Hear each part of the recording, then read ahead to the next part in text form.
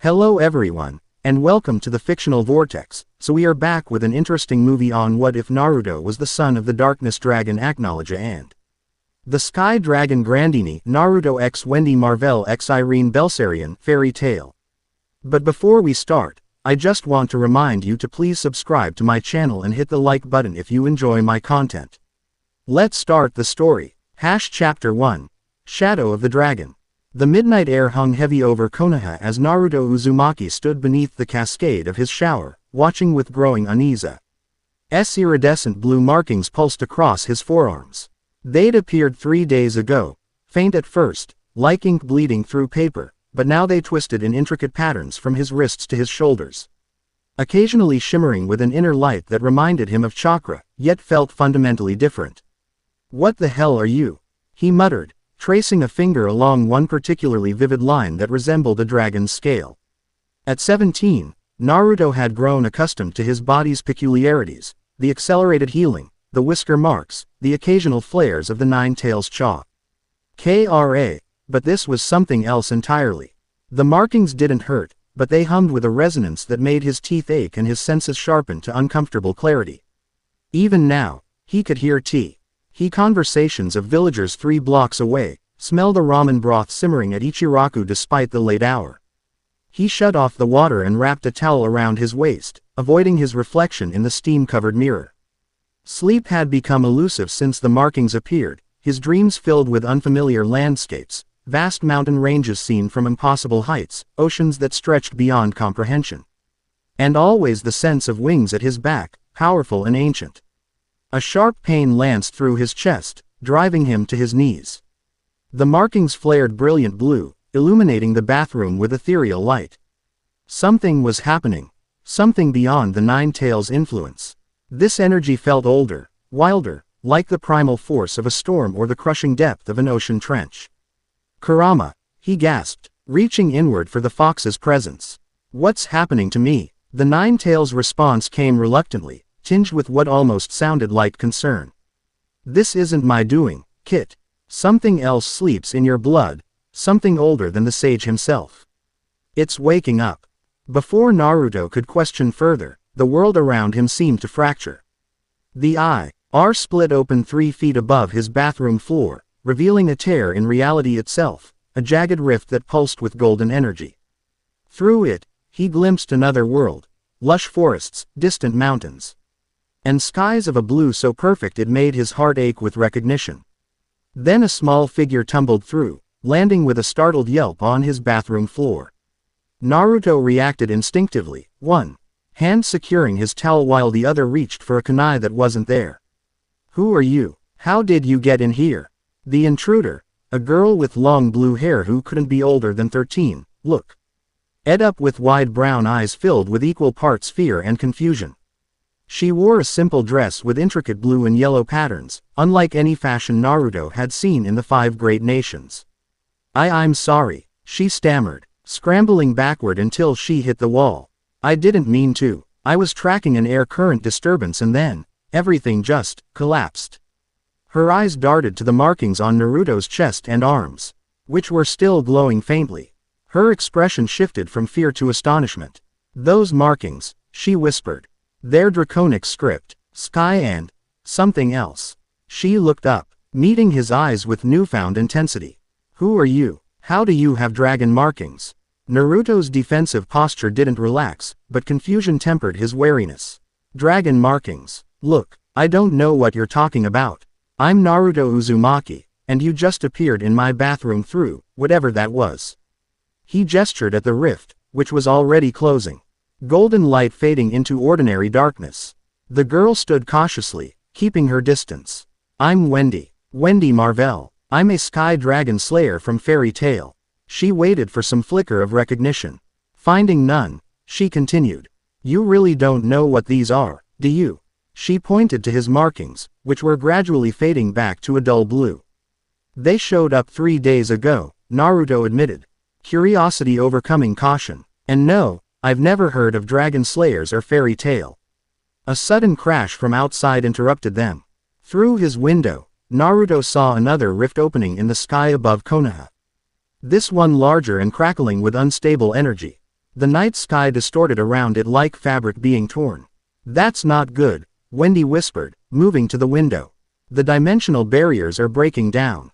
I've never seen anything like this before. Without warning, a pulse of energy erupted from the rift, sending a shockwave across the village. The force knocked both of them off their feet. As Naruto hit the ground, his head exploded with fragments of memory that weren't his own. A vast creature with scales black as midnight soaring through storm clouds, roaring defiance at the world below. A gentler presence with silver-white scales, wings creating healing breezes. Two dragons, circling each other in a dance of opposition and attraction. Whis. Heard prophecy. The child of sky and shadow will either heal the rift between worlds or consume them both. Asterisk. Naruto came back to himself gasping, the foreign memories already fading like dreams upon waking. He found Wendy kneeling beside him, hands hovering over his chest, a soft blue light emanating from her palms. You were convulsing, she explained, pulling back when she saw he was conscious. I was trying to stabilize you with healing magic. Magic, Naruto echoed, sitting up slowly. The pain had subsided, but the memory fragments lingered like phantom limbs. We use chakra here, not magic. Wendy's brow furrowed. Chakra, I've never heard of that. But your energy, it's not quite magic either. It's like nothing I've felt before, except. She hesitated. Except from Grandeeney, the dragon who raised me. The comparison struck Naruto like a physical blow. Another memory surfaced.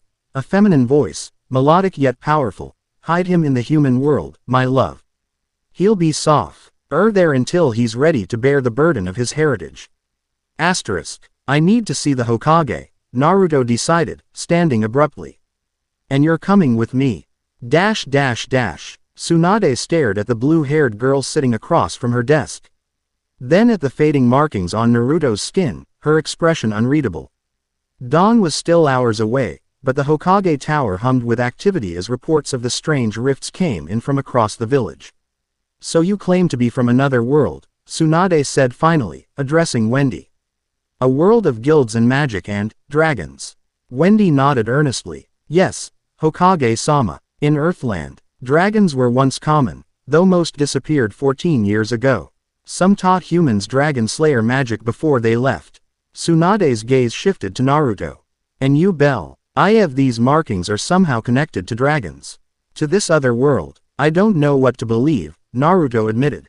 But when that rift opened, I saw memories. Things I couldn't possibly know. Two dragons, one dark, one light. And something about a child of sky and shadow. A subtle tension gripped Tsunade's shoulders. She rose from her desk and walked to the window, gazing out at the village where teams of shinobi were investigating 3 more rifts that had opened in different districts. I hoped this day would never come, she said quietly. Or at least not so soon. Naruto straightened. You know something about this. It wasn't a question, but Tsunade nodded anyway. Not much. Just fragments passed down from the second Hokage to the third, and finally to me. She turned to face them. Naruto, what do you know about your parents? That my father was the 4th Hokage and my mother was Kushina Uzumaki, the previous Nine-Tails Jinchuriki, he answered, confusion evident. What does that have to do with these rifts? Tsunade sighed heavily. 17 years ago, something unprecedented happened. The 3rd Hokage was patrolling the village borders when he found an infant. You, wrapped in a blanket that seemed to shimmer with its own light.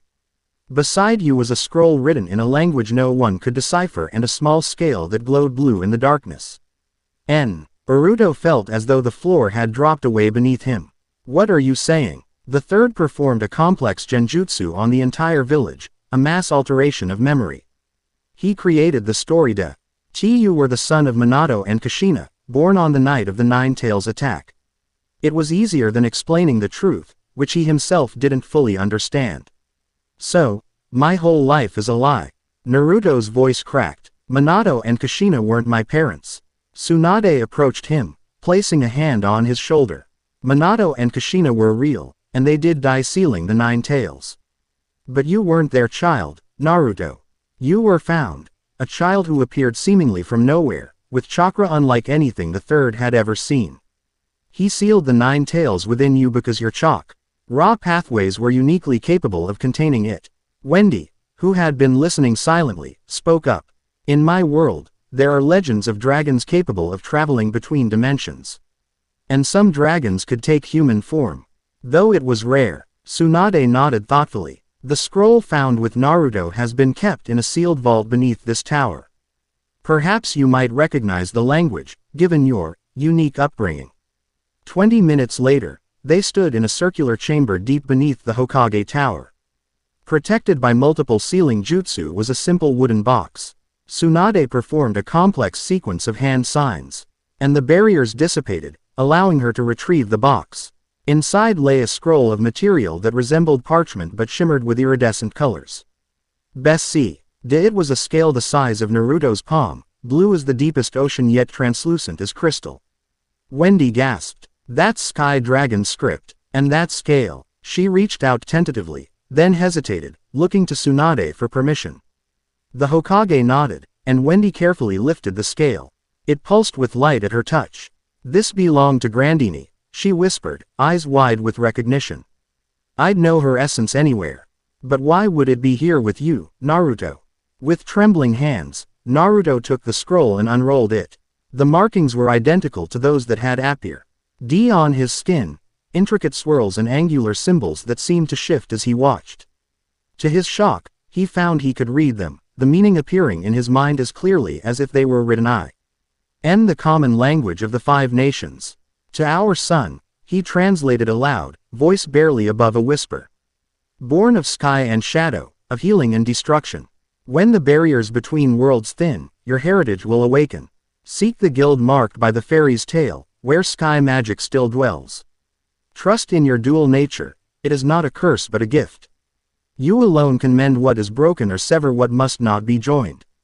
Until the day of convergence, we watch over you from realms beyond. Grandeeney of the sky and Acnologia of the shadows. The silence that followed was profound.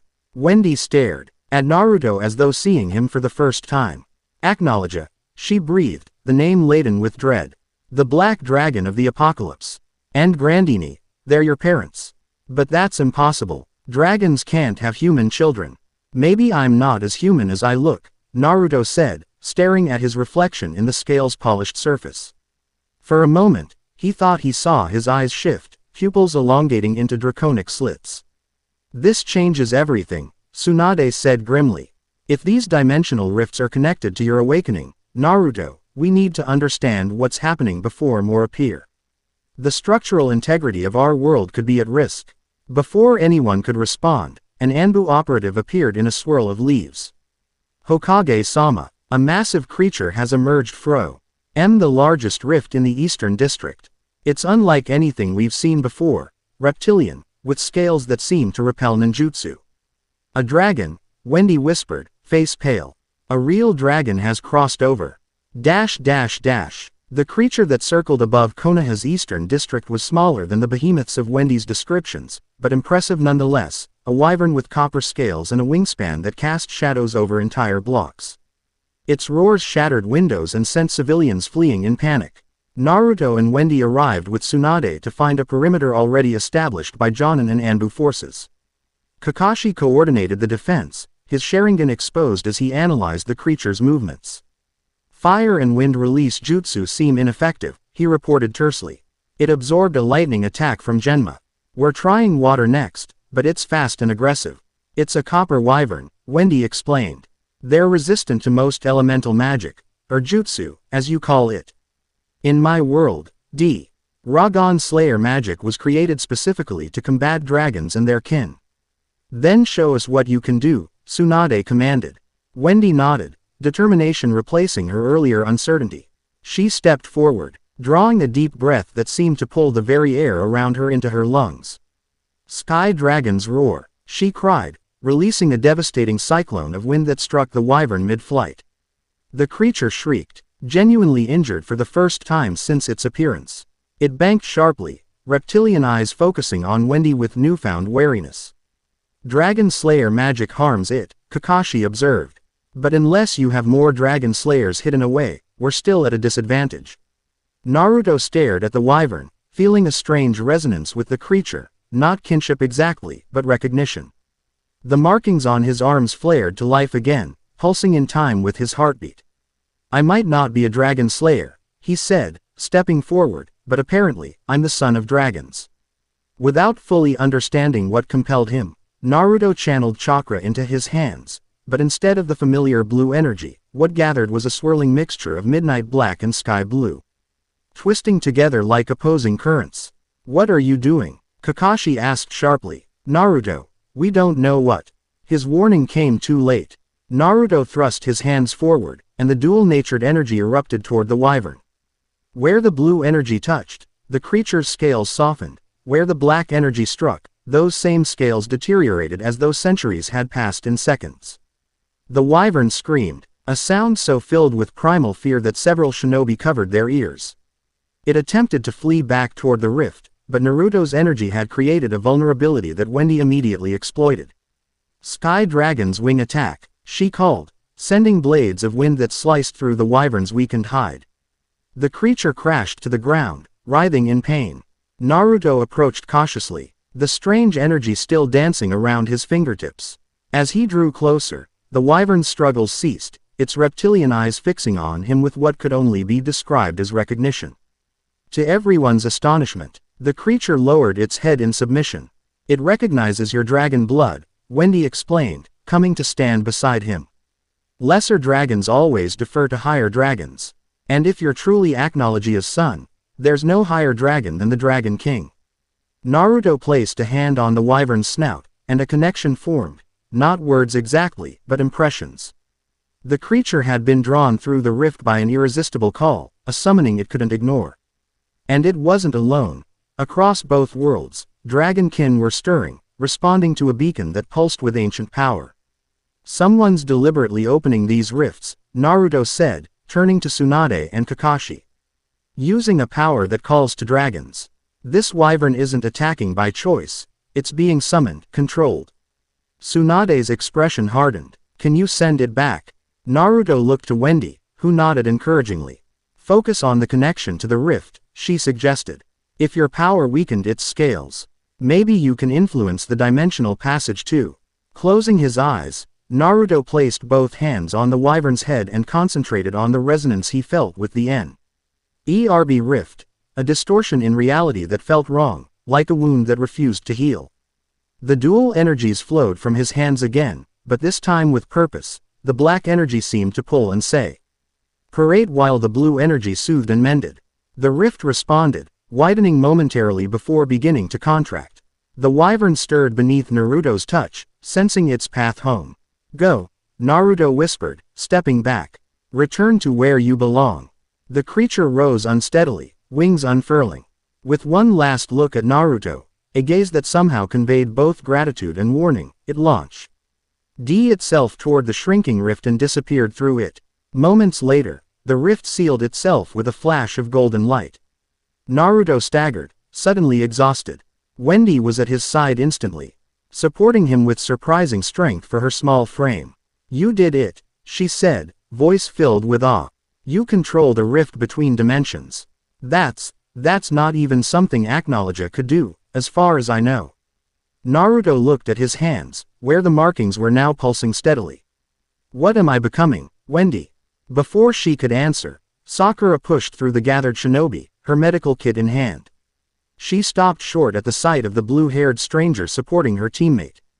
Naruto, are you hurt? What happened? 1 minute you were at the command post, and the next you were shooting strange energy at that thing. I'm fine, Sakura, Naruto assured her, straightening despite his fatigue.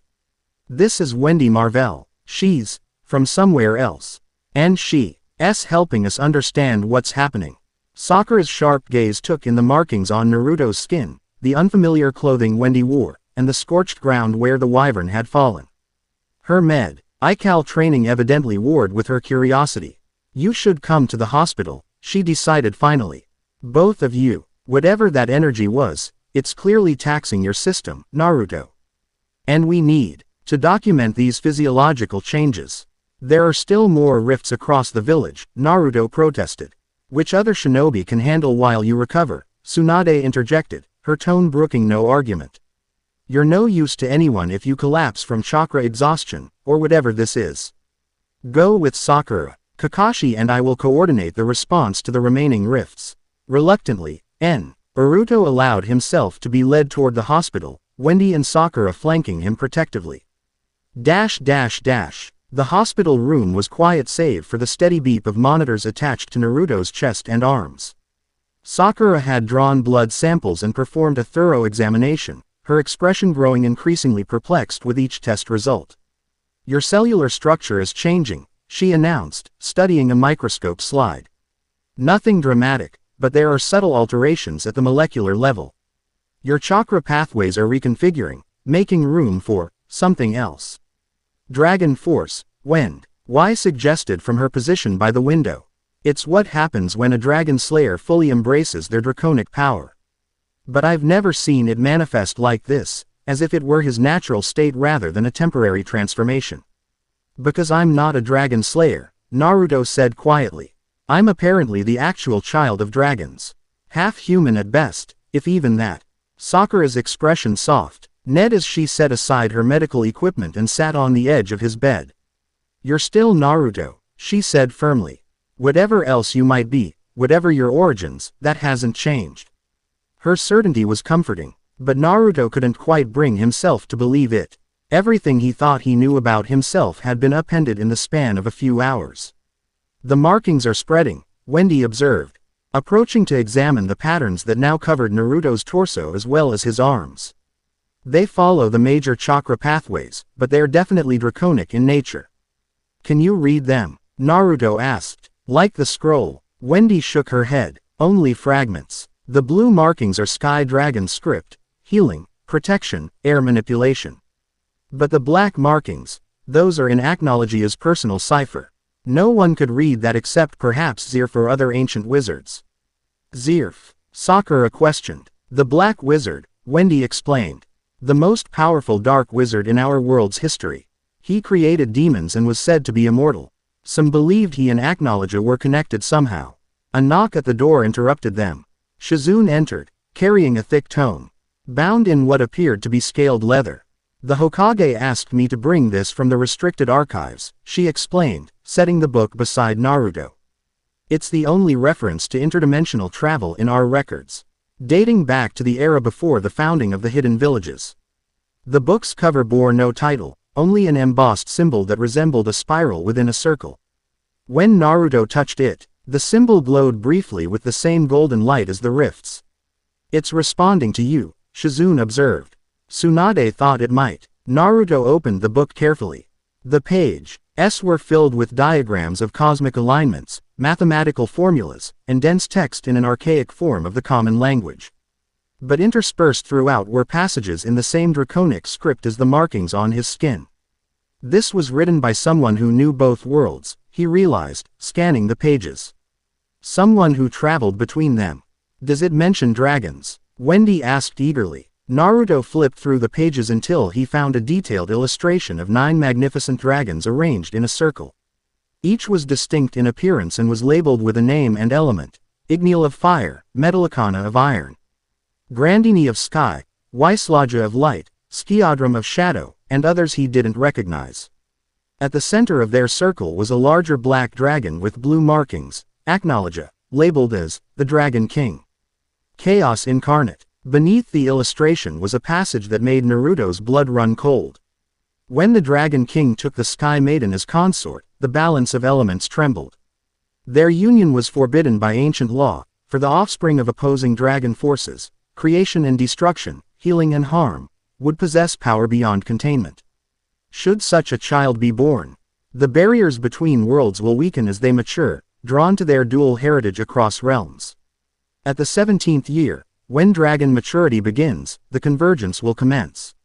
All dragon kin will hear the call of blood. The child of sky and shadow must then make their choice, to heal the breach between worlds or to rule them both in devastation. Silence fell as Naruto finished reading. Sakura was the first to speak, her scientific mind focusing on the practical implications. If these rifts are connected to your awakening, then they'll likely continue to until you reach full dragon maturity, whatever that means. How long does that process take, Wendy? The blue-haired girl frowned in concentration. Dragon slayers usually complete their maturation around age 25. But for an actual dragon-human hybrid, there's no precedent. It could be faster or slower. So we have anywhere from months to years of dimensional instability to look forward to, Sakura summarized grimly. With increasingly powerful dragon kin crossing over, drawn to Naruto's presence. Unless I leave, Naruto said suddenly, the solution crystallizing in his mind. The rifts are appearing here because I'm here. If I go to Earthland with Wendy, the focal point shifts. The shinobi world might stabilize. You can't just leave, Sakura protested. What about your dream of becoming Hokage? What about your friends, your life here? What about the lives of everyone in this village? Naruto countered. If these rifts keep appearing, bringing more creatures like that wyvern, or worse. Actual dragons. How long before someone gets killed? How long before the entire fabric of our world is torn apart? His logic was sound, but the pain in Sakura's eyes told him she wasn't ready to accept it. There has to be another solution, she insisted. We'll research, consult with experts. We don't have experts on dragons or dimensional travel, Naruto interrupted gently. But Wendy's world does. Fairy tale. The guild mentioned in my parents' message might have answers we can't find here. He's right, Wendy affirmed. Our guild has faced threats from dragons, and even interdimensional entities before. And we have archives of magical knowledge dating back centuries. How would you even get there? Shizune asked practically. You closed the rift the wyvern came through. Naruto looked down at his marked arms, where the patterns continued to spread and evolve. I think I might be able to open one.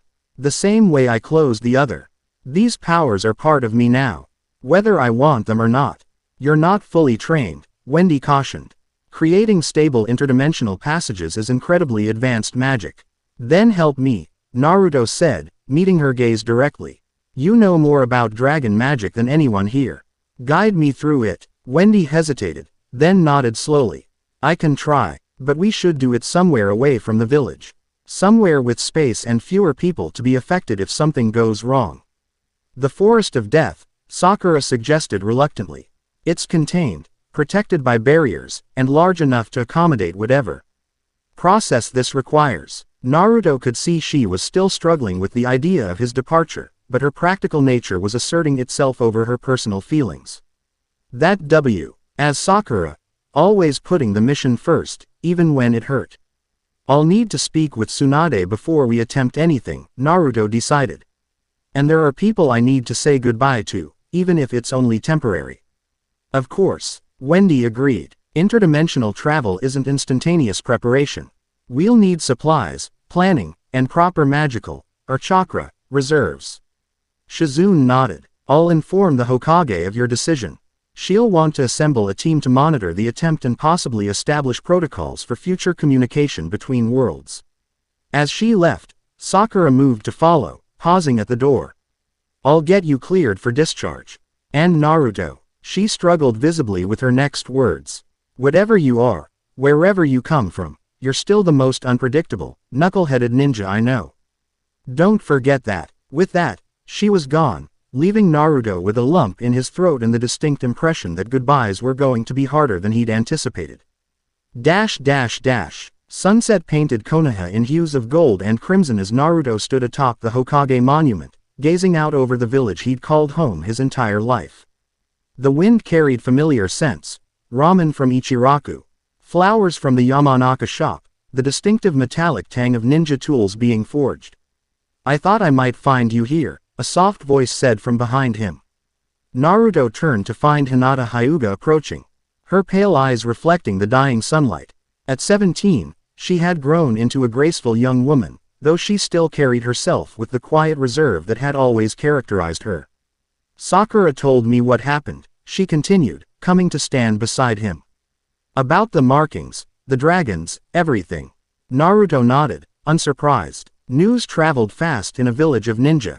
Especially news this significant. I'm leaving tomorrow morning, he said simply. I don't know when I'll be back.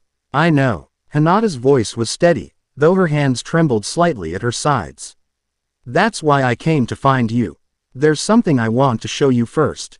Curious, Naruto followed as she led him to a secluded training ground near the Hyuga compound. The area was deserted, bathed in the soft glow of paper lanterns that had been strung between trees. Activate your markings, Hinata requested, taking a stance several feet away. Let the dragon energy flow, like you did against the wyvern. Though puzzled, Naruto complied, channeling chakra until the blue and black patterns illuminated his skin.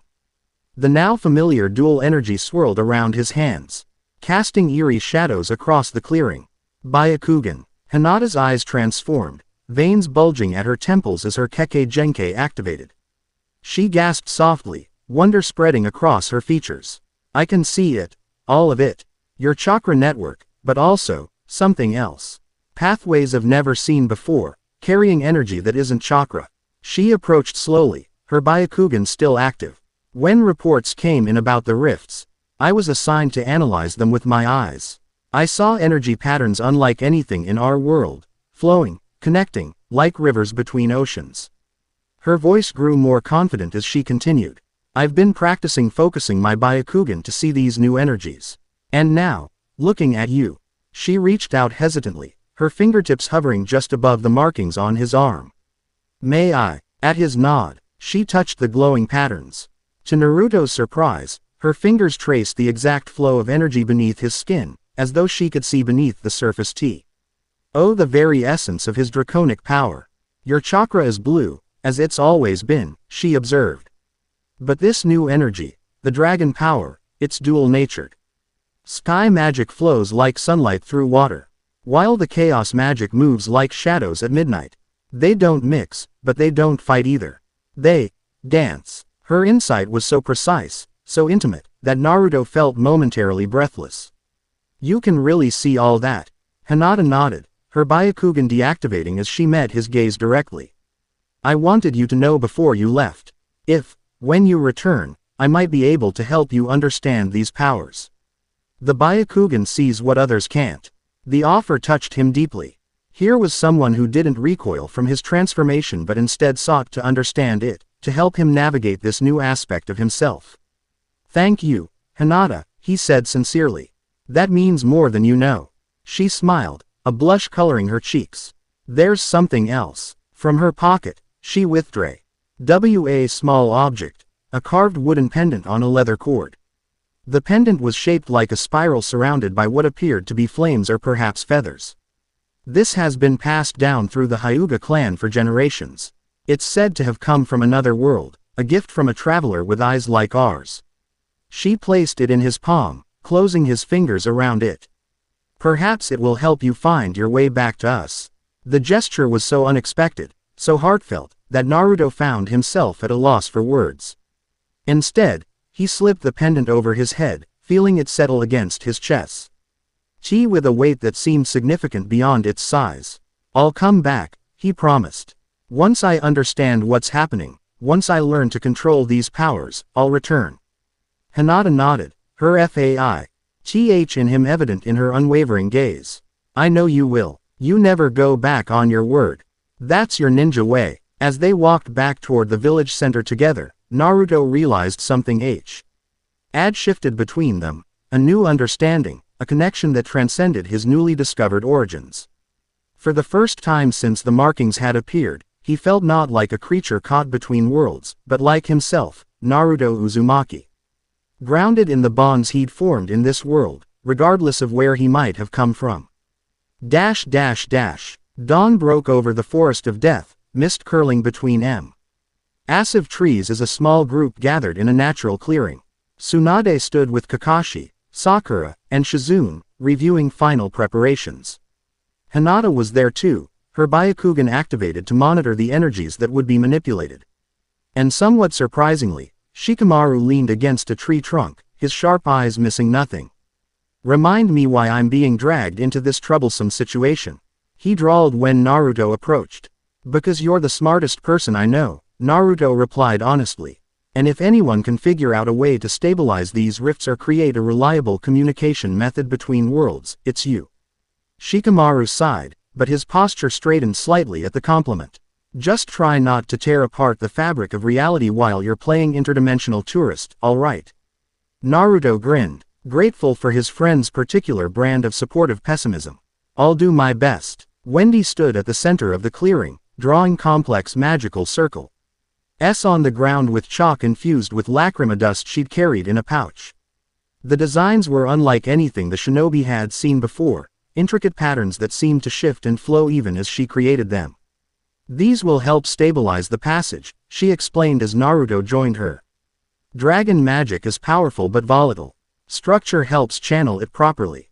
Tsunade approached, carrying a sealed scroll. This contains everything we know about the rift so far, plus a formal request for assistance from Konoha to this fairy tale guild. As Hokage, I'm entrusting you as our ambassador to another world, Naruto. The formality of the title made the situation suddenly, achingly real. Naruto accepted the scroll with appropriate solemnity. I won't let you down, Granny Tsunade. Her lips twitched at the familiar nickname, undermining the official moment. You never have, she acknowledged, before adding more quietly, be careful. Whatever you discover about your origins, remember that you always have a home here. With final farewells exchanged, Naruto took his position opposite Wendy in the center of the magical circle. The markings on his skin were fully visible now, having G spread to cover most of his upper body and begun extending down his legs. Focus on the destination, Wendy instructed. Earthland, specifically Magnolia, the town where Fairy Tail is located. Pick 2. Read it as clearly as you can through my descriptions. She painted a verbal picture of a vibrant town built around a lake, with colorful buildings and a massive guild hall bearing the Fairy Tail emblem. Naruto concentrated, forming the image in his mind while channeling the dual energies that now came to him as naturally as breathing. Now reach out, Wendy continued. Feel for the barrier between worlds. It's like a membrane, thin, flexible, but resistant. Your dragon heritage gives you the ability to perceive it. Naruto extended his senses, pushing past the physical world around him. At first, there was nothing but darkness. Then, gradually, he became aware of something, a tension in reality itself, like a soap bubble stretched to its limits. He could feel the pressure of another world on the opposite side. Similar yet fundamentally different from his own. I feel it, he murmured, eyes closed in concentration. Good. Now, use the chaos aspect of your power, Acnologia's legacy, to create an opening. Just a small one at first. Then use the sky aspect, Grandeeney's gift, to stabilize and expand it. Following her guidance, Naruto channeled the black energy into a focused point, acting it at the barrier he could now perceive. For a moment, nothing happened. Then, with a sensation like glass cracking, he felt the barrier begin to give way. The air in the clearing shifted, sure building as reality itself protested the violation. Wind whipped around the circle, carrying leaves and debris in a growing cyclone. Steady, Wendy called over the rising gale. Don't force it, guide it. Naruto adjusted his approach, easing back on the destructive aspect and introducing the healing sky energy. The effect was immediate. The chaotic energies stabilized, the opening in the rear expanding in a controlled manner rather than tearing wildly. A golden light appeared before them, small at first but growing steadily. Through it, Naruto glimpsed unfamiliar landscapes, rolling hills, distant mountains, and what appeared to be a town nestled beside a shimmering lake. Magnolia, Wendy confirmed excitedly. You're doing it, Naruto. The rift continued to expand until it was large enough for a person to step through. Unlike the jagged, unstable rifts that had appeared throughout Konoha, this one was perfectly circular, its edges smooth and controlled. Hinata gasped, her Byakugan perceiving energies beyond normal vision. The patterns are harmonizing, she reported. This rift is stable, far more stable than the others. Wendy nodded in approval, because it's being created with purpose and balance, not torn open by random fluctuations. Naruto has both aspects of dragon power at his command. Maintaining the rift required concentration, but not the exhausting effort Naruto had anticipated. It felt almost natural, as though he were simply opening a door that had always been meant for him to use. We should go now, Wendy suggested. While the alignment is perfect. Naruto turned to his friends one last time. I'll find answers, he promised. And I'll come back. You'd better, Sakura warned, though her stern tone was belied by the moisture in her eyes. We'll be monitoring for any new rifts and continuing research on our end. And I'll be watching, Hinata added softly, her Byakugan still active. Your energy signature is unmistakable, Naruto.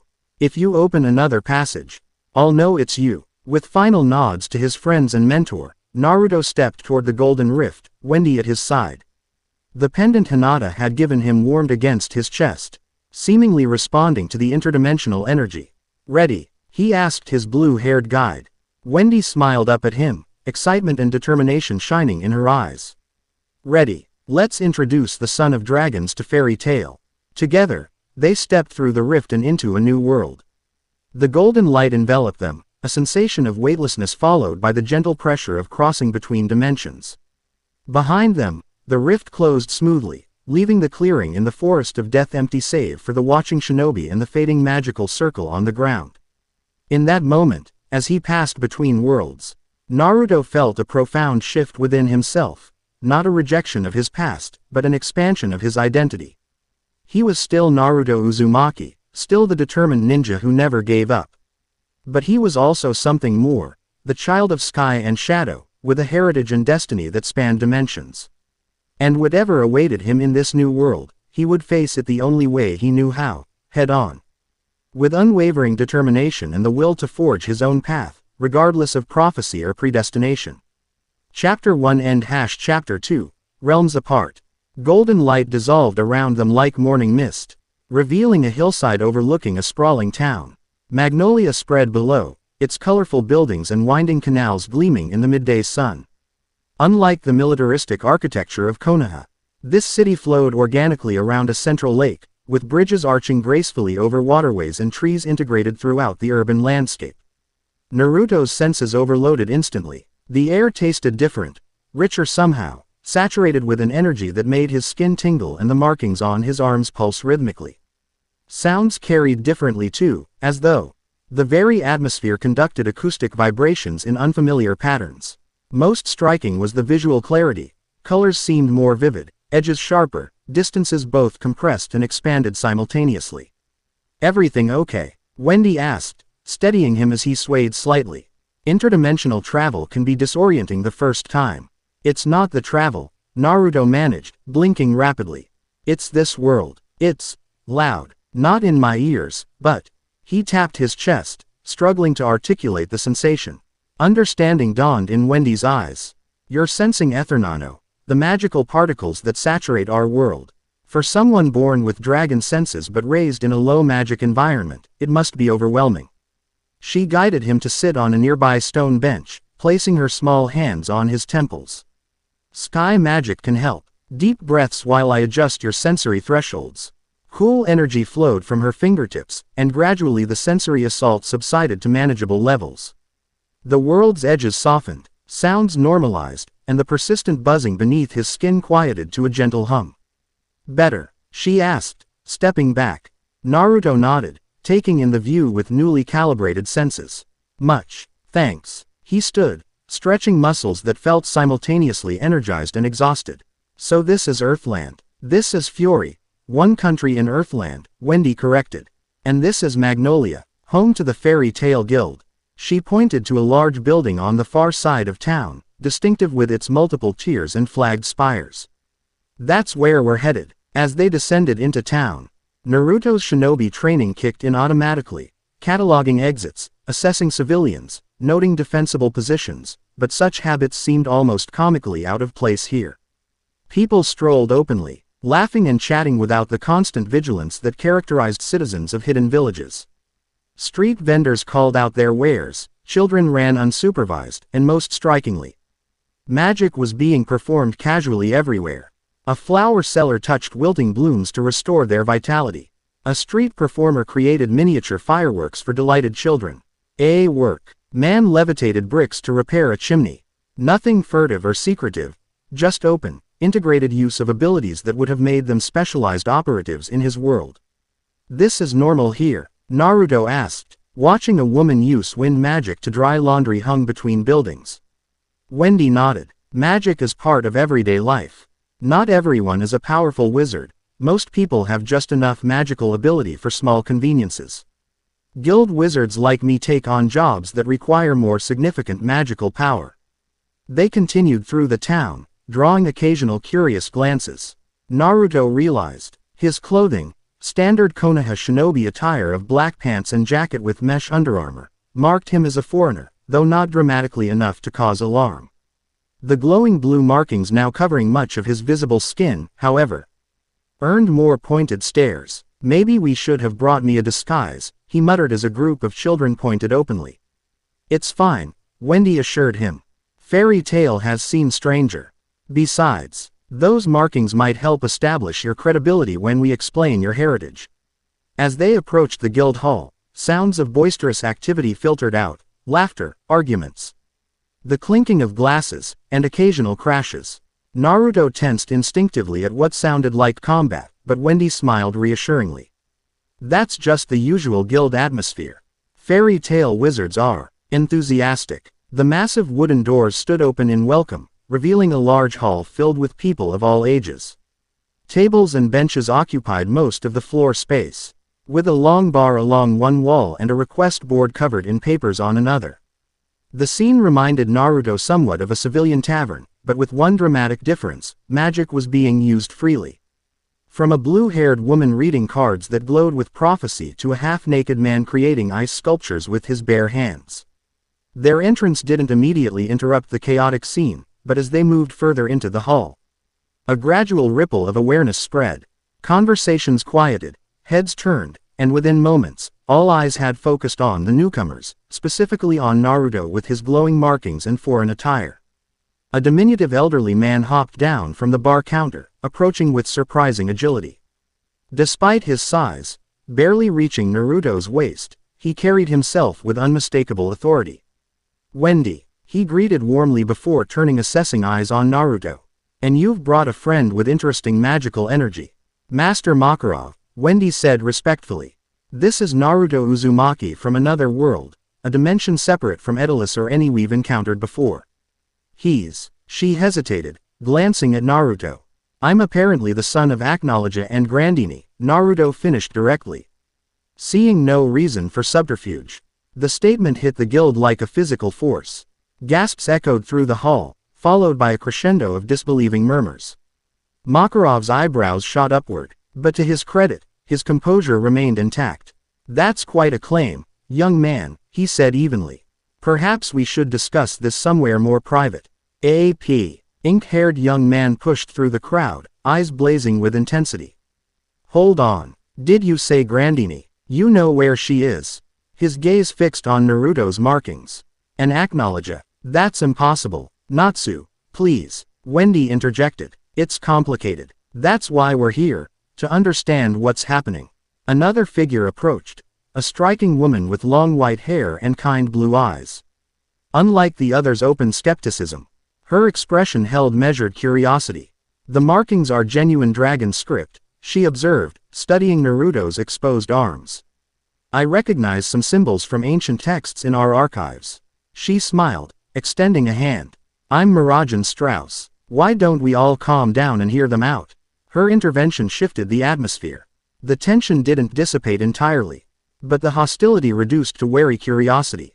Naruto accepted her handshake, immediately noticing something unusual, a subtle resonance between his energy and hers, similar to what he'd experienced with the Nine Tails but fundamentally different. You have something sealed within you, he said before he could stop himself. Mirajan's eyes widened fractionally, her composed smile never wavering. You're perceptive, but perhaps that's a conversation for later. Makarov cleared his throat. Mira, please take our guests to my office. Natsu, Gajiel, Lucy, Urza, you join us as well. He surveyed the rest of the guild members. The rest of you, back to your business. There'll be time for introductions and explanations later. As they followed Mirajan up a wooden staircase, Naruto became acutely aware of the pink-haired man, Natsu, staring at him with undisguised suspicion. You smell weird, Natsu declared bluntly. Like a dragon, but not like any dragon scent I know. And something else too, something foreign. Natsu admonished a blonde woman walking beside him. You can't just tell someone they smell weird. But he does, Lucy. Like two dragons fighting, with some fox mixed in. And something else I can't place. That would be chakra, Naruto explained, unexpectedly amused by the direct approach. Where I come from, we use chakra instead of magic. And the fox is, probably Kurama, the nine-tailed fox sealed inside me. This earned him another round of startled looks. You have a fox sealed inside you? Asked a serious-looking woman with scarlet hair. Voluntarily. Not exactly, Naruto replied as they entered Makarov's office, a surprisingly tidy space given the chaos outside. It's a long story, one of many I need to share, apparently. 2 hours later, Naruto had explained everything. His upbringing in Konoha, the Nine Tails, the appearance of his draconic markings, Wendy's arrival, the dimensional rifts, and the scroll that had revealed his true parentage. He'd also surrendered Tsunade's formal request for assistance, which Makarov now studied thoughtfully. The office had grown crowded as additional guild members joined them. Besides Makarov, Mirajan, Natsu, and Wendy, there was now Lucy, the blonde celestial wizard, Urza, the scarlet-haired Requip mage, Gray, an ice make wizard with a peculiar habit of unconsciously removing clothing, Gajiel. An intimidating dragon slayer with metal studs embedded in his skin, Levi, a petite script mage who'd been furiously taking notes, and an exceeding named Carla who was apparently Wendy's talking, flying cat companion. The timing aligns with our dragon parent disappearances, Levi observed, consulting her notes. If Acnologia and Grandeeney had a child 17 years ago, it would have been right before the dragons vanished. Quote, but Acnologia was the enemy of all dragons, Gajiel objected, arms crossed defensively. He hunted and killed them. Why would Grandeeney, a healing dragon, ever? Opposites attract, Lucy suggested with a small shrug. Besides, we don't know what Acnologia was like before he went on his destructive rampage. Naruto, who had been silent during this discussion of his supposed parents, spoke up. I'm less concerned with their relationship dynamics and more focused on why dimensional rifts are appearing and how to control them. Quite right, Makarov agreed. Whatever your origins, the immediate concern is preventing catastrophic damage to either world. He turned to Mirajan. Mira, please retrieve the Draconic Compendium from the restricted archives. Levi, access the records of interdimensional incidents, including our Edalus encounters. Both women nodded and departed on their assignments. In the meantime, Makarov continued, we should test your magical abilities, Naruto. If you truly have inherited powers from both Acnologia and Grandeeney, we need to understand their nature and limitations. I've only used them once intentionally, Naruto admitted. Against a wyvern that came through a rift. It was instinctive more than controlled. Natsu leaned forward eagerly. That's how Dragon Slayer magic often works at first, instinct over technique. We can help with that. Indeed, Urza concurred. Between Natsu's fire, Gajiel's iron, and Wendy's sky dragon slayer magic, we have considerable expertise. And if chaos magic is involved. Her gaze shifted to Mirajan, who had returned with an enormous tome bound in what appeared to be actual dragon hide. I might have some insight into controlling destructive impulses, Irene finished with a gentle smile that nonetheless hinted at hidden depths. Naruto studied her more carefully. The resonance he'd felt earlier made more sense now. She contained a powerful, potentee, allied destructive force similar to how he contained the Nine Tails. Yet she carried herself with graceful composure, her kind demeanor betraying no sign of inner struggle. What exactly is sealed within you? He asked directly. Rather than taking offense, Mirajan appeared thoughtful. Not sealed, exactly. Absorbed and integrated. I use takeover magic, specifically Satan's soul, which allows me to take on the properties of demons of defeated. So you voluntarily contain destructive entities, Naruto observed. And remain in control. She nodded. It wasn't always easy. Learning to harmonize with energies fundamentally opposed to your own nature requires tremendous willpower and self-knowledge. The parallel to his own situation was unmistakable. Here was someone who might genuinely understand his struggle to balance opposing forces within himself. Makarov cleared his throat. Before we proceed with any testing, let's see what the compendium tells us. Mira, if you would. Mirajan opened the ancient book. Its pages crackling with age. The text was written in multiple languages, including sections in the same draconic script that marked Naruto's skin. She flipped through with practiced ease, eventually stopping at a chapter titled, Draconic Reproduction and Lineages. Most of this discusses pure dragon bloodlines, she explained, scanning the text. Dragons traditionally mate within their elemental type, fire with fire, iron with iron, and so forth. Cross-elemental pairings are rare but not unprecedented. Her finger traced down the page. However, there's a specific prohibition against unions between opposing elemental forces, particularly creation and destruction aspects. Why? Lucy asked, peering over her shoulder. Because the offspring would possess inherently unstable magical composition. Mirajan read. The conflicting energies could theoretically cancel each other out, rendering the hatchling non-viable. Or worse, they could amplify each other, creating a dragon of unprecedented and potentially uncontrollable power. That sounds problematic, Gray commented dryly. Mirajan continued reading, turning to a page covered in astronomical diagrams. There's a reference here to the convergence, a prophesied event when a dragon of dual-opposed heritage reaches maturity.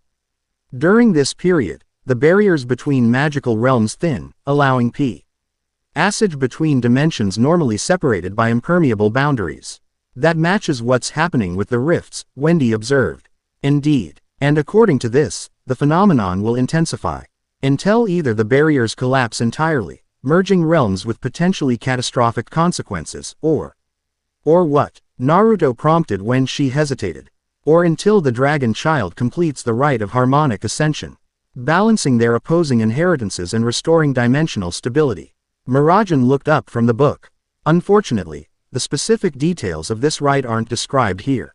It simply states that knowledge of the ritual is carried in the blood and will awaken when the time comes. Helpful, Naruto muttered sarcastically. Levi returned then, arms laden with additional references. I found several accounts of interdimensional travel, but nothing specific to dragon-induced rifts, she reported. However, there is mention of a temple dedicated to Dementia, the dragon of space-time. It's said to contain archives of all draconic knowledge, including forbidden texts on cross-dimensional movement. Where is this temple? Urza asked practically. That's the problem, Levi sighed. According to these records, it exists in a pocket dimension accessible only during specific celestial alignments or. She glanced at Naruto. Or by those carrying the blood of dragons with dimensional affinity. Like the son of Acnologia, Lucy concluded. The Chaos Dragon's powers weren't limited to destruction, he could create dimensional rifts himself, as we saw during the Tartaros incident. The conversation continued, delving into increasingly technical aspects of magical theory and draconic history. Naruto listened attentively, filing away relevant information while observing the guild members' dynamics. Their easy camaraderie reminded him of his friendships in Konoha, though the open use of diverse magical abilities created different team dynamics. Han shinobi squads organized around complementary jutsu. Eventually, Makarov called for a break. We've established the basic situation. Now, I suggest our guest gets settled in and rests before we attempt any practical applications. Magical exhaustion in someone with unstable draconic heritage could have unpredictable consequences. He can stay at Fairy Hills with me, Wendy offered, then immediately blushed. I mean, not in my room, but we have guest accommodations, and I can help if there are any issues with his dragon energies since I'm familiar with sky magic. Actually, Mirajan interjected gently. Fairy Hills is female only. But my brother Elfman is away on a mission, so we have space at our house. And given Naruto's dual nature energies, having someone familiar with Grandeeney opposing forces nearby might be beneficial. Naruto noticed the subtle exchange of glances between Mirajan and Makarov. There was unspoken communication there, an assessment of risk and responsibility. That's very generous, Mira. Makarov said finally. Naruto, would that arrangement suit you? Considering the options, Naruto nodded. If it's not an imposition. And if I could have access to your archives. I'd like to research more about these dragons who are apparently my parents. Of course, Mirajan agreed with a warm smile. Our home is close to the guild, and I can bring references there for evening study. As the meeting dispersed, Natsu approached Naruto directly, his expression serious despite his generally boisterous demeanor. If you really are Grandeeney's son, that makes you and Wendy practically siblings. Quote, the observation startled Naruto, who hadn't considered that implication. He glanced at Wendy, who appeared equally surprised by the connection. And if you're Acnologia's son, Natsu continued, his voice lowering, then you should know, he killed my father, Igneal. And countless other dragons. The statement hung between them, not quite an accusation but certainly a challenge. Naruto met his gaze steadily. I'm not responsible for Acnologia's actions, he replied evenly. I didn't even know of his existence until days ago. Judge me by my own choices, not my parentage. Something in his response seemed to satisfy Natsu, whose serious expression gradually relaxed into a grin. Fair enough. Besides, you smell too much like Grandeeney to be all bad. Tomorrow, we fight. See what you're really made of. With that abrupt shift in tone, he sauntered off, leaving Naruto bemused. Did he just challenge me to a duel as a friendship ritual?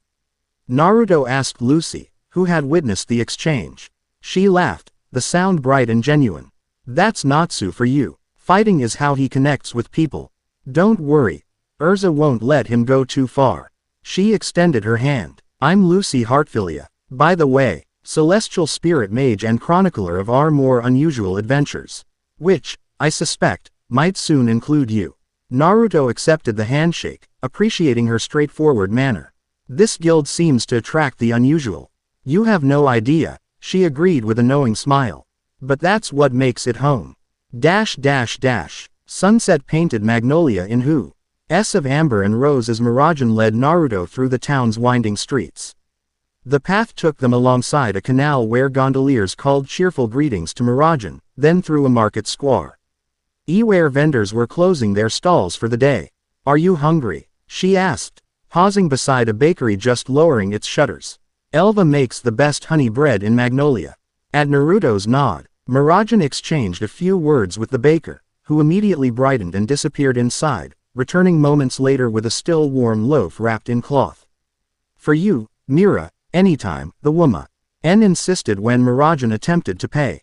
And for your friend with the interesting markings. She winked at Naruto. Welcome to Magnolia, young man. As they continued walking, breaking pieces from the fragrant loaf, Naruto observed. You seem well liked here. Miragen smiled modestly. I've lived in Magnolia since I was a child. The town and guild have been good to my siblings and me. Siblings plural. You mentioned a brother, Elfman. Yes, and my younger sister, Lizanna. A shadow briefly crossed her features. We've been through some difficult times together. Her tone discouraged further inquiry on that topic. So Naruto shifted to practical matters. What should I expect tomorrow? Natsu seemed eager to test my abilities. The shadow lifted as Miragen laughed softly. Natsu challenges everyone. It's his way of learning about people, through combat rather than conversation. But don't worry, we'll ensure it's a controlled environment. The training grounds behind the guild are reinforced against magical damage. Quote, they turned onto a quiet residential street lined with neat two-story homes. Miragen stopped before one with a small garden of blue and white flowers bordering the path to the door. This is us, she said, retrieving a key. It's not grand, but it's home. The interior was unexpectedly spacious, with an open living area connecting to a kitchen, and stairs leading to upper floors. The decor balanced masculine and feminine elements, sturdy furniture softened by colorful cushions, weapon displays alongside vases of fresh flowers. Most striking were the family photographs covering one wall, Miragen with a massive, white-haired man who must be Elfman, and a younger woman with short hair who resembled them both. Your sister? Naruto asked, indicating the photos. Miragen nodded, setting down the books she'd brought from the guild. Lizanna. She's away with Elfman on a transformation magic job. Their specialties align well for certain missions. Transformation magic. Like your takeover ability. Similar principle but different application. Would you like something to drink while we look through these references? I have tea, juice, or something stronger if you prefer.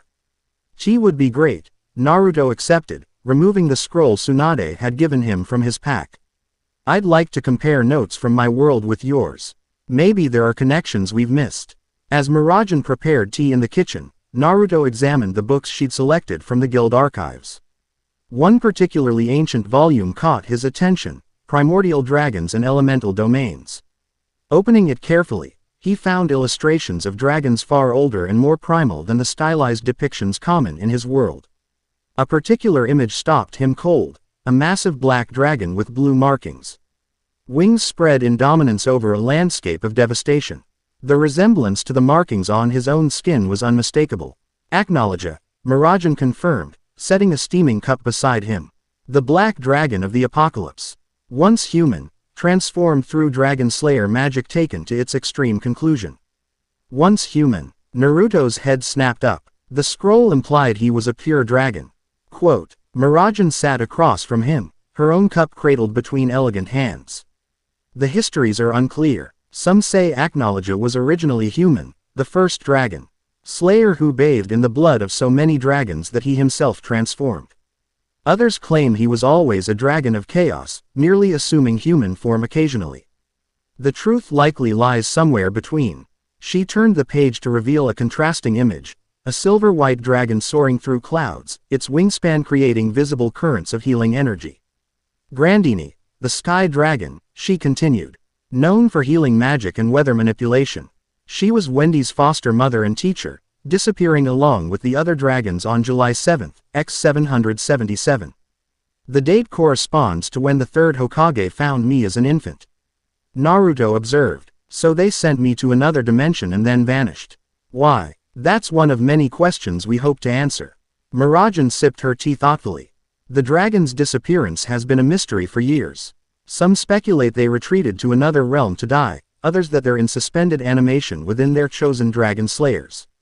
But, if Acnologia and Grandeeney were your parents, that adds another dimension to the puzzle. Naruto traced the illustration of Acnologia, a strange sense of recognition stirring despite never having seen the dragon in life. In my world, I'm known as the son of the fourth Hokage, a hero who sacrificed himself to save our village. Finding out that was fabricated is disorienting. And learning my Situal father might be this, he tapped the image of destruction, isn't exactly comforting. Parentage doesn't determine destiny, Mirajan said gently. I've known many who transcended difficult beginnings or complicated inheritances. Her gaze grew distant. When my magic first manifested, I was feared, called a demon, shunned by villagers. My power was volatile, destructive. It took years to channel it constructively. How did you manage it? Naruto asked, genuinely curious. I found anchors, my siblings, the guild, my own sense of purpose. And I learned to integrate rather than suppress the demonic aspects of my power. She smiled, a hint of mischief lightening her serious expression. I'm still the demon Mirajan, to many, but now it's a title of respect rather than fear. The parallel to his own journey with the nine tails was striking. We have Jinchuriki in my world, humans who contain tailed beasts like Kurama. Most are feared, isolated. I was lucky to find acceptance eventually. Then you already understand the fundamental principle, Mirajan observed. Opposing forces can coexist within one being, neither dominating nor submitting but reaching harmony. Their conversation continued deep into the evening, comparing magical theories and personal experiences. Naruto found Mirajan surprisingly easy to talk to. Her gentle demeanor belied a keen intellect and subtle humor. Unlike the often abrupt or combative interactions common among shinobi, she communicated with graceful precision, each word carefully chosen yet utterly genuine. When Naruto finally retired to the guest room she'd prepared, his mind was filled with new knowledge, and new questions. Through the window, Magnolia's unfamiliar constellations reminded him just how far he was from home. Yet strangely, he didn't feel entirely out of place. Something about this world, its magical energy, resonated with aspects of himself he was only beginning to discover. He removed Hinata's pendant, studying it in the moonlight. The spiral pattern at its center now seemed to resemble a dimensional rift, surrounded by what he'd initially thought were flames or feathers but now recognized as stylized dragon scales. Had the Hyuga clan somehow known about the connection between worlds? Another mystery to unravel. As sleep claimed him, his last conscious thought was that for someone supposedly torn between worlds, he'd never felt more integrated, as though scattered pieces of his identity were finally finding their proper arrangement. Dash dash dash. Morning brought chaos. Naruto woke to thunderous knocking. Hat threatened to remove the front door from its hinges, followed by Natsu's unmistakable voice. Hey, Dragon Boy, time to train. Let's see what you've got. Dressing quickly, Naruto descended to find Miragen already awake, calmly serving breakfast to an unexpectedly large group. Besides the impatient Natsu, there was Lucy looking apologetic, Gray pretending indifference, Urza inspecting a sword, Wendy fidgeting nervously, and several others he hadn't met yet. Good morning, Miragen greeted cheerfully, as though finding her house invaded at dawn was perfectly normal. I hope you slept well. Everyone's eager to begin your training. I can see that, Naruto replied dryly, accepting a plate of unfamiliar but delicious-smelling food. Is it always this lively? Actually, this is relatively restrained, Lucy informed him. Usually there would be property damage by now. Naruto had barely finished eating before Natsu dragged him toward the door. Enough stalling. Let's go. The training ground behind the Fairy Tale Guild Hall resembled a war zone more than a practice facility.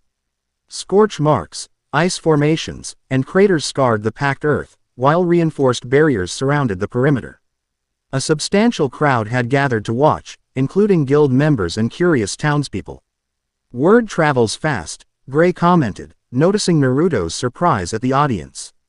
It's not every day we get to see the son of Acnologia in action. Is that what they're calling me now? Naruto asked, uncomfortable with the designation.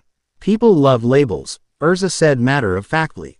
Ignore it. Focus on the training. Makarov appeared, hopping onto a barrel to address the gathering. This is an evaluation session, not a death match, he announced firmly, with a pointed look at Natsu. The purpose is to help our visitor understand and control his emerging abilities. Observation only from non-participants. He gestured for Naruto to step forward.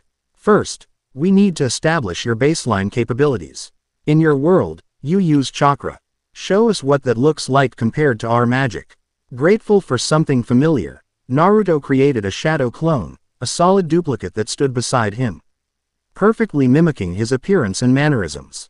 The crowd murmured appreciatively. Fascinating, Levi observed from the sidelines, scribbling notes. Physical duplication without transformation magic or illusion. Next, Naruto demonstrated the Rasengan, forming the spiraling sphere of chakra in his palm. This earned more impressed reactions, particularly from the wizards, who used similar energy manipulation techniques. Now, Makarov continued, let's see what happens when you access your dragon heritage. Wendy, please assist. The young Sky Dragon Slayer approached, looking far more confident in this professional capacity than in casual settings. Try to access the same feeling you had when facing the Wyvern, she suggested. The dual energies you described, destruction and healing. Naruto closed his eyes, concentrating on the sensations he'd experienced during that encounter. At first, nothing happened. Then, responding to some instinct, he reached for tea. He pendant around his neck, Hinata's gift. The moment his fingers touched it, the markings on his skin illuminated, and dual energies swirled around his hands, midnight black and sky blue. Extraordinary, Makarov murmured. Natsu, approach carefully. What do you sense? The Fire Dragon Slayer circled Naruto, nostrils flaring as he processed the magical signatures. Definitely dragon energy. The sky aspect is like Wendy's but more concentrated. The dark energy though, it's not like any Dragon Slayer magic I've encountered. It feels ancient, wild. Because it comes directly from Acnologia, not through Dragon Slayer training. Wendy theorized. Pure dragon power rather than the adapted human version we use. Gajiel approached next, his studded brows furrowed in concentration. There's something else too. A third energy signature mixing with the dragon powers. Something feral. That would be Kurama, Naruto explained, eyes still closed as he maintained the energies. The nine-tailed fox, as if summoned by name. A flicker of orange chakra emerged, intertwining with the draconic energies. The combination created an unexpected reaction. The three distinct powers began to harmonize, creating a new, unified energy unlike any Naruto had wielded before. His eyes snapped open, now transformed, the right eye displaying a draconic slit pupil surrounded by blue iris, the left a vulpine vertical pupil in fiery orange. The markings on his skin expanded, covering his entire visible body in intricate patterns that shifted between black, blue, and orange. Whoa, Natsu breathed, actually taking a step back. That's intense. The combined energy felt neither unstable nor threatening to Naruto. Instead, it created a profound sense of integration, as though parts of himself long separated were finally functioning in concert. How do you feel? Murajan asked, her voice cutting through his focus. Complete, Naruto answered simply. Like I've been seeing through one eye my whole life and suddenly have depth perception. Try directing the energy, Urza suggested practically. Those targets. She pointed to a row of reinforced mannequins used for combat practice.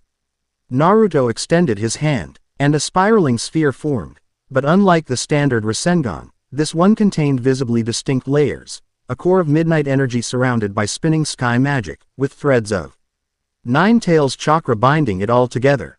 Harmonic spiral, he named it instinctively, the term appearing in his mind as though remembered rather than invented. When he released the technique toward the targets, the effect was spectacular yet controlled.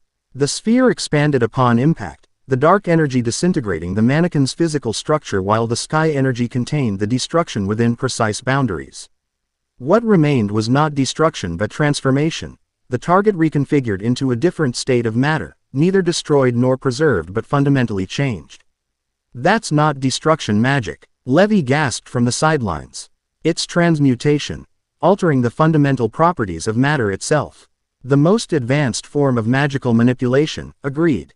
A new voice as a blue-haired man with an elaborate facial tattoo joined the observers. Combining opposing forces to transcend their individual limitations. Jelal, Urza acknowledged, her tone complex.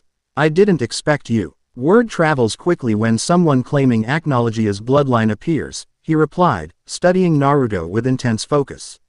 Especially when dimensional disturbances accompany them. The newcomer's arrival shifted the atmosphere. While the guild members had maintained a relatively casual approach to Naruto's training, this Jelal person brought an aura of gravity that suggested deeper knowledge and concern. You know something about these rifts, Naruto observed, allowing his transformation to recede slightly, though the markings remained visible. Jelal nodded once. I've been tracking dimensional anomalies for months. They began as minor fluctuations, barely detectable. 3 days ago, they intensified dramatically, precisely when you claim your draconic heritage awakened. That can't be coincidence, Lucy murmured. Indeed not. Jelal turned to Makarov. May I have access to whatever information you've gathered? This situation aligns with certain prophecies crime Sorcier has been investigating. The testing continued through the morning, with Naruto attempting various combinations of his 3 energy sources under different wizards' guidance. Natsu helped him channel the destructive aspects, Wendy the healing components, and Murajan the integration of opposing forces. By midday, he could maintain a stable transformation that incorporated all 3 energies without the wild fluctuations that had characterized his initial manifestations. As they broke for lunch, Wendy approached Naruto with a mixture of excitement and hesitation. Why, our control is improving incredibly fast, she observed. Much faster than it took me to master basic Sky Dragon Slayer techniques. Probably because I already had training in chakra control, Naruto reasoned. The principles aren't that different, it's all about energy manipulation and focus. Still, it's impressive. She fidgeted slightly. There's something I wanted to ask you about. Since we both have connections to Grandeeney, I thought maybe, if you're willing, you could tell me anything you might remember about her. Even subconsciously, the request caught Naruto off guard. Of course, to Wendy. He represented a potential connection to the dragon mother she'd lost. While he had no conscious memories of Grandeeney, the scroll had confirmed her as his mother, which meant some connection must exist. I don't have clear memories, he admitted gently. But sometimes, when I use the sky aspects of these powers, there's a feeling, like being wrapped in something warm and gentle but immensely powerful. And a voice, though I can't make out words yet. Wendy's eyes brightened with unshed tears. That sounds like her. Her magic always felt like that, protective and healing. But with tremendous strength beneath the gentleness. She smiled through her emotion. It's nice to know that feeling wasn't lost, that it lives on somehow. The moment created a bond between them. Not the relationship Natsu had suggested of surrogate siblings, but something unique. Two people connected to the same draconic parent but in fundamentally different ways, each carrying a piece of Grandeeney's legacy. Their conversation was interrupted by commotion at the guild entrance. Urza appeared, her expression grim. Meeting in the master's office. Now. Makarov's office was crowded with key guild members and Jelal, all gathered around a communication lacrima projecting an image of a mountainous region scarred by what appeared to be a massive explosion. This just happened near the northern border, Makarov explained as Naruto and Wendy entered. A dimensional rift opened without warning, far larger than any previously recorded. Before it closed, something came through. The image shifted to show a crater surrounded by crystalline formations that seemed to defy gravity, floating at various heights above the ground. Those aren't natural, Levi observed, studying the crystals. They're composed of concentrated ethernano, pure magical energy in solid form. We've only seen this once before. During the Nirvana incident, Jelal confirmed. When ancient magic day, ignited to invert moral alignments was activated. There's more, Makarov continued grimly. Local authorities reported individuals in unusual clothing collecting these crystals before disappearing. Air description matches no known guild or dark organization. The lacrima displayed a blurry image of figures dressed in what Naruto immediately recognized as modified shinobi attire, but not from any village he knew. The distinctive masks and armor suggested a splinter group or specialized unit operating outside standard hierarchies. Those are from my world, he confirmed. But not any official faction I recognize. Dimensional travelers with specific interest in concentrated magical energy, Urza summarized. That suggests organization and purpose beyond random opportunity. They're after me, Naruto concluded. The pieces connecting, or more specifically, the power I represent. A being with both dragon heritage and Jinchuriki abilities, capable of crossing dimensional boundaries. A unique magical signature that could be tracked across worlds, Jelal agreed. The perfect beacon for anyone monitoring interdimensional energies. But how would anyone from your world know about your heritage before you did? Lucy questioned. Someone who had access to the same information as the third Hokage, Naruto reasoned. Someone who knew where I came from originally. The implications were disturbing. If a group from the shinobi world had known about his draconic origins all along and kept that knowledge secret, what else might they know? What might they be planning? Ed to secure those crystalline formations before they collect more, Urza decided practically. And potentially capture one of these operatives for questioning. Agreed, Makarov nodded. Urza, assemble a team. Naruto should go as well. His familiarity with shinobi tactics could prove valuable. Within an hour, they were aboard a magical vehicle speeding north, Urza driving with seemingly limitless magical energy, Naruto, Gray, Lucy. Natsu, suffering dramatic motion sickness, and Wendy as passengers. Mirajan had remained at the guild with Levi to research the crystalline formations, while J.L. departed to consult with his own guild about the dimensional disturbances. So these ninja from your world, Gray asked as they traveled, what are their typical combat strategies? Naruto detailed shinobi tactics, stealth approaches, diversionary techniques, chakra-based attacks specialized to elemental affinities. But if these are rogue operators, they might use forbidden techniques or experimental methods. Be prepared for anything. How will they fare against magic? Lucy wondered. Is chakra comparable in strength? Different but equivalent in potential, Naruto explained. Te shinobi can level mountains or create tsunamis with high-level jutsu. The main difference is specialization. Most shinobi have a narrow range of techniques they've mastered, while your wizards seem to have broader but less specialized abilities. Except dragon slayers, Wendy added. Our magic is specifically effective against dragons and has distinct offensive and defensive applications based on our dragon type. Natsu attempted to contribute but managed only a miserable groan from his prone position. How much farther? Gray asked, creating a small ice sculpture in his palm out of apparent boredom. Another hour, Urza called back. The site is remote, likely why they chose it for whatever they're attempting. As they continued north, the landscape changed from Fiore's lush forest to rockier terrain with sparse vegetation. The temperature dropped noticeably, prompting Lucy to retrieve a cloak from her pack. Gray, Put on some clothes, she sighed, noticing the ice wizard had unconsciously stripped to his underwear again. What? How does that keep happening? He exclaimed, hurriedly dressing. Naruto observed these interactions with growing appreciation for the team dynamics. Despite their bickering and eccentricities, there was an underlying trust and coordination that reminded him of his best missions with Konoha teams. As the sun began to set, they crested a hill and saw their destination, a valley transformed by whatever had emerged from the dimensional rift.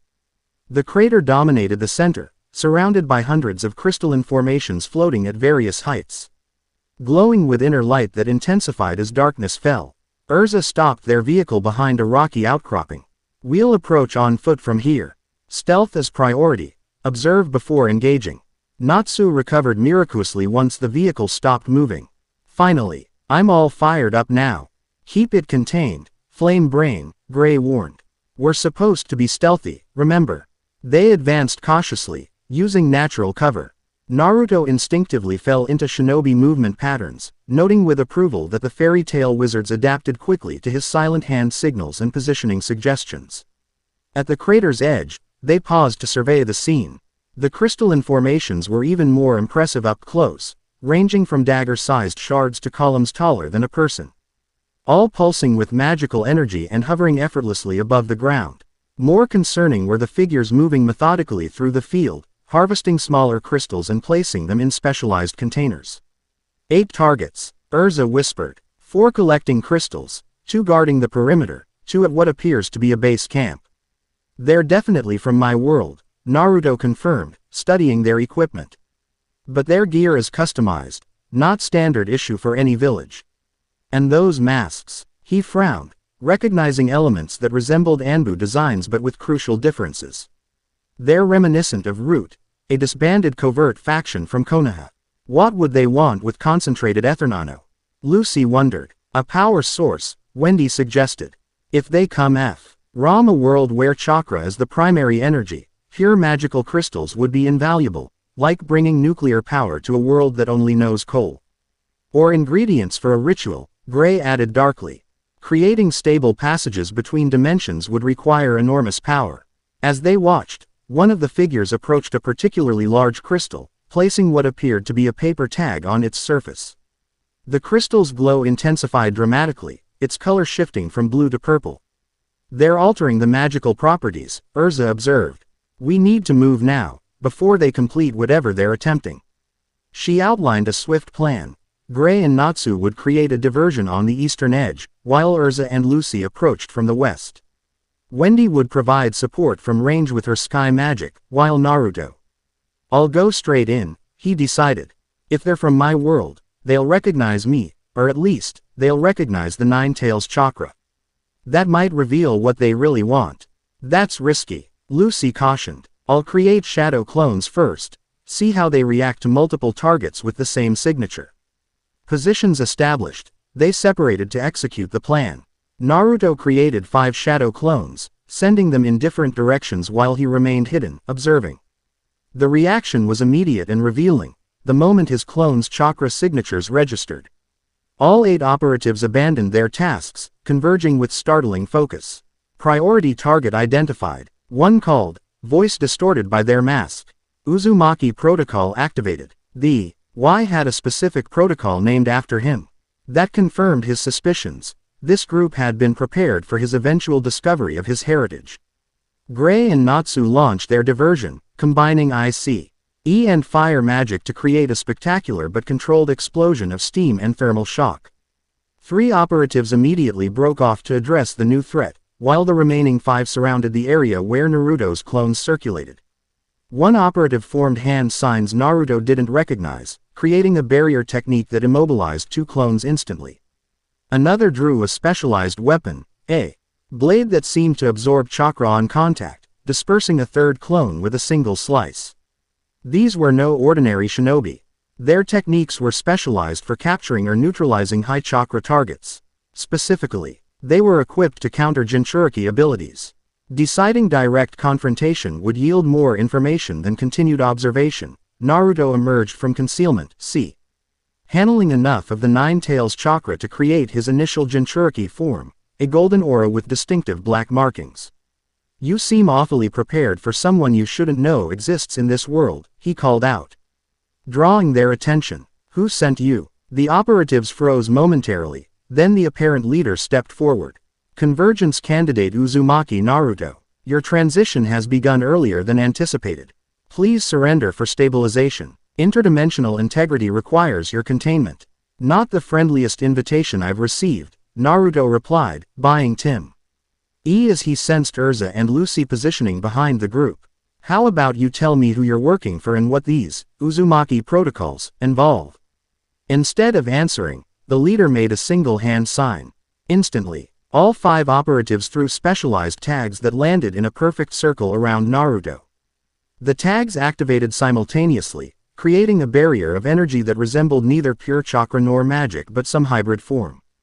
"Dimensional anchoring complete," the leader announced clinically. Initiating suppression sequence. The barrier contracted, threads of energy wrapping around Naruto's limbs and torso. Where they touched, his chakra fluctuated painfully, as though being forcibly separated from his body. "We've prepared for this moment for 17 years, convergence candidate," the leader continued. Approaching the barrier, your draconic awakening threatens the separation between realms. The dimensional conservatory cannot allow uncontrolled convergence. Naruto struggled against the binding energy, finding his chakra increasingly difficult to access. However, they'd prepared for the Nine Tails energy, not for his newly awakened dragon powers. Reaching for that other aspect of himself, he felt the now familiar dual energies respond, midnight destruction and sky healing coursing through his system. The barrier fluctuated, its suppression effect weakening against this unfamiliar energy signature. Taking advantage of the momentary lapse, Naruto focused the sky aspect of his power into a concentrated burst, not attacking the barrier directly but altering the air pressure within it, creating a localized vacuum that disrupted the barrier's structure. As cracks appeared in the energy field, Urza made her move. Reequipping into her Heaven's Wheel armor, launched dozens of swords simultaneously at the distracted operatives. Lucy followed with a gate key, summoning Taurus, who charged with his massive axe swinging. Fire Dragon's Roar. Natsu's Disti. NCTIVE attack joined the assault from the eastern approach. Ice Make. Floor. Gray's magic transformed the battlefield, turning solid ground into a treacherous skating rink that further disrupted the operatives' positioning. The coordinated attack broke the barrier completely, freeing Naruto. Rather than immediately counter-attacking, he focused on the leader, whose mask had been damaged in the chaos, revealing a partial view of their face, and a distinctive tattoo at the temple that Naruto recognized with shock. "You're from the Uzumaki clan," he realized aloud. "My mother's clan, supposedly nearly extinct."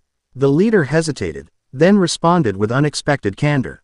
"The Uzumaki were guardians of sealing techniques that maintained dimensional boundaries long before the hidden village system. Your mother was more than just a Jinchuriki, she was a dimensional anchor, like all red-haired Uzumaki. And I'm what? Some kind of dimensional key. You were the culmination of ancient prophecy, dragon blood and Uzumaki heritage combined. The perfect bridge between realms." The leader's voice took on an almost reverent quality. "We've waited generations for the convergence candidate to emerge." Before Naruto could press for more information, another operative appeared beside the leader, urgency evident in their posture. "Dimensional fluctuations increasing. The harvest is incomplete. We must withdraw." The leader nodded once, then addressed Naruto again. "We will meet again, candidate. The convergence cannot be prevented, only guided. Choose your path carefully." Before anyone could stop them, the operatives activated transportation techniques unlike any Naruto had seen, combining elements of summoning jutsu with what appeared to be spatial magic. They vanished in flashes of light, taking their harvested crystals and equipment with them. "Well, that was informative yet completely unhelpful," Gray commented dryly, dispelling his ice magic. On the contrary, Urza disagreed, reequipping back to her standard armor. "We've confirmed organized interdimensional activity with specific interest in Naruto's unique heritage. And they revealed knowledge of something called convergence, likely the same event referenced in the Draconic Compendium." Wendy approached the crater where the operatives had been working, studying the remaining crystal formations with concern. These have been altered, she observed. The magical frequency has been shifted to resonate with specific dimensional frequencies. Like tuning forks, Lucy realized. They're creating tools to access specific dimensions at will. Or preparing anchors for something larger to cross over, Natsu suggested grimly. Naruto examined one of the abandoned tags the operatives had used in their barrier technique. The design combined elements of Uzumaki sealing jutsu with symbols he recognized from the draconic script marking his skin. They know more about my heritage than I do, he observed, frustration evident in his tone. And they've been preparing for my awakening since before I knew anything about Acnologia or Grandeeney. Which means they likely have access to information we need, Urza concluded practically. We should return to the guild and report what we've learned. Levi and Mirajan may be able to analyze these altered crystals and barrier tags. As they gathered what evidence they could, Naruto found himself torn between anger at being manipulated from the shadows and cautious optimism that answers might finally be within reach. Whatever this convergence entailed, it clearly involved him intimately, not just as a passive participant but as a central figure who could potentially influence its outcome. They called you a candidate, Wendy noted as they prepared to leave. That implies choice or selection. Maybe their goal isn't to stop what's happening but to ensure it happens in a particular way. A way that benefits their organization rather than the world's at large, Lucy added darkly. Or maybe they genuinely believe they're preventing catastrophe, Naruto countered, remembering the leader's almost religious tone. They seemed convinced that hecht dimensional merging would be disastrous. Either way, they don't get to decide your fate, Natsu declared with characteristic directness. You do. And we'll help you figure this out. That's what fairy tale does. The simple statement of solidarity brought unexpected comfort. Despite being in an unfamiliar world surrounded by magical energy he was still learning to understand, Naruto felt something he recognized clearly, the presence of allies who would stand with him against uncertainty. As they journeyed back toward Magnolia under the unfamiliar stars of Earthland, Naruto found his thoughts returning to the Uzumaki connection. If his mother's clan had been involved in dimensional maintenance, that added yet another layer to his complex heritage, dragon blood, Jinchuriki power, and now a bloodline specifically attuned to the barriers between worlds. Perhaps the confluence wasn't coincidence but design, generations of preparation culminating in his existence. The thought was both empowering and unsettling. What role was he meant to play in this convergence, and who had set these pieces in motion so long ago? One thing was increasingly clear, the answers wouldn't be found in dusty archives or ancient prophecies alone. They would emerge through action, through confronting those who moved in the shadows of both worlds, and through mastering the unique powers that made him who he was. The son of dragons, the vessel of the nine tails, the heir of dimensional guardians, Naruto Uzumaki, or perhaps, as he was beginning to think of himself, Naruto Ruken, the dragon's child. Chapter 2 and Chapter 3, Blood Awakening. 3 weeks had passed since Naruto's departure when the sky above Konoha split open without warning. Unlike the previous rifts, jagged tears that leaked old and light, this passage formed with deliberate precision. Perfect concentric circles spiraled outward from a central point, expanding with controlled purpose until the opening stabilized at roughly size of the Hokage Tower's main entrance. Hinata Hyuga witnessed the formation from her position atop the village's southern wall. The moment the first ripple distorted the afternoon sky, her Byakugan activated instinctively, revealing layers of energy she'd been learning to interpret since Naruto's departure. Alert the Hokage, she ordered the Chunin station nearby. Prepare for arrival, not invasion. The distinction was crucial. Over the past weeks, Hinata had devoted herself to studying the dimensional disturbances, cataloging the subtle differences in energy signatures between random rifts and controlled passages. This one bore the unmistakable pattern she'd come to associate with Naruto himself: order imposed upon chaos, healing harmonized with destruction. He was returning. Hinata leapt from the wall, chakra propelling her across rooftops toward the developing portal. By the time she arrived at the newly established containment zone in the central plaza, Tsunade and Kakashi were already present, along with a squad of Anbu operatives positioned at strategic intervals around the perimeter. Hinata, Tsunade acknowledged, her keen eyes noting the active Byakugan. Your assessment. It's him, Hinata confirmed, studying the swirling energies. The pattern matches what I observed during his departure. But there's something different, more controlled, more refined. And he's not alone. Before Tsunade could respond, figures emerged from the portal. Naruto stepped through first, his appearance striking enough to draw gasps from observers. The draconic markings had covered portions of his skin before departure now extended across his entire visible body in an intricate latticework of midnight black and sky blue. His hair had lengthened slightly, developing subtle blue highlights that caught the light. Most dramatic were his eyes, still recognizably his, but now with vertical pupils that seemed to shift between draconic slits and human rounds depending on the angle of view. Behind him came Wendy, the blue-haired girl from their previous encounter, and two newcomers, a striking woman with long white hair wearing an elegant dress, and a pink-haired young man whose boundless energy was apparent even in the simple act of stepping through a dimensional portal. The portal closed behind them with a sound like a gentle exhalation, leaving no trace in the sky. Granny Tsunade, Naruto greeted, his voice carrying a subtle harmonic quality that hadn't been present before. We need to talk, urgently. Tsunade's eyes narrowed at the changes in her pseudo-grandson. But her voice remained level. My office. 10 minutes. Enough time for you to greet those who've missed you. Her gaze flicked meaningfully toward Hinata before she turned to lead the Anbu squad away, giving them a moment of privacy. As the official welcoming committee dispersed, Naruto turned to Hinata, his expression softening from its previous intensity. Your pendant worked, he said, pulling the carved wooden spiral from beneath his collar. It helped stabilize the passage between worlds. I couldn't have managed such a controlled return without it. I'm glad, Hinata replied, her Byakugan still active as she studied the changes in his energy pathways. Where chakra and magical energy had once flowed in separate channels, they now intermixed in harmonious patterns, neither dominating nor submitting to the other. You've changed. In more ways than are immediately obvious, he agreed with a half-smile. But I'm still me, Hinata. Just more so. The simple declaration carried weight beyond its words. Before she could respond, Naruto turned to introduce his companions. This is Miragen Strauss, S-class wizard of fairy tale and master of takeover magic. And this is Natsu Dragneel, fire dragon slayer. They've come to help us understand what's happening with the dimensional barriers. Miragen stepped forward with graceful poise, extending a hand to Hinata.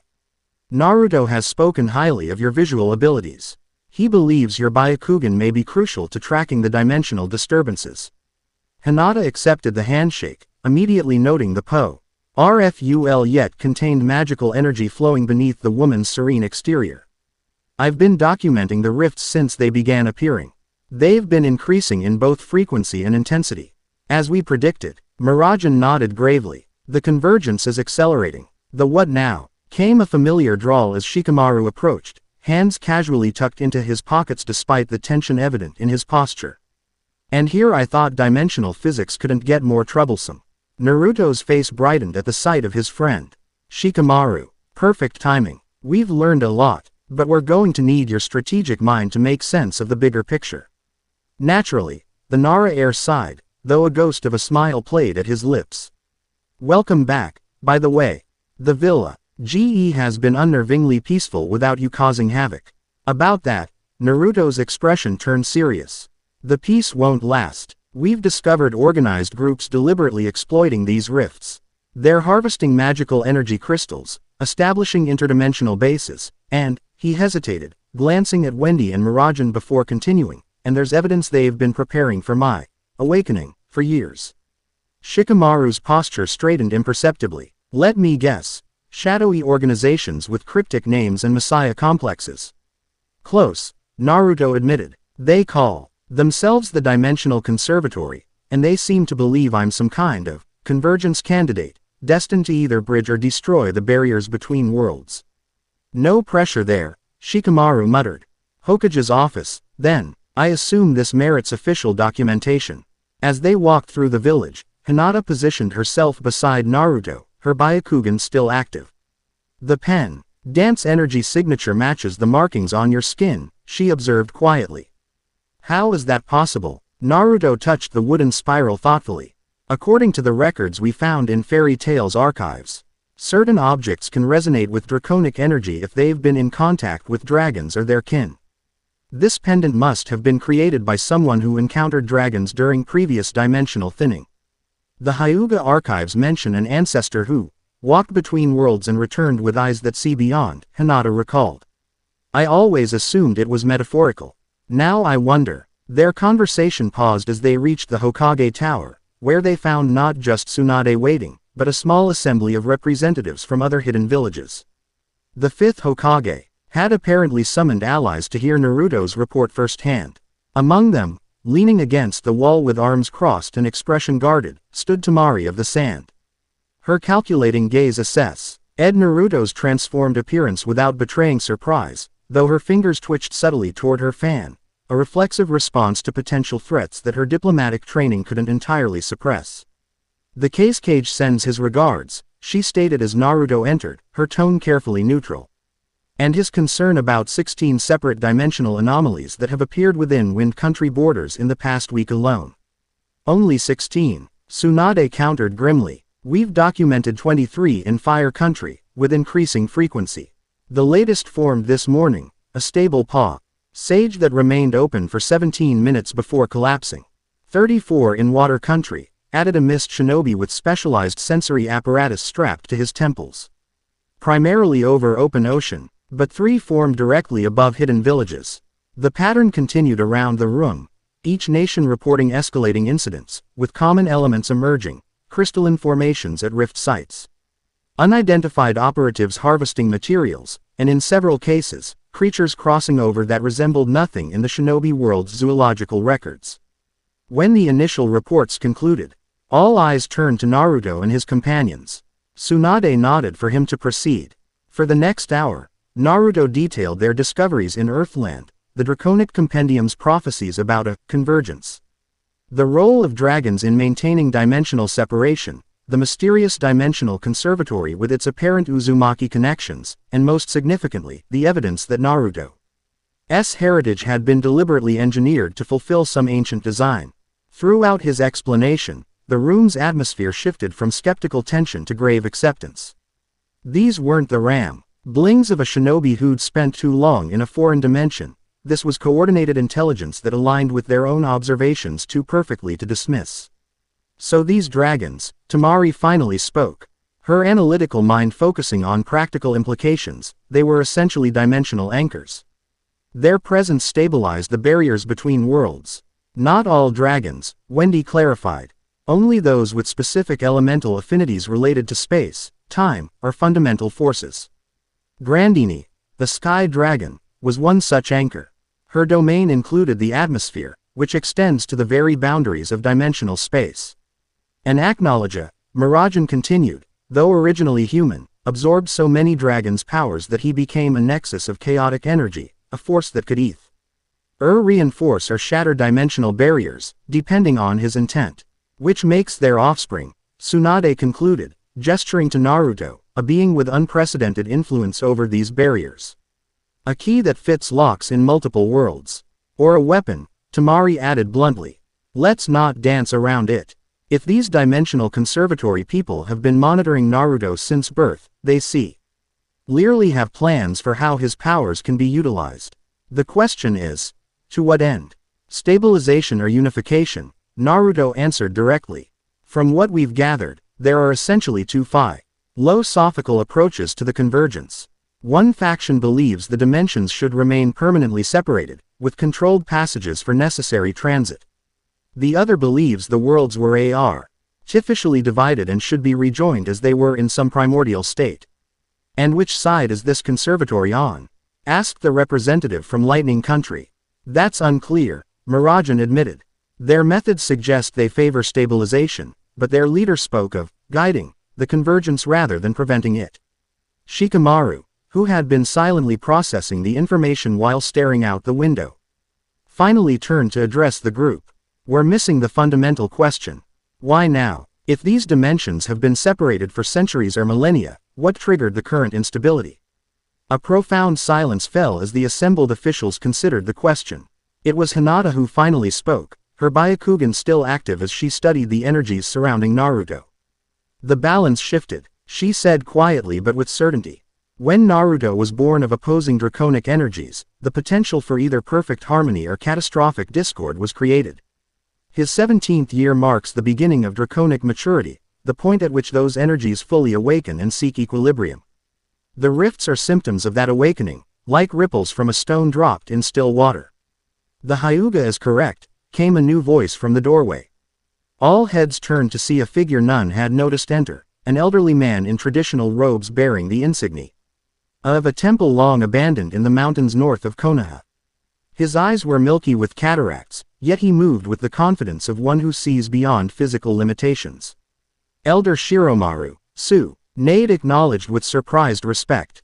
I didn't expect the Dragon Shrine to involve itself in these matters.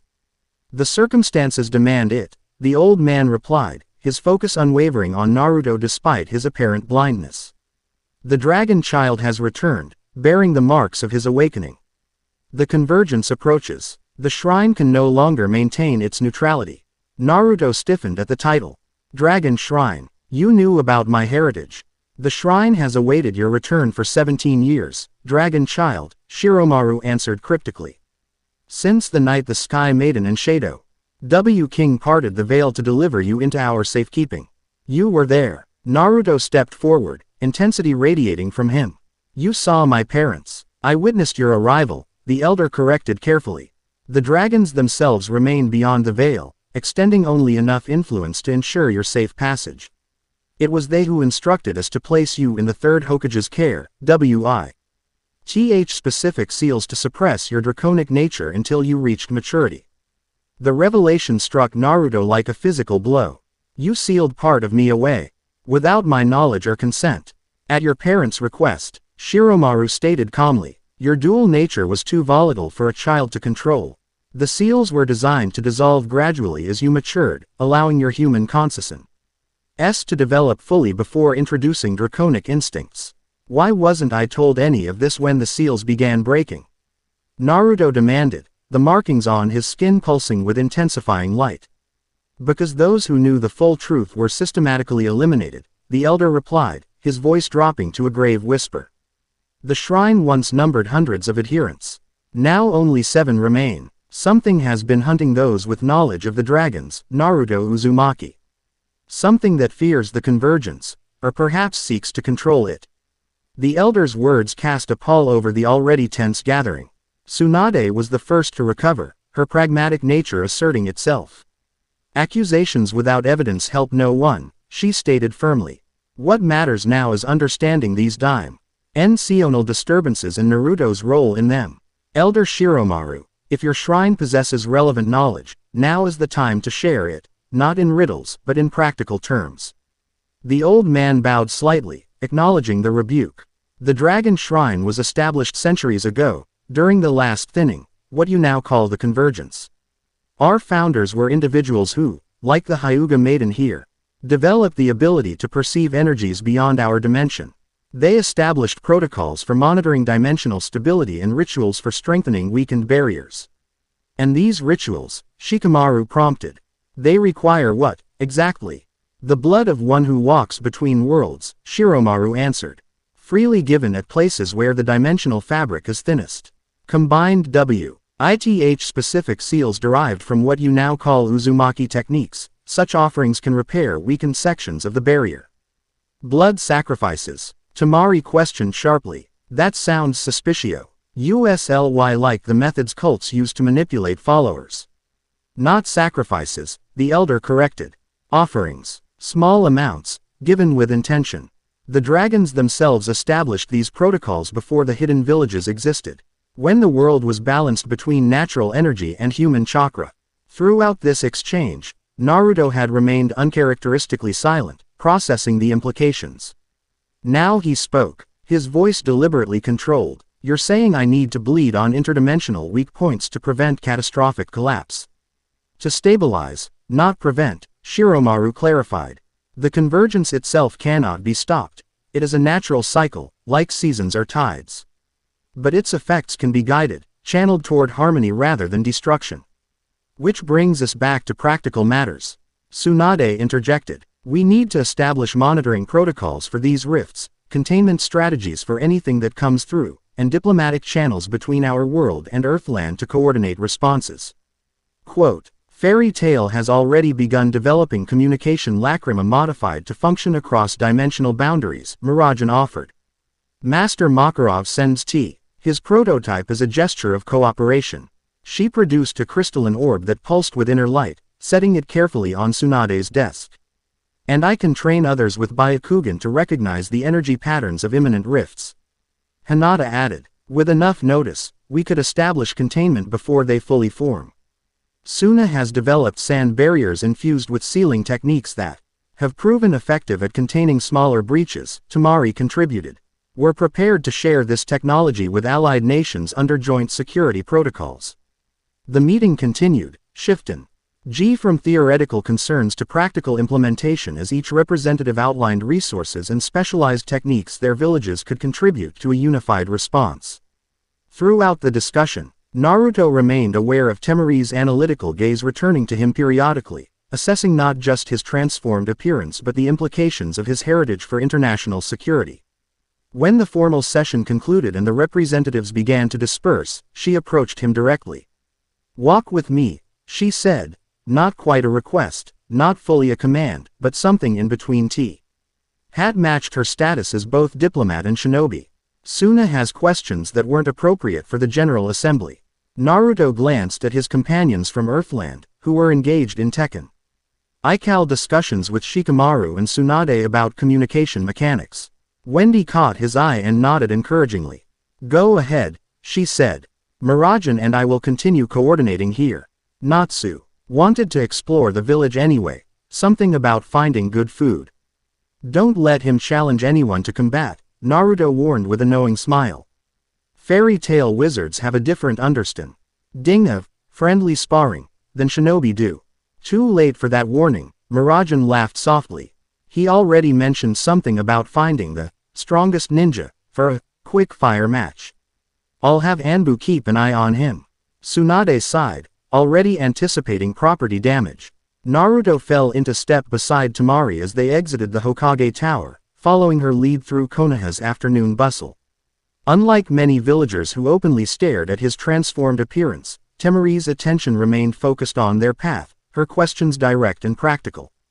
These markings, she began without preamble, are they permanent? They fade when I'm not actively channeling draconic energy, Naruto explained. But they never disappear completely anymore. The more I use the dragon powers, the more pronounced they become. And the physical changes, your eyes, your hair, also progressive. Mirajan says it's a form of dragonification, a gradual adaptation as my body acclimates to the draconic energy. Dragon slayers in Earthland sometimes experience similar transformations, though usually not as extensive. Tamari nodded, processing this information with the analytical thrones. That had made her one of Suna's most valued strategists. The cage is concerned about potential long-term effects. Will you eventually transform completely? Become something non-human? The Styron struck closer to Naruto's private fears than he cared to admit. It's a possibility I've considered, he acknowledged quietly. Acnologia was originally human before his transformation became irreversible. But my case is different. I was born with this heritage rather than acquiring it through Dragon Slayer magic. Which could mean the transformation is more natural for you, Tamari observed, or potentially more complete. They had reached a small park near Konoha's eastern wall, relatively deserted in the late afternoon. Tamari chose a bench partially sheltered by flowering trees, positioning herself to maintain clear sightlines of the surrounding area, a habit ingrained through years of diplomatic missions in potentially hostile territory. Gaara asked me to convey something personal, she said once they were seated. Her formal tone softening slightly. He understands what it means to discover your existence was designed for purposes beyond your understanding. To learn that forces were sealed within you without your knowledge or consent. The parallel wasn't one Naruto had considered, but it resonated immediately. Like him, Gaara had been created as a vessel, a Jinchurik. I designed to serve his village's military ambitions. The realization of being an instrument rather than merely a person was something few could truly comprehend. Tell him I appreciate that, Naruto replied sincerely. And that I'm following his example, choosing my own path regardless of what others might have intended. Temari studied him, the afternoon light catching the subtle blue highlights in his lengthened hair. You've changed in more than just appearance. There's a gravity to you that wasn't there before. Discovering your half-dragon will do that. Naruto attempted humor, though it fell somewhat flat. It's more than that, she persisted. You've always had presence, Naruto. But now there's something older in your eyes. Something that recognizes the weight of worlds. The observation was unexpectedly perceptive, touching on transformations he hadn't fully articulated even to himself. Before he could formulate a response, Temari shifted to more immediate concerns. There's something I need to show you, she said, producing a small scroll from her robes. Intelligence from our borders that wasn't appropriate to share in the General Assembly. She unrolled the scroll, revealing detailed sketches of cave paintings discovered in a remote region of Wind Country. The images depicted humanoid figures prostrating themselves before a massive black dragon with blue markings unmistakably similar to those on Naruto's skin. These were discovered 3 weeks ago by one of our archaeological teams, Temari explained. Carbon dating places them at approximately 3,000 years old. The site was abandoned until 5 days ago, when our sensors detected a dimensional rift opening directly above it. By the time our response team arrived, they found this. She turned the scroll to reveal photographs of the same cave, now transformed. The ancient paintings had been augmented with fresh imagery, modern figures in hooded robes performing rituals around a center Al symbol that combined the spiraling pattern of Uzumaki seals with draconic script. A cult, Naruto realized, the implications chilling. Worshipping Acnologia, calling themselves children of the Chaos Dragon. Temari confirmed grimly. They left written manifestos claiming the Convergence heralds Acnologia's return and the purification of both worlds through necessary destruction. According to their doctrine, only those who embrace chaos will survive to inhabit the cleansed reality. Fanatics, Naruto muttered, disgust evident in his tone. Acnologia was many things, but a deity wasn't one of them. He was powerful, yes, but ultimately corrupted by that very power. The writings specifically mention the Dragon Child as Acnologia's heir, Temari continued, watching his reaction carefully. They believe you will complete what they call the Great Cleansing by fully embracing your destructive heritage. Naruto's markings pulsed with agitation, responding to his emotional state. They know nothing about me. Perhaps not, Temari agreed. But they know enough about these dimensional rifts to predict their locations. They arrived at the cave site minutes after the rift formed, performed their ritual, and departed before our team arrived. They're organized, informed, and gaining followers, particularly among those who've been adversely affected by the dimensional disturbances. People fear what they don't understand, Naruto sighed. And fear makes them vulnerable to anyone offering simple explanations and salvation, however twisted. Precisely. Which is why the Cage believes public education about these phenomena is essential. People need to understand what's happening in rational terms, not apocalyptic prophecies. She rolled the scroll carefully, returning it to her robes. He also believes you should publicly dissociate yourself from any connection to Acnologia's destructive legacy. The suggestion made practical sense, yet something in it struck Naruto as fundamentally dishonest. I can't deny half my heritage, Temari. Acnologia's blood flows in me as surely as Grandeeney's.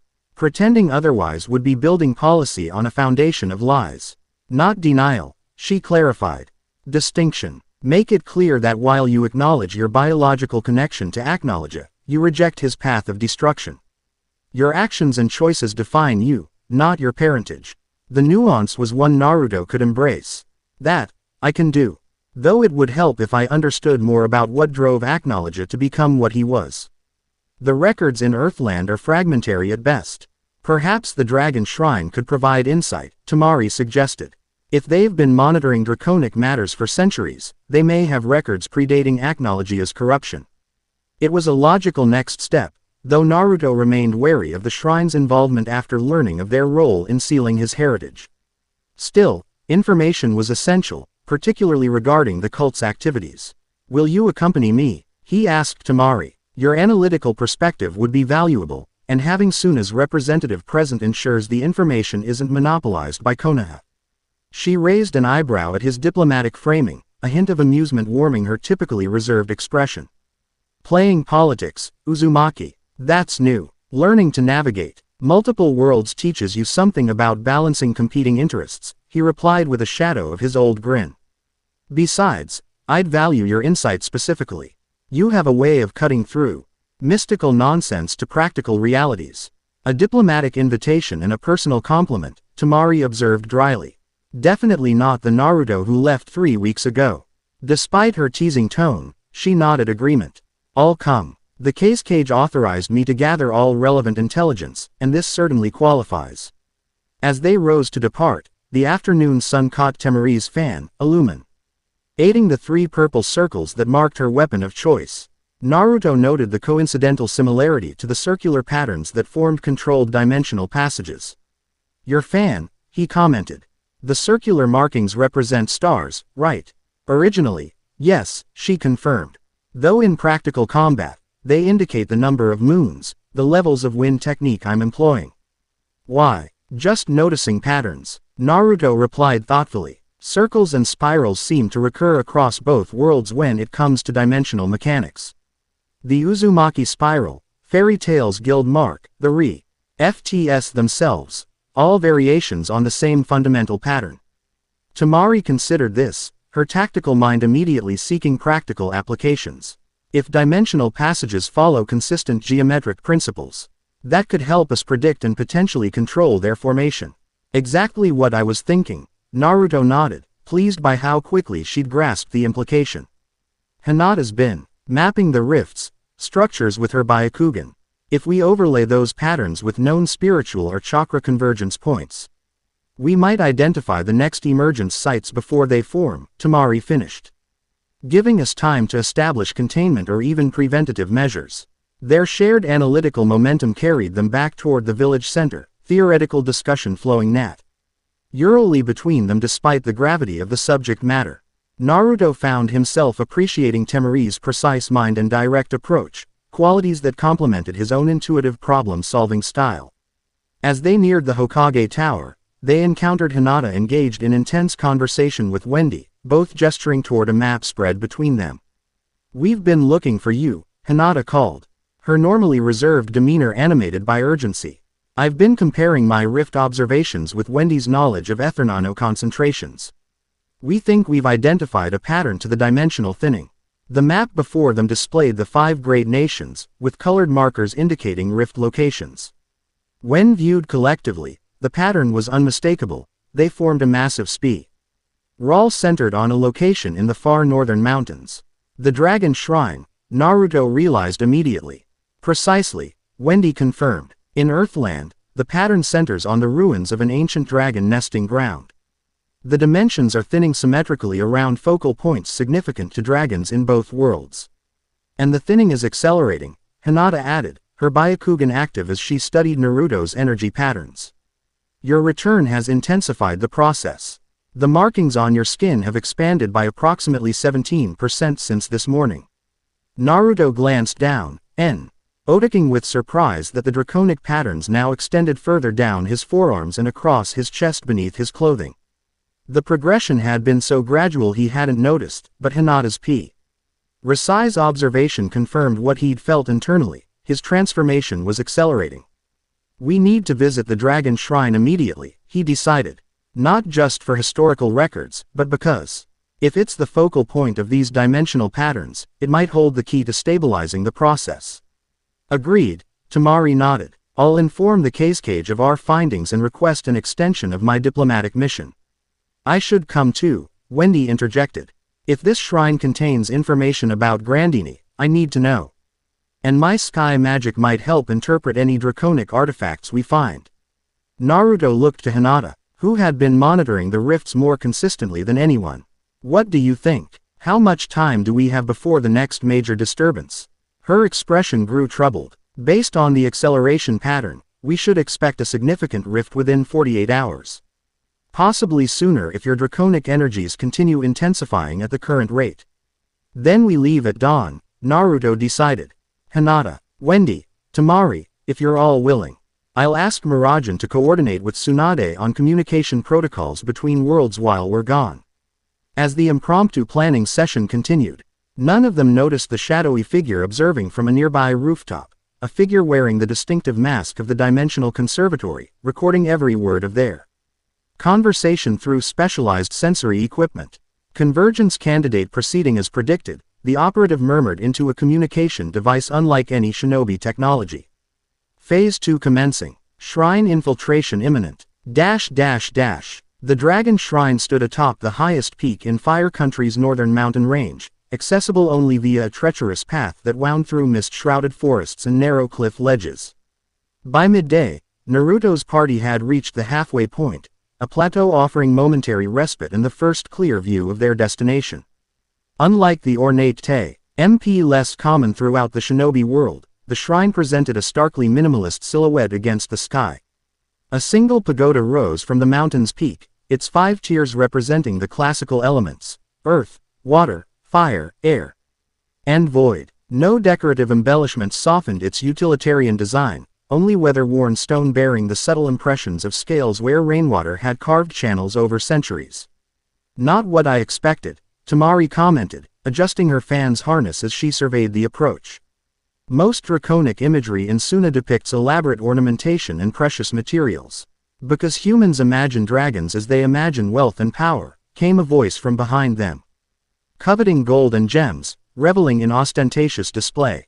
They turned to find Elder Shiromaru approaching along the path they'd just traveled, moving with surprising agility despite his apparent blindness and advanced age. Real dragons, he continued, valued function over form, purpose over pretense. The shrine reflects their practicality. You followed us, Naruto observed, neither accusation nor question in his tone. I preceded you, the elder corrected mildly. The Mound Toin paths offer many routes to those who know their secrets. Hinata's Byakugan activated briefly. There are tunnels throughout the mountain, she confirmed. Ancient passages that bypass the exterior paths entirely. Indeed, Hyuga-san. The dragons moved through earth as readily as air when they still walked this world. Shiromaru turned his sightless gaze toward Wendy. You must be the Sky Maiden's apprentice. Your energy signature carries Grandeeney's distinctive resonance. Wendy bowed respectfully. I am Wendy Marvell, Sky Dragon Slayer of Fairy Tale. Grandeeney raised and trained me before her disappearance. Then you are welcome twice over, both as guardian of sky magic and as companion to the dragon child. The elder shifted his attention to Tamari. The desert winds blow far from their home sands, it seems. Suna's interest in draconic matters is unexpected. Dimensional rifts threaten all nations equally, Tamari replied evenly. Suna's concerns are practical, not mystical. All practical matters have mystical roots, young one, just as all mystical truths have practical applications. Shiromaru gestured toward the continuing path. Come, the shrine awaits, and time grows short. The dragon child's blood awakens more fully with each passing hour. The elder's comment drew Naruto's attention to a sensation he'd been subconsciously noting throughout their RNEY, a progressive warming beneath his skin, as though his blood carried embers that grew steadily hotter. The draconic markings now covered his entire torso and had begun extending down his legs and up his neck. Visible at his collar and cuffs despite his clothing. You can sense the changes in me, Naruto stated, falling into step beside the elder as they resumed their ascent. How? The Shri's guardians are attuned to draconic energies, Shiromaru explained. It is our purpose and our burden.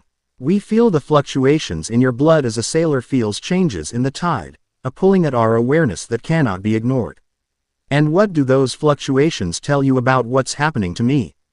The elder was silent for several paces before responding. Your draconic nature awakens faster than anticipated. The seals placed upon you as an infant were designed to dissolve gradually over 5 years, beginning at 17 and completing by your 22nd year. Instead, they've unraveled in weeks. Because of my exposure to Earthland's magical environment, Naruto surmised. The Ethernano accelerated the process. Precisely. Your heritage recognized its native element and responded accordingly. Shiromaru's tone darkened slightly. The accelerated awakening is not without risk. Your human consciousness may struggle to integrate draconic instincts properly without the intended gradual transition. What kind of instincts? Wendy asked, concern evident in her voice as she joined their conversation. Territoriality, dominance, collection. The Elder's list carried ominous weight. Dragons are fundamentally possessive beings, young Slayer. They claim domains, establish hierarchies, and gather that which they value, whether knowledge, power, or companionship. The description triggered uncomfortable recognition in Naruto. He'd noticed increased territorial awareness since returning to Konoha, a constant mental mapping of spaces and individuals, an instinctive categorization of others as allies, neutrals, or potential threats. He'd attributed it to heightened shinobi senses, but perhaps something more primal was emerging. You make dragons sound like instinct-driven animals, Tamari observed critically from behind them. Yet you also describe them as beings of profound wisdom and foresight. The contradiction seems convenient for maintaining your shrine's mystique. Rather than taking offense, Shiromaru chuckled dryly. Perceptive, Sand Nin. Dragons contained multitudes, primal force and cosmic awareness coexisting in bodies that bridged material and spiritual realms.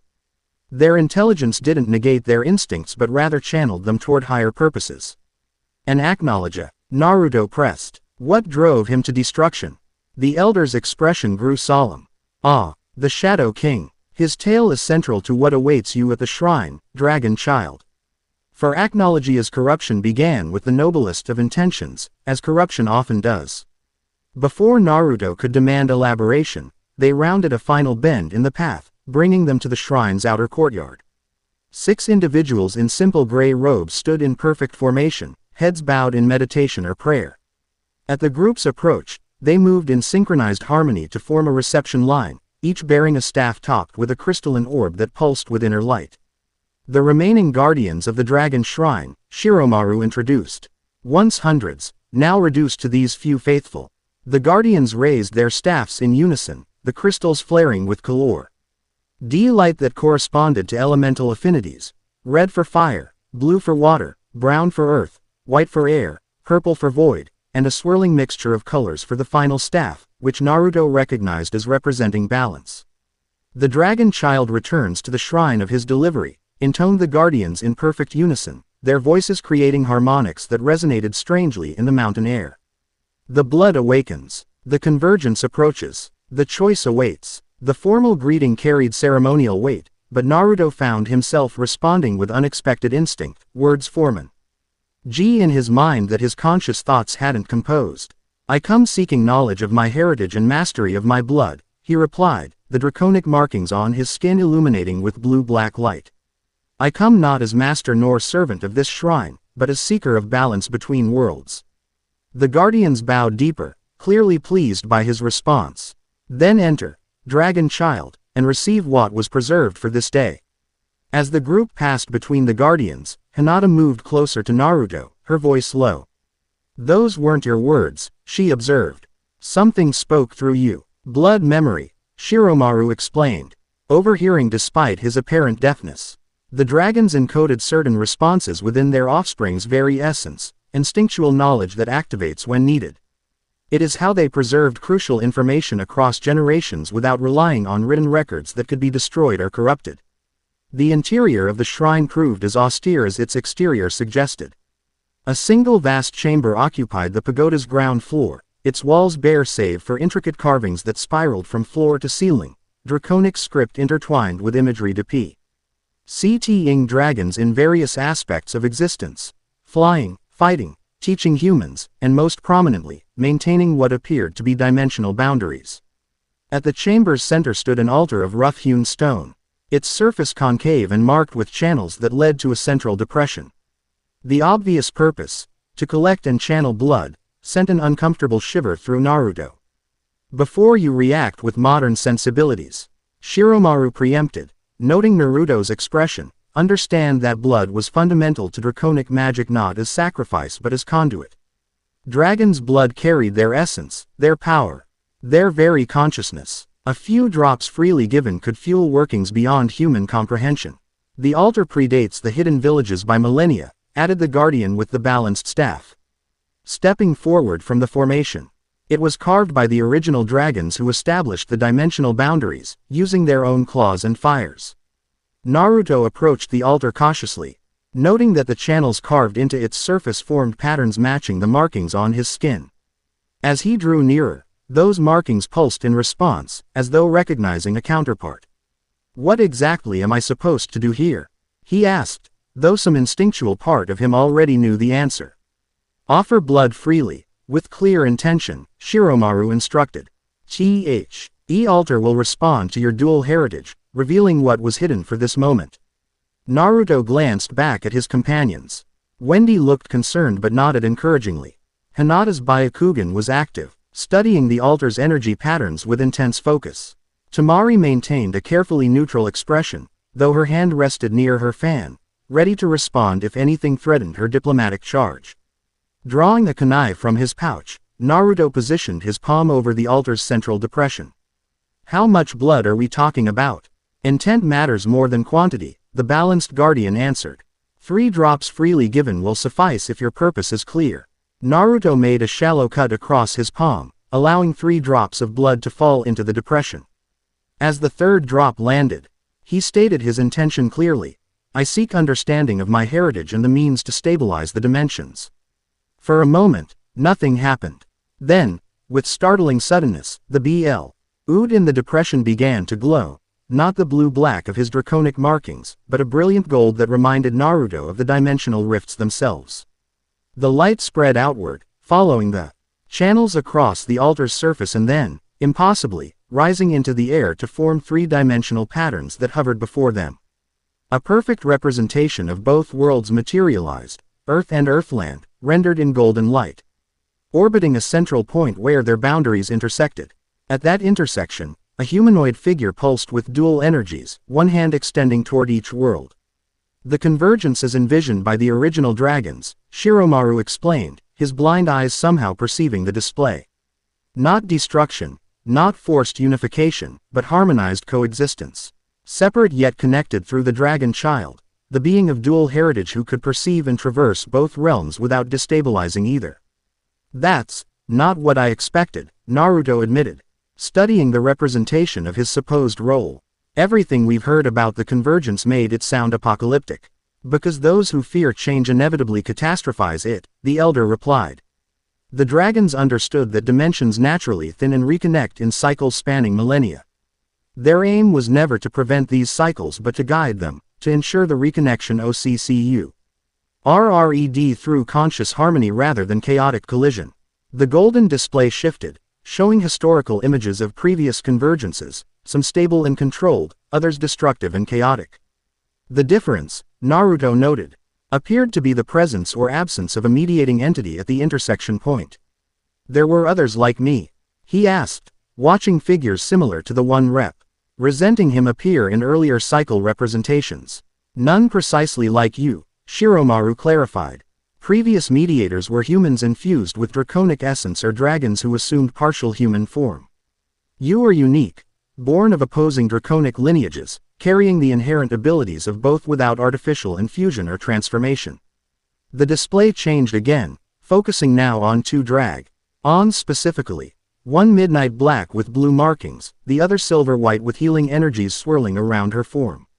Acnologia and Grandeeney, depicted in what appeared to be a historical record rather than artistic representation.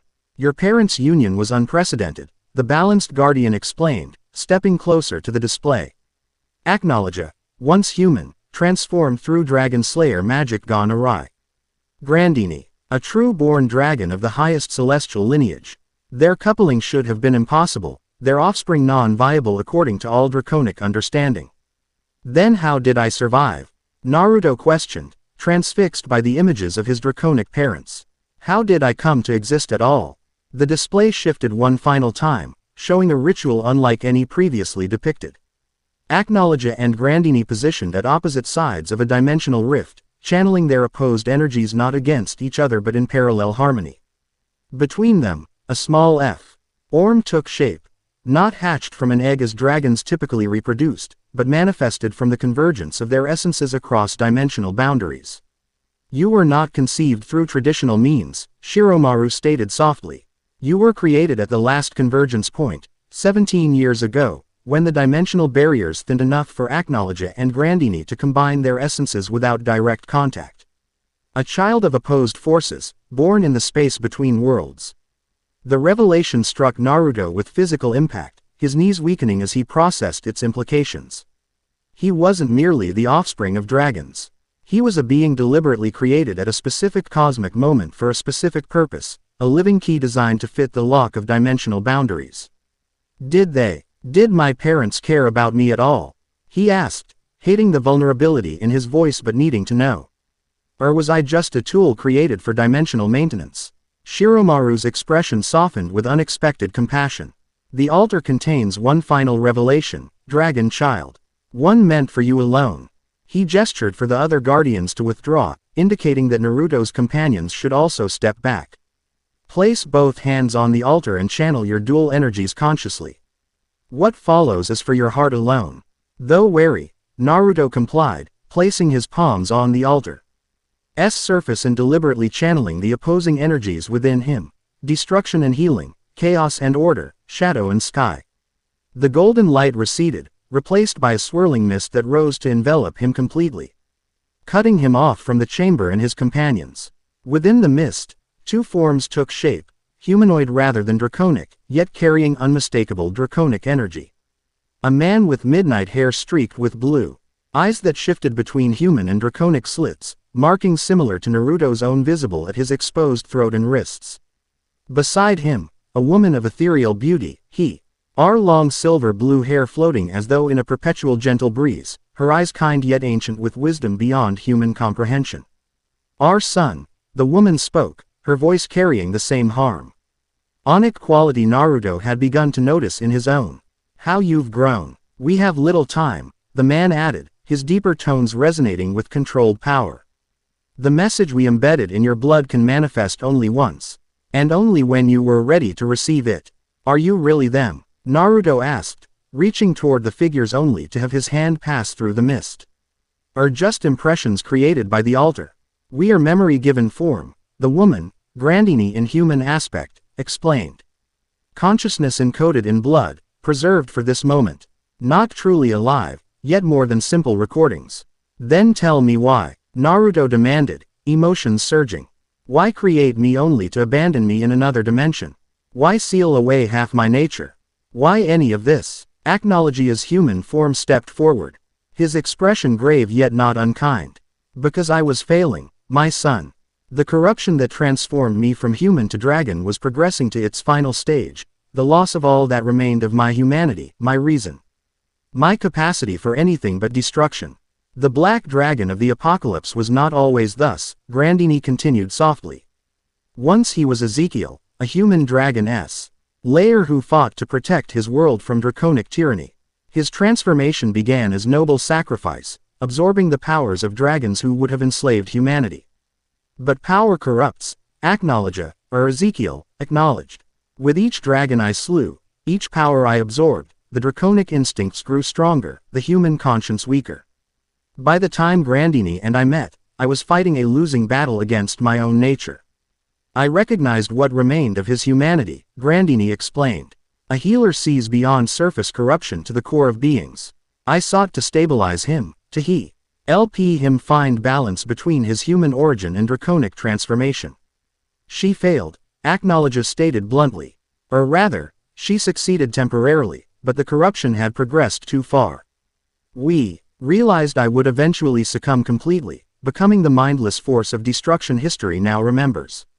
That's when we conceived of you, Grandeeney continued, her misty form moving closer to Naruto. Not merely as a dimensional mediator, though that was part of your purpose, but as preservation of what was best in both of us, my healing nature, Ezekiel's human determination, our shared commitment to balance between worlds. Quote, you were created in love, Naruto, Acnologia stated firmly. Never doubt that, but you were also created with purpose, to succeed where I failed. To maintain harmony between opposing forces without being consumed by either. We sent you to the shinobi world because its chakra system provided a third balancing element, Grandeeney explained. Neither purely destructive nor purely healing, but adaptable to intention. And we arranged for the 9 tails to be sealed within you for similar reasons. Its nature complemented your draconic heritage, creating a triadic balance that might prevent the corruption that claimed your father. The explanation answered questions Naruto hadn't even formulated yet, filling gaps in his understanding of his own nature. The 9 tails hadn't been a random burden but a calculated addition to his unique energetic makeup, a stabilizing third force. What happens now? He asked, the anger in his voice fading to resigned acceptance. What am I supposed to do with all this heritage and purpose you've loaded onto me? That, my son, is entirely your choice, Acnologia replied with unexpected gentleness. We created you with purpose, yes. But we gave you free will to determine how, or whether, to fulfill that purpose. Unlike dragons of pure lineage, you are bound by no cosmic law, no inescapable instinct. We ask only that you consider the consequences of the coming convergence, Grandeeney added. The dimensions will reconnect regardless of action or inaction. Your role is not to prevent this natural cycle but to guide it toward harmony rather than destruction. And if I choose differently? Naruto challenged. If I reject this purpose entirely? His parents exchanged glances, a silent communication passing between them before Acnologia answered. Then that too is your right. We created you, we did not own you. Your life is yours to direct as you see fit. The simple acknowledgement of his Ami diffused the last of Naruto's defensive anger.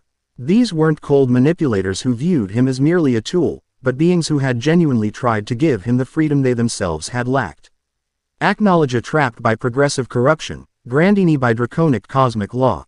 There's one more thing you should know, Grandeeney said, her form beginning to fade as the blood magic powering the manifestation weakened.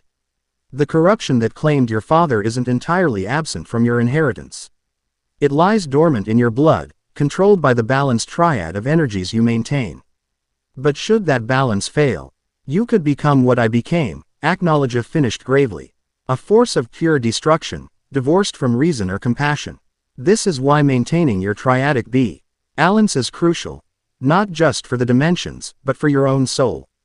How do I maintain it? Naruto asked urgently as their forms grew increasingly transparent. What happens if I lean too far toward either aspect? Trust your instincts, Grandeeney's voice came as little more than a whisper now. Your blood knows the way, even when your mind doubts. And trust those who anchor you to your Anati, companions whose love reminds you of who you truly are beyond heritage or purpose. Remember, my son, Acnologia's final words barely reached him as the mist began to dissipate. You are not destined to repeat my failures. You were created to transcend them. The mist cleared completely, leaving Naruto alone at the altar, hands still pressed against cool stone. Around him, the shrine chamber appeared unchanged. Yet everything had shifted fundamentally within him. The draconic markings on his skin pulsed once, brilliantly, then settled into a steady, controlled glow rather than their previous erratic fluctuations. Naruto. Wendy's concerned voice broke through his introspection. Are you all right? You've been in some kind of trance for nearly an hour. He turned to find his compa. Nyan's watching him with varying expressions of concern. Hinata's Byakugan was active, studying the changed patterns of energy flowing through him. Tamari maintained a guarded neutrality, though her fingers had relaxed their grip on her fan. Wendy approached cautiously, sensing the profound shift in his draconic energies. I met them, Naruto said simply. Or rather, impressions of them preserved in blood memory. Acnologia and Grandeeney, my parents. Before anyone could respond, a thunderous boom shook the shrine, dust raining from the ancient ceiling as the structure trembled. Outside, the sky darkened unnaturally, clouds swirling in patterns that defied meteorological explanation.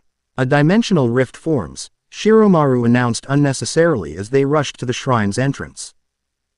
Earlier than predicted and directly above the shrine itself. The sky above the mountain had torn open, a massive rift dwarfing any previously recorded. Unlike the controlled circular portal Naruto had created for his return to Konoha. This tear was jagged and pulsing with unstable energy, a wound in reality bleeding golden light and crackling with discharge that resembled black lightning. Through the rift, a landscape unlike either Earth or Earthland was visible, a twisted realm of floating islands, inverted mountains, and what appeared to be rivers flowing upward against gravity. The air LF seemed to bend and distort around the opening, reality protesting the violation of natural law. "The Dragon Realm," gasped the balanced guardian, falling to their knees in apparent reverence. "The ancestral dimension opens after millennia of separation. That's not supposed to happen yet," Naruto stated with absolute certainty, the knowledge arising from his newly awakened blood memory. "The Dragon Realm remains sealed until the final phase of convergence, after the primary dimensions stabilize their connection." "Someone is forcing the sequence," Shiromaru confirmed grimly. "Accelerating the convergence artificially, without the necessary preparatory harmonization." As if in confirmation of this assessment, figures appeared at the rift's edge, humanoid but moving with inhuman grace. Wearing the now familiar masks of the Dimensional Conservatory. Behind them loomed larger shadows, reptilian in outline but obscured by the golden light pouring through the rift. "Convergence candidate Uzumaki Naruto," boomed a voice that carried easily despite the distance and howling interdimensional winds. "Your presence is required to complete the accelerated harmonization protocol. Surrender yourself willingly or risk catastrophic dimensional collapse." "They're insane," Tamari hissed, her fan now fully extended in preparation for combat. "Forcing open a third dimension when the first two aren't properly stabilized." "Not insane," Shiromaru corrected gravely. "Desperate. The Dimensional Conservatory believes controlled destruction is preferable to chaotic annihilation. They seek to direct the inevitable collapse toward a predetermined outcome rather than risk truly random destruction." The markings on Naruto's skin flared with sudden intensity as instinctual knowledge surged through him. "They're wrong," he stated with absolute conviction. "The dimensions aren't collapsing, they're cycling. Forced acceleration disrupts the natural sequence, creating the very instability they fear." "What do we do?" Wendy asked, her own Dragon Slayer magic responding to the draconic energies pouring from the rift. "How do we close something that massive?" Naruto's gaze shifted to Hinata, whose Byakugan revealed the energetic structure of the rift in greater detail than anyone else could perceive. "Hinata, what do you see at the edges of the tier? Are there focal points where the energy concentrates?" She studied the rift intently, then nodded. 7 anchors, points where the dimensional fabric is being deliberately stretched and held open. They correspond to the primary chakra gates in a human system. They're using a modified version of the 8 gates technique, Naruto realized. Converting a human body modification jutsu to work on dimensional barriers. Clever but flawed, Shiromaru observed. The technique sacrifices the user's life force to achieve otherwise impossible power. Applied to dimensional mechanics, they're burning through their own life energy to force the rift open. Tamari concluded, which means if we disrupt their chakra flow or force them to break concentration, the rift should begin to close naturally, Naruto finished. "Hinata, can you pinpoint the exact locations of the 7 operatives maintaining the anchors?" She nodded, already mapping coordinates with precision only the Byakugan could achieve. "They're positioned at round the rift's circumference at equidistant intervals. Each maintains a specific frequency of chakra flow that resonates with their assigned anchor point. Then we need a coordinated strike," Naruto decided. "Simultaneous disruption of all 7 anchor points before they can compensate or redistribute the load." "With what forces?" Tamari questioned practically. "There are only 4 of us with combat capabilities. 5 if the Elder joins." 7 guardians, corrected the balanced guardian, stepping forward with the other shrine attendants. "Our staffs were designed for precisely this RPOSE, to channel draconic energy toward dimensional stabilization. We merely require direction." Naruto nodded, a plan forming with uncharacteristic strategic clarity, another apparent gift of his awakened heritage. "Hinata will coordinate targeting with her Byakugan. Each guardian will focus on a single anchor point. Wendy, your Sky Dragon Slayer magic should amplify their range and precision. Tamari, your wind techniques can create pressure differentials that disrupt the conservatory's chakra flow patterns." "And you?" Tamari asked, already adjusting her fan for the specific wind manipulation he'd suggested. In answer, Naruto's form changed. Not the partial transformations he'd previously manifested, but a complete harmonization of his triadic nature. The draconic markings expanded to cover his entire body, glowing with steady blue-black light. His hair lengthened further, the blue highlights now dominant. Most dramatically, translucent energy manifested behind him in the suggestion. Of wings, not physical appendages but pure power given shape by his intention. I'll address their leader directly, he stated, voice resonating with harmonic overtones. The conservatory believes I am necessary for their accelerated harmonization. Let's find out exactly why. Without waiting for further discussion, Naruto launched himself upward with a burst of chakra, the energy wings extending to catch interdimensional currents that carried him toward the rift. Behind him, he sensed his companions executing their assigned roles, Hinata directing the guardians to precise positions, Wendy's sky magic creating a supportive matrix. Temeri's wind techniques disrupting the atmospheric conditions around the conservatory operatives. As he approached the rift, the figure who had issued the Mon stepped forward. Larger than the others, their mask more elaborate, with symbols Naruto now recognized as corrupted Uzumaki sealing patterns integrated with draconic script. The dragon child accepts his destiny, the leader announced. Satisfaction evident despite their masked features. Come, convergence candidate, complete what your parents began. Naruto hovered before the rift's edge, CLOs enough to feel its pull yet maintaining his position through precise chakra control. My parents intended natural convergence, not forced acceleration, he called back, voice carrying despite the dimensional winds. You're disrupting the cycle, not fulfilling it. Necessity dictates adaptation, the leader replied. The dimensional barriers weaken beyond repair. Controlled destruction and reformulation is the only viable path forward. According to whom? Naruto challenged. Your understanding is incomplete. The convergence isn't destruction but transition, natural reconnection followed by gradual rebalancing. Theoretical idealism, dismissed the leader. Reality demands pragmatic intervention. The corruption spreads too rapidly for gradual approaches.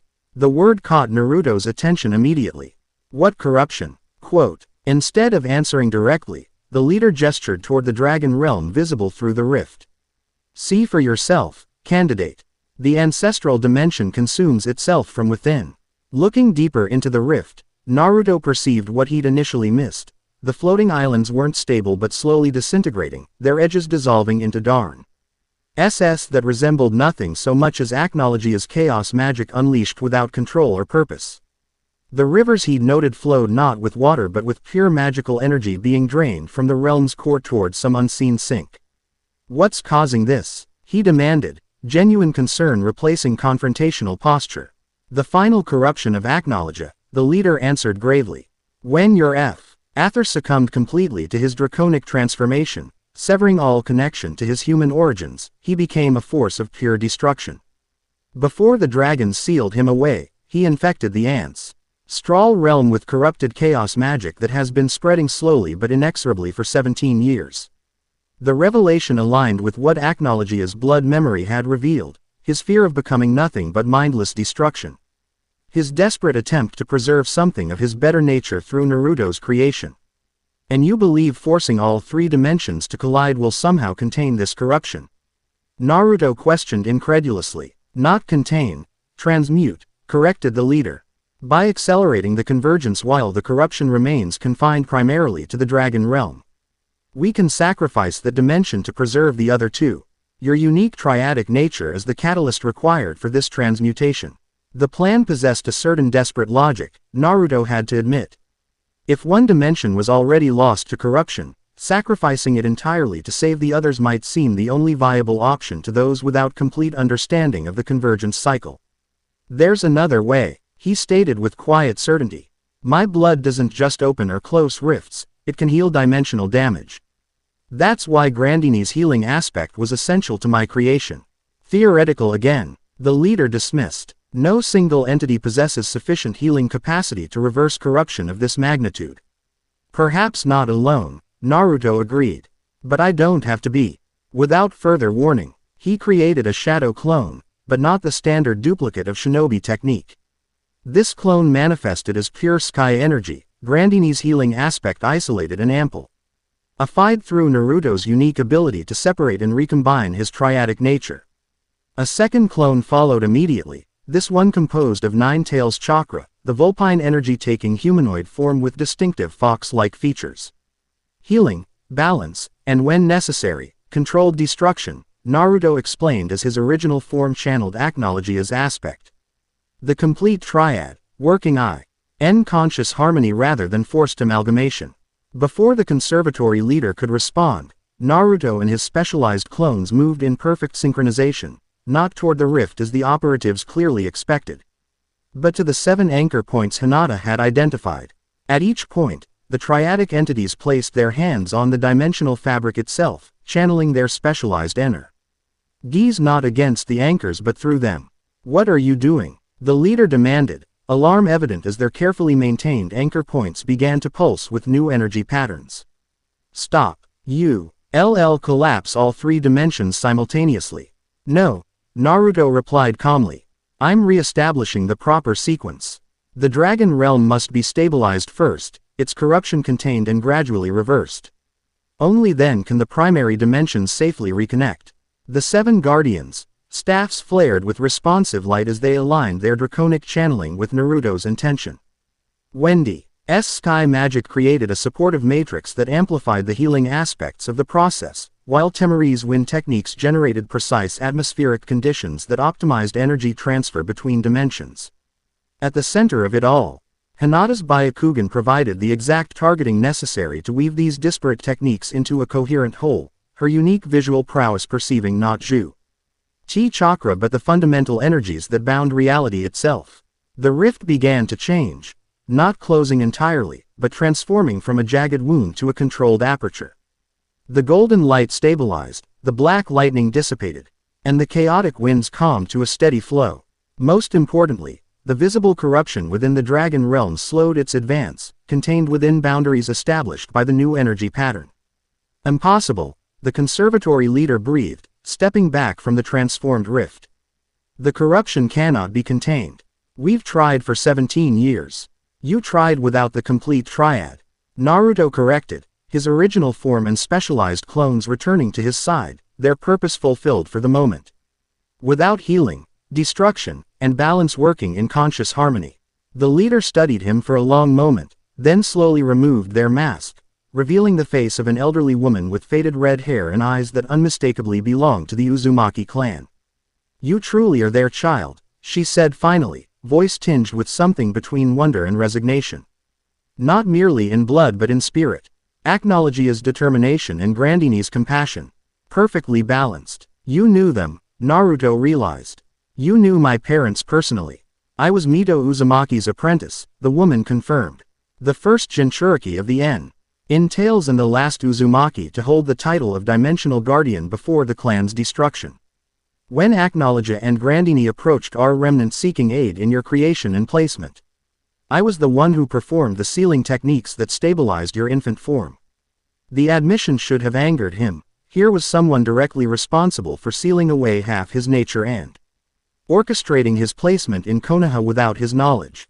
Yet Naruto found himself responding with unexpected calm, another apparent gift of his awakened blood balance. "You did what you thought necessary," he acknowledged. "As did my parents. As did the third Hokage. But the time for operating in shadows and half-truths is over. The convergence requires conscious participation, not manipulation." The woman regarded him thoughtfully, then nodded once, a gesture that somehow conveyed the weight of centuries of Uzumaki tradition. "The conservatory has operated on incomplete information. We interpreted Acnologia's corruption as evidence of inevitable dimensional collapse rather than a treatable imbalance. Your demonstration suggests new possibilities." "Not just possibilities," Naruto corrected. "Necessities. The 3 dimensions must reconnect in their proper sequence, with appropriate stabilization at each phase. Attempting to shortcut the process only creates the catastrophe you fear." Around them, the conservatory operatives had ceased their forced anchoring technique, allowing the rift to stabilize under the new energy pattern established by Naruto and his companions. The dragon realm remained visible through the aperture, but the chaotic dissolution had slowed significantly, contained within boundaries that pulsed with triadic energy. "What happens now?" the Uzumaki woman asked, genuine uncertainty replacing the previous authoritative demeanor.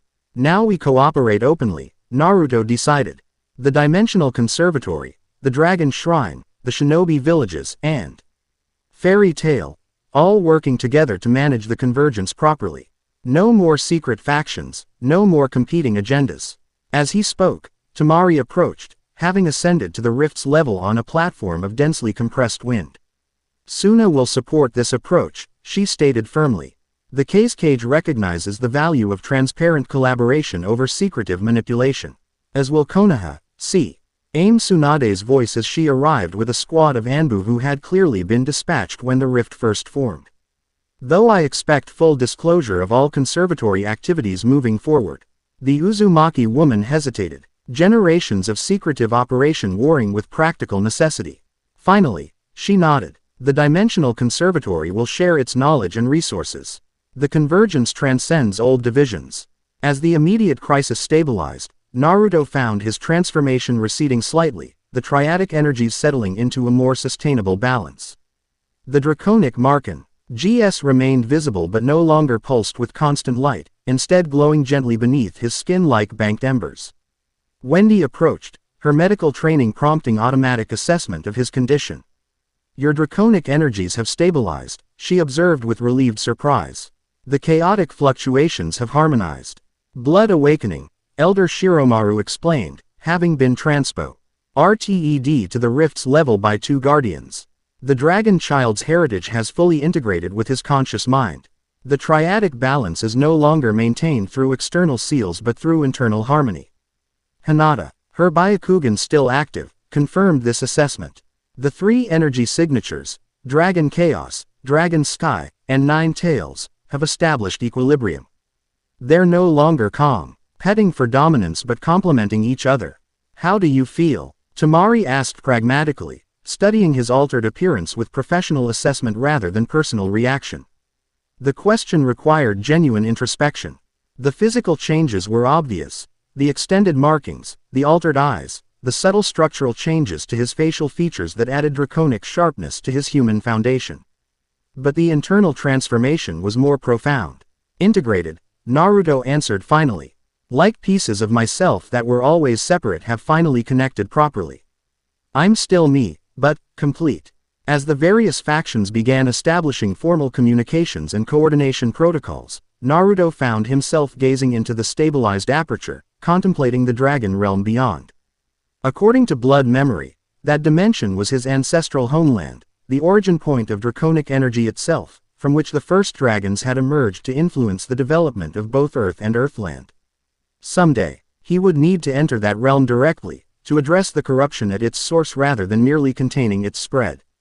But that journey would require further preparation, greater mastery of his triadic nature, and most importantly, clarity about his own purpose beyond the role others had envisioned for him.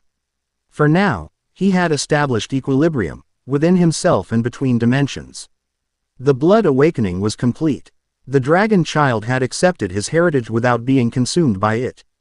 And most crucially, he had chosen conscious harmony over either destructive chaos or rigid control.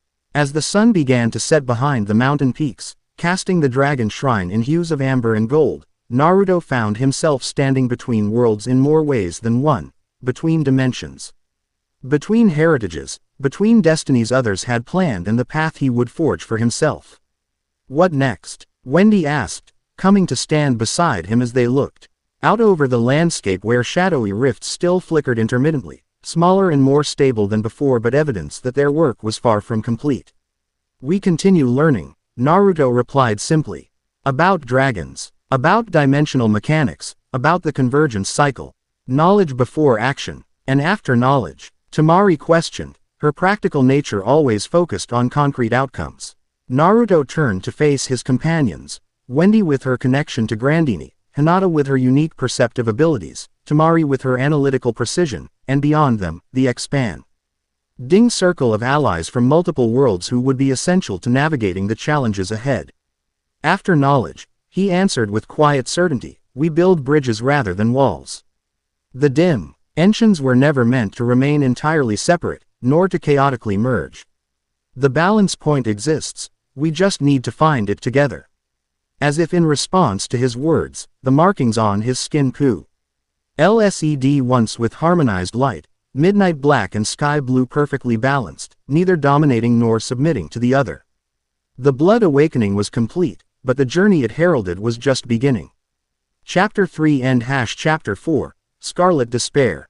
3 months after the stabilization of the Dragon Realm aperture, a new rhythm had established itself across both worlds. Joint Monitoring Statio, NS now dotted strategic locations throughout the 5 great nations and Fury, staffed by rotating teams of shinobi and wizards working in unprecedented cooperation. The dimensional rifts continued to appear, but their formation had become predictable enough that containment protocols typically activated before they fully manifested. Naruto stood atop the monitoring tower outside Magnolia, eyes lost as he extended his senses across the dimensional boundaries. His appearance had stabilized along with his powers, the draconic markings remaining visible but subdued, his eyes permanently altered. With vertical pupils that shifted between round and slit depending on which aspect of his nature he accessed, his hair now shoulder length with blue highlights that caught the light like polished scales. Another quiet day, observed Lucy, consulting the crystalline monitoring lacrima that pulsed with steady blue light. No significant fluctuations in the past 72 hours. Too quiet, Naruto replied, opening his eyes. The pattern doesn't match the projections. According to the convergence cycle data Levy compiled, we should be seeing minor rifts every 12 to 18 hours. We haven't recorded one in 3 days. Hinata, who had become an integral part of the interdimensional monitoring team due to her unique visual abilities, activated her Byakugan. The energy flows remain active beneath the surface, she confirmed, studying patterns invisible to others. But something's redirecting them, preventing manifestation. Redirecting to where? Lucy questioned, making note. In the logbook she maintained with meticulous attention to detail. Before anyone could speculate further, Miragen's voice called from below. Naruto. Communication lacrima from Konoha. Tsunade says it's urgent. The monitoring station's interior buzzed with activity as operatives from both worlds coordinated their respective technologies. Shinobi communications jutsu had been integrated with magical lacrima to create hybrid systems capable of transmitting across dimensional boundaries, a technical achievement that would have been impossible before the cooperation necessitated by the convergence. Tsunade's face materialized above the central lacrima, her expression grim. We've got a situation in the Land of Iron. A dimensional anomaly unlike anything we've recorded so far. No golden light, no standard formation pattern, just a sudden localized storm with what appears to be a single entity emerging. Hostile, Naruto asked immediately. Unknown. The samurai established a parameet. But report the entity hasn't moved from the emergence point. They describe it as. She checked her notes. A woman with crimson hair radiating magical power equivalent to a cage-level threat. Naruto exchanged glances with Miragen, whose normally serene expression had shifted to alert concern. Crimson hair and extraordinary magical power could describe several Earthland wizards, she noted. But coming through alone, without coordination. I'll investigate immediately, Naruto decided. Hinata, your Byakugan will be essential for assessing this entity's energy signature. Lucy, PLE. Ace inform Master Makarov, if this is someone from Earthland, we'll need identification and context. I'm coming too, Miragen stated firmly. If it's who I suspect, you'll want my specific expertise. Within 20 minutes, they had assembled a response team and activated the controlled dimensional passage Naruto had established between strategic locations in both worlds. Unlike the unstable rifts that formed randomly, these passages utilized his unique abilities combined with anchoring runes developed by Levi and Shikamaru, stable, predictable pathways that minimized dimensional disruption. The Land of Iron greeted them with biting cold and swirling snow, a stark contrast to Magnolia's pleasant spring weather. Mifune himself, general of the samurai forces, awaited them at the checkpoint. The entity remains stationary, he reported without preamble. We've established a 500-meter exclusion zone as per interdimensional protocols. No aggressive actions from either side. Has she communicated at all? Naruto asked as they trudged through knee-deep snow toward the observation post. Only to request, quite specifically, an audience with Acnologia's heir, Mifune replied. His weathered face betraying nothing of his thoughts on such a request. She seemed to know of your existence already. The information was concerning. While Naruto's heritage was now common knowledge within the coordination teams, They had carefully managed public dissemination of such details to prevent exactly the kind of dragon worship cult they'd encountered in the Land of Wind. At the observation post, samurai with specialized viewing equipment maintained constant surveillance of the anomaly site. Through enhanced telescopes, Naruto could see a solitary figure standing precisely W. Here the dimensional passage had deposited her, a woman with striking crimson hair wearing elaborate robes that seemed impervious to the snow accumulating around her. Despite the distance, her posture conveyed absolute confidence, perhaps even boredom, as though waiting for tardy subordinates rather than being surrounded by foreign military forces. "Hinata," he prompted, activating her Byakugan. Hinata studied the distant figure with intense concentration. "Her magical energy is," she paused, searching for adequate description, "ancient. Layered. Unlike anything I've encountered before. There's dragon energy, similar to your own but somehow both older and more refined. And something else beneath it, a transformation that was arrested midway, neither completely one thing nor another."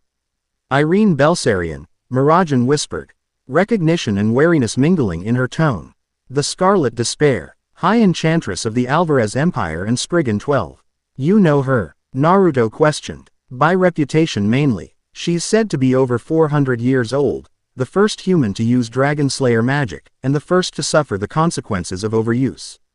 According to legends, she actually transformed into a dragon completely before somehow regaining human form." Mirajan's expression grew troubled. "She's also known for unparalleled magical power and absolute ruthlessness. What would someone like that want with me?" Naruto wondered aloud, though the connection to his draconic heritage seemed obvious. "Only one way to find out," Hinata observed practically. "Though I recommend caution. Her chakra, or magic, system is unlike anything I've seen.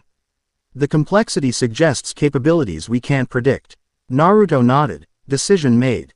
"I'll approach alone initially. Hinata, maintain Byakugan observation and signal if you detect hostile intent. Mirajan, be prepared to intervene if necessary, but remain beyond immediate engagement range." "Are you certain that's wise?" Mifune questioned. "Our intelligence on Earthland wizards suggests the most powerful are equivalent to cage-level threats."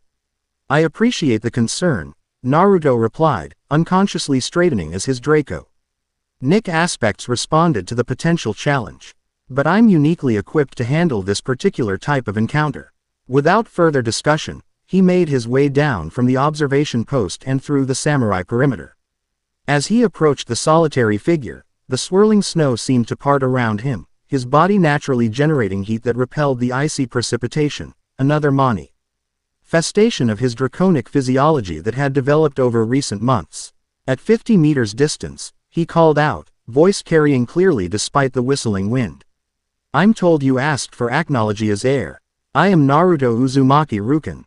Quote. The woman turned, revealing a face of striking beauty, ageless in a way that suggested magical preservation rather than natural youthfulness.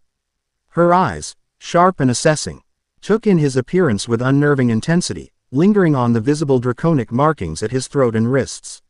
"So it's true," she said, her voice cultured and confident.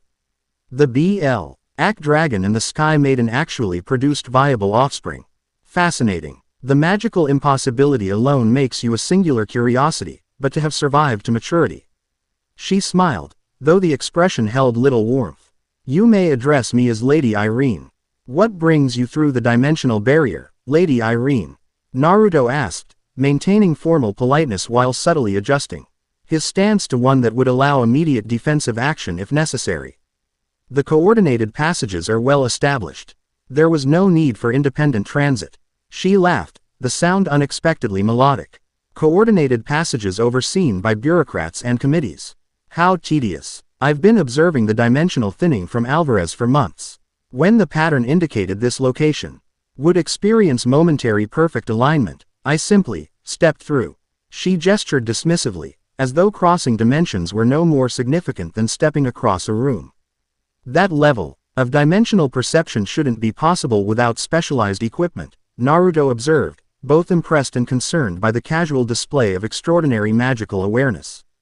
"Perhaps not for ordinary wizards," Irene conceded with a slight inclination of her head. "But I am the High Enchantress. More relevantly, I am the first Dragon Slayer, the only living being who has experienced complete dragonification and returned to human form. My perceptions transcend conventional limitations. The claim aligned with Mirajan's description, yet something in Irene's tone suggested personal pride mingled with old pain. Naruto adjusted his approach accordingly, recognizing in her the complex relationship with draconic power that he himself was still navigating. What interest does the High Enchantress of Alvarez have in me specifically? He asked directly. Direct. Good. Irene's smile became more genuine, if still reserved. I despise unnecessary circumlocution. My interest is threefold.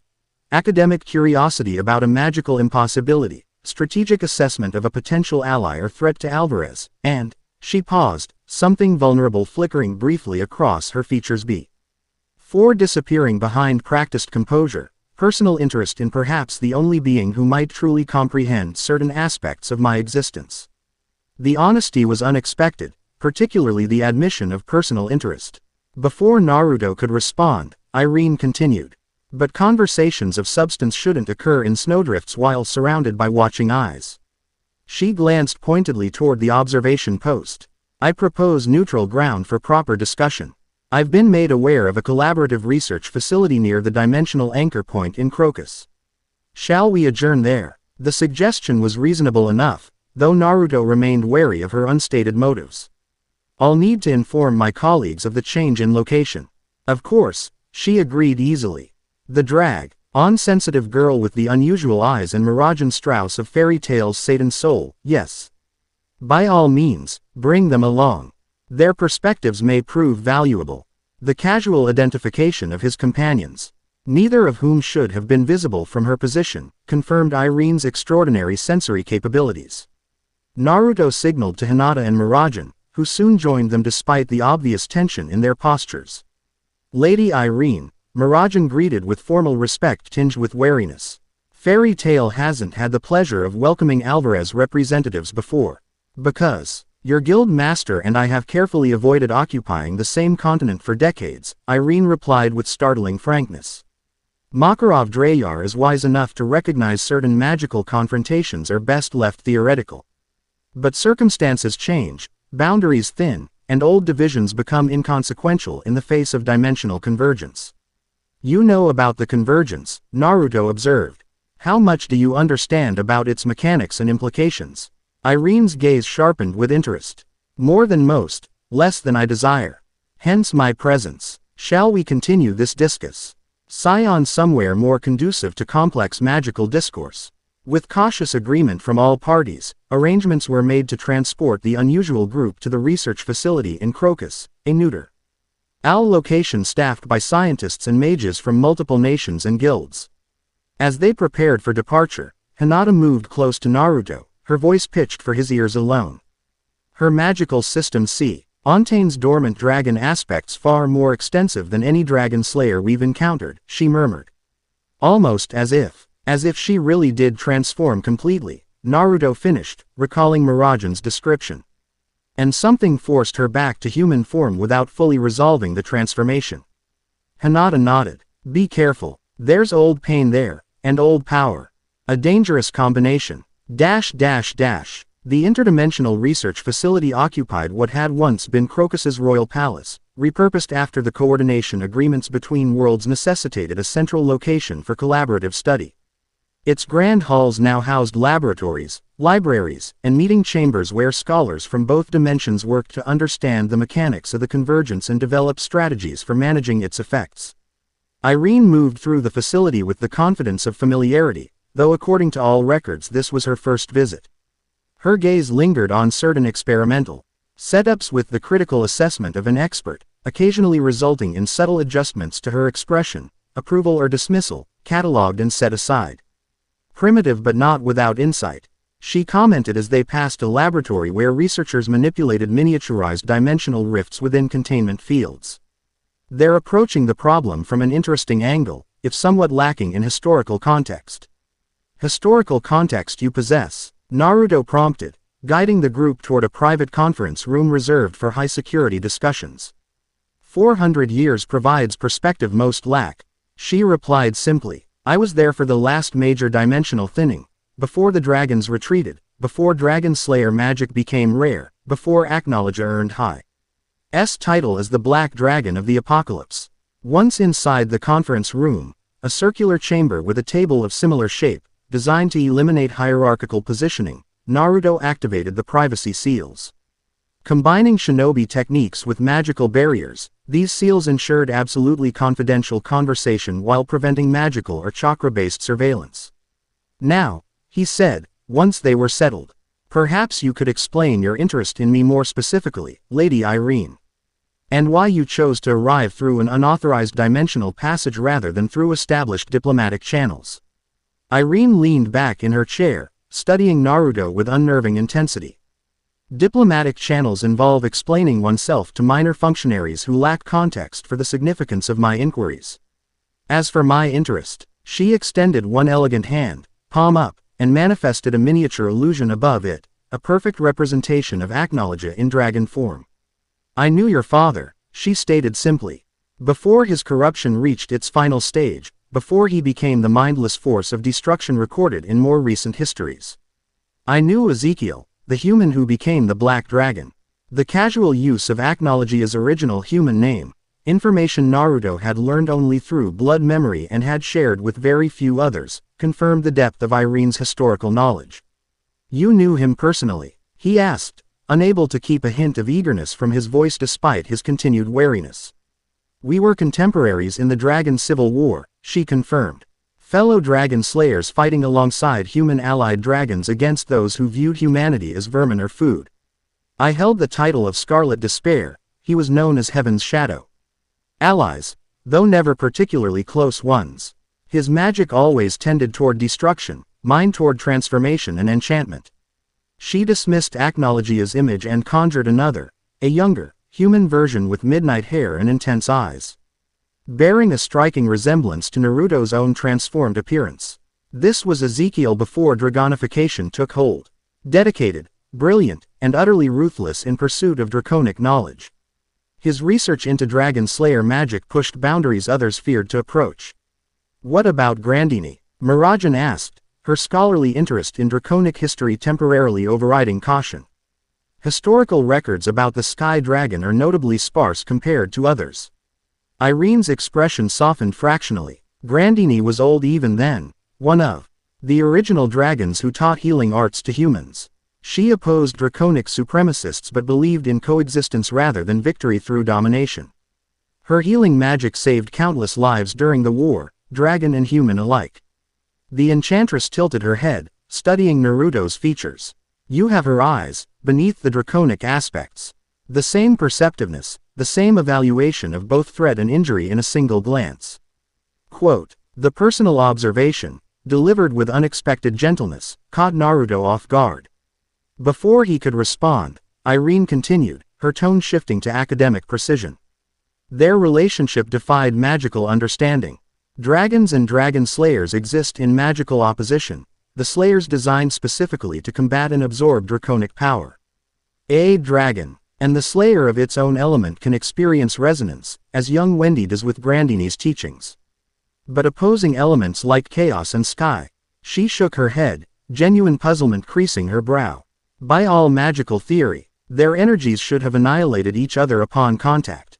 Yet they not only contacted but produced offspring, Hinata observed, her Byakugan active as she studied Irene's magical pathways with academic fascination.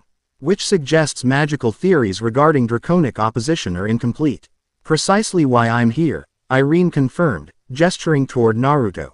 You represent a magical impossibility that rewrites fundamental understanding of draconic energy.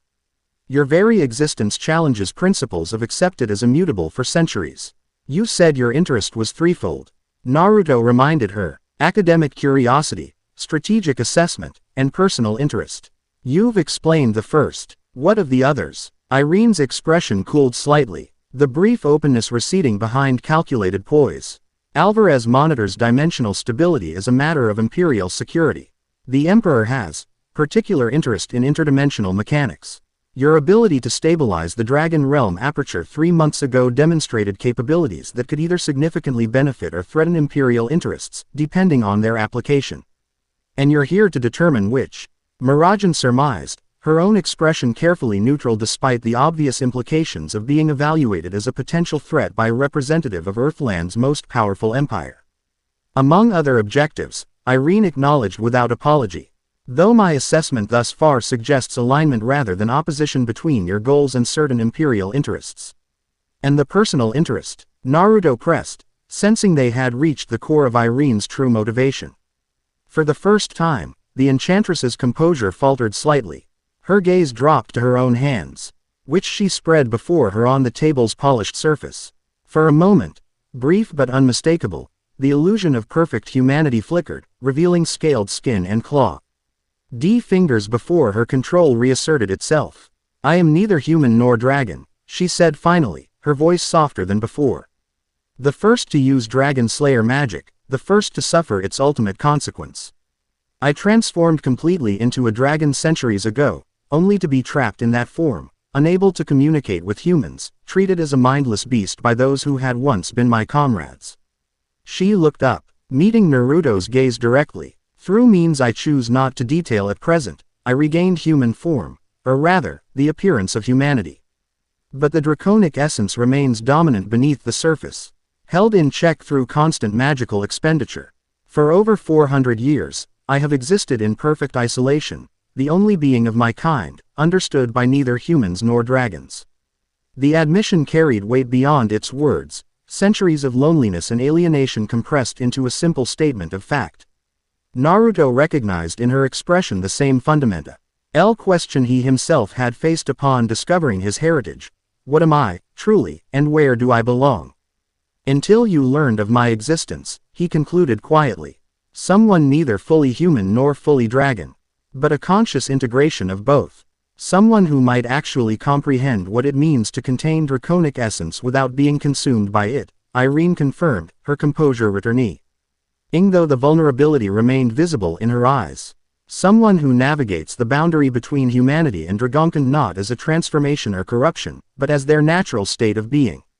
The sincerity of her explanation resonated with Naruto's own experiences.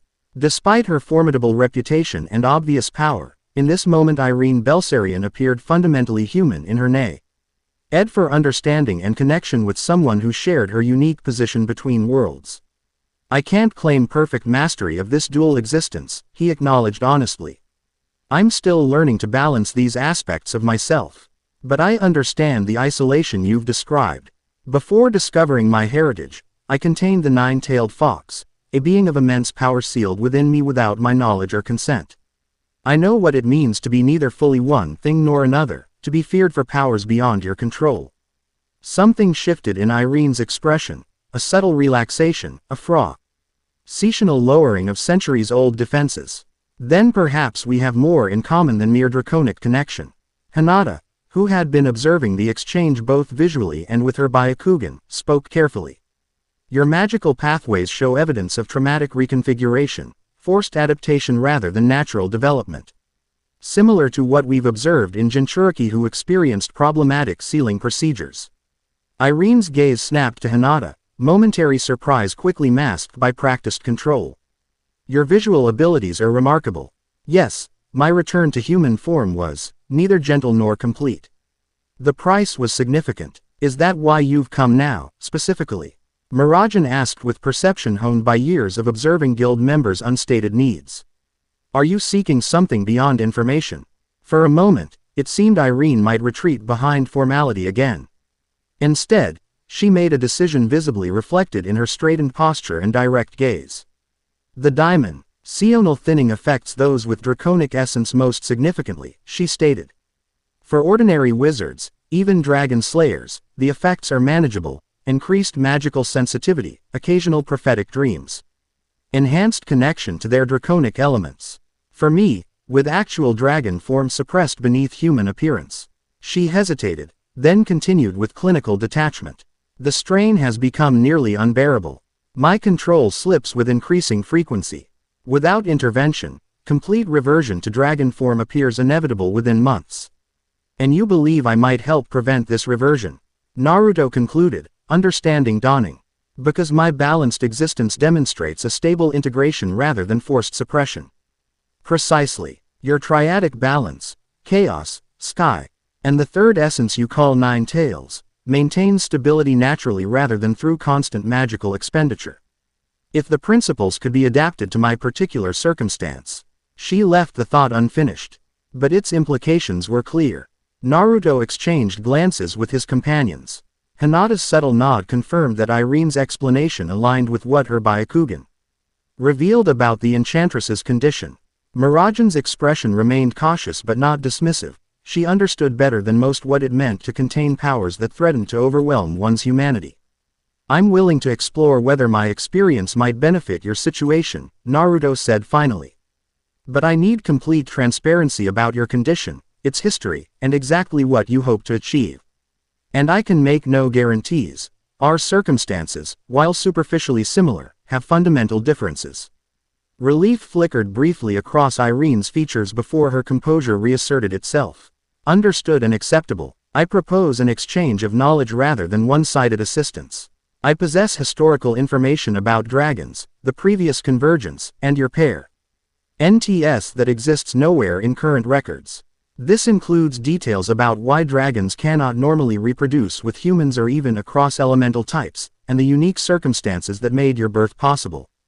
A fair exchange, Naruto agreed, though I should warn you that attempting to adapt my triadic balance to your situation will require examination of your draconic essence in its unrestrained state. That could be challenging for someone who's spent centuries suppressing it.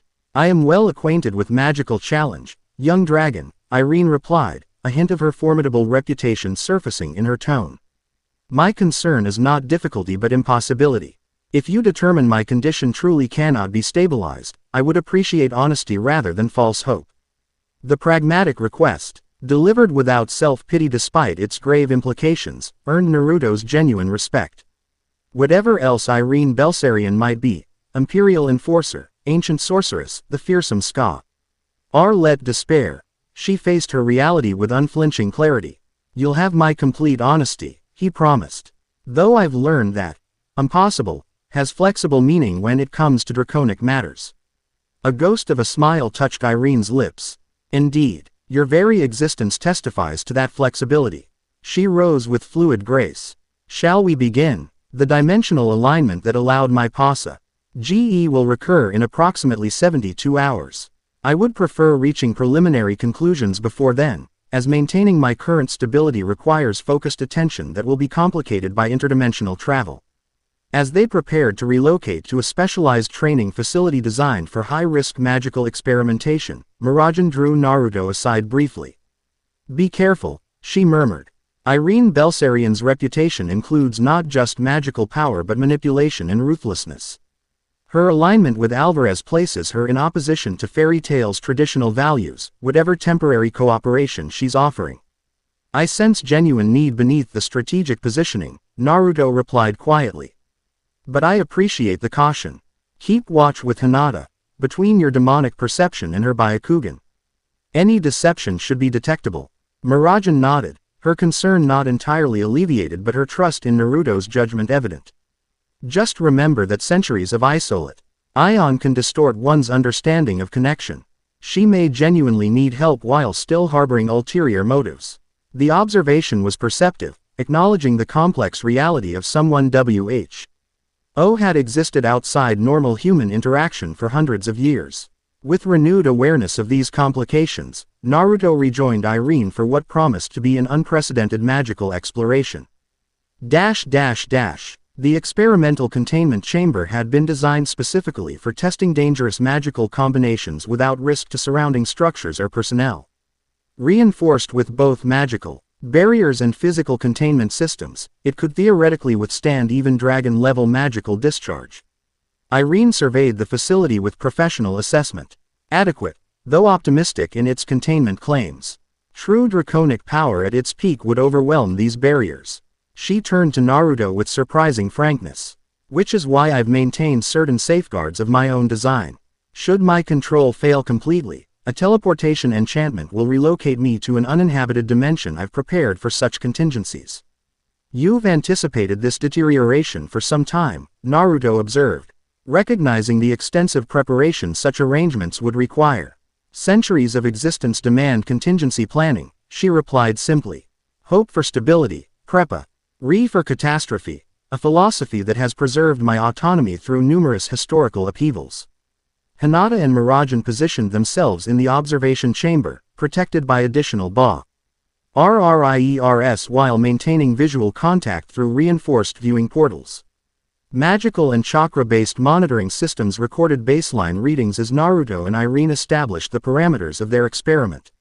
First, I need to understand exactly how your transformation differs from standard Dragon Slayer dragonification, Naruto began, adopting the methodical approach he developed during months of studying his own condition. Wendy and the others experienced temporary transformations, Dragon Force, that enhance their powers while maintaining fundamental human physiology. Your situation seems different. Fundamentally so, Irene confirmed. Modern Dragon Slayers receive carefully calibrated magic from dragons who understood the risks of complete transformation. In my era, we pioneer Dragon Slayer magic through direct blood transfusion and immersive draconic exposure. The magic literally rewrote our physical composition over time, transforming human cells into draconic equivalents. She extended her arm, allowing her control to slip just enough that scales became visible beneath her skin, shimmering with iridescent crimson. My transformation was complete, every cell converted to draconic form. My current human appearance is essentially an elaborate enchantment layered over my true body, maintained through constant magical expenditure. That explains the complexity Hinata observed in your magical pathways. Naruto mused. You're channeling power both to maintain human form and to suppress draconic instincts simultaneously. Precisely. A demanding equilibrium under normal circumstances. Nearly impossible during dimensional thinning when draconic energies naturally intensify. Irene's expression remained composed despite discussing what must be a deeply personal struggle. My strategy thus far has been suppression and containment. Your triadic balance suggests integration might be viable instead. Integration required accepting all aspects of my heritage, Naruto explained, calling forth his own transformation as demonstration. The draconic markings illuminated across his visible skin, his eyes shifting to their dual-natured state, one displaying the draconic slit of Acnologia's lineage. The other the rounded iris influenced by Grandeeney's healing aspect. Not suppressing the draconic or elevating the human, but recognizing both as equally valid expressions of my complete self. A philosophical approach to a physiological problem, Irene observed, though without dismissal. Yet your body reflects this integration physically. The markings aren't mere decoration but channels for balanced energy flow. Exactly. They're not tattoos or surface features, they're actual pathways where opposing energies can flow without conflict. Naruto approached cautiously. With your permission, I'd like to examine your current magical structure more directly. It will require physical contact and an exchange of our respective draconic energies. Irene hesitated. Centuries of isolation and self-protection warring with genuine need. What exactly would this exchange entail? I'll extend my triadic energy, just enough to map your magical pathways own within rather than as an external observer. It's similar to diagnostic techniques used by healers, but specifically attuned to draconic essence. After a moment's consideration, Irene nodded once. Proceed. But be aware that direct contact with my draconic essence may trigger instinctual responses. My dragon form belonged to the catastrophe element, related to Acnologia's chaos aspect but focused on environmental devastation rather than pure destruction. The warning was significant. Elemental affinities in dragons weren't merely magical specializations but fundamental aspects of their nature that influenced behavior, instincts, and interactions with others. Catastrophe dragons were notoriously territorial and aggressive when their domain was approached by potential rivals.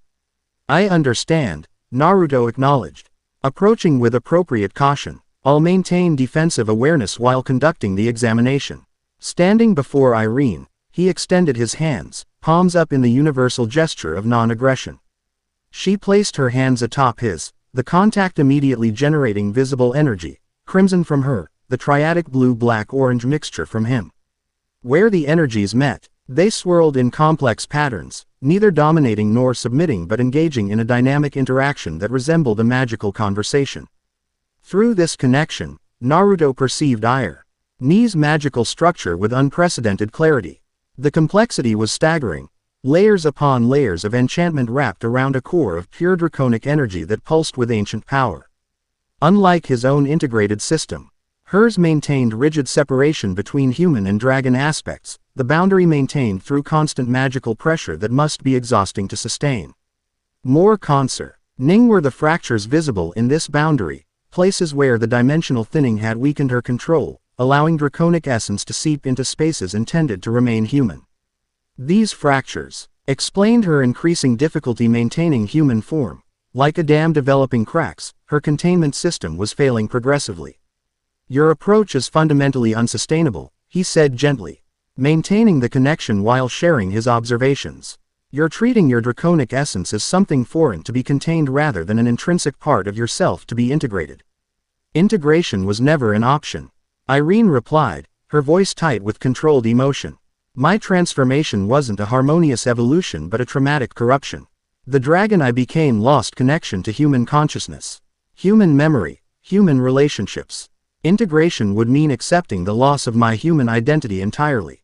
The fear beneath her words was palpable, not physical fear but existential terror of losing herself completely to the draconic consciousness that had once overwhelmed her humanity. Naruto recognized it as similar to early Jinchuriki fears of being consumed by their tailed beasts. "What if integration doesn't require surrender?" he suggested carefully. "The Nine Tails and I established partnership rather than dominance in either direction. My draconic CTS function similarly, distinct but harmonized components of a complete identity." Irene's skepticism was evident both in her expression and in the fluctuation of her magical energy against his. "Our circumstances differ fundamentally. Your draconic heritage was birthright, mine was acquired transformation. Your triadic nature provides inherent balance, my draconic form knows only consumption and dominance." Rather than arguing intellectually, Naruto shifted his approach. "Let me demonstrate rather than explain. I'll share my experience of integration, not to impose it, but to offer perspective." At her cautious nod, he adjusted the flow of energy between them, opening a controlled channel through which she could perceive his triadic balance directly. Through this connection, Irene experienced the conscious harmony Naruto maintained among his disparate aspects, Chaos, Sky, and Fox, each maintaining distinct identity while functioning as integrated components of a greater whole. Her response was immediate and visceral, surprise followed by wistful longing and then sharp withdrawal as the contrast with her own fractured state became too painful to sustain. She pulled her hands away, breaking the connection abruptly. "An elegant solution inapplicable to my condition," she stated, her formal manner reasserting itself as defense against vulnerability. "Your aspects were designed for integration, mine for dominance. The catastrophe dragon seeks not balance but consumption. What you've shown me suggests otherwise," Naruto countered gently. "Your draconic essence isn't attempting to consume your humanity but to express itself alongside it. The fractures in your containment aren't attacks but attempts at communication." The observation clearly startled Irene, challenging centuries of assumption about her condition.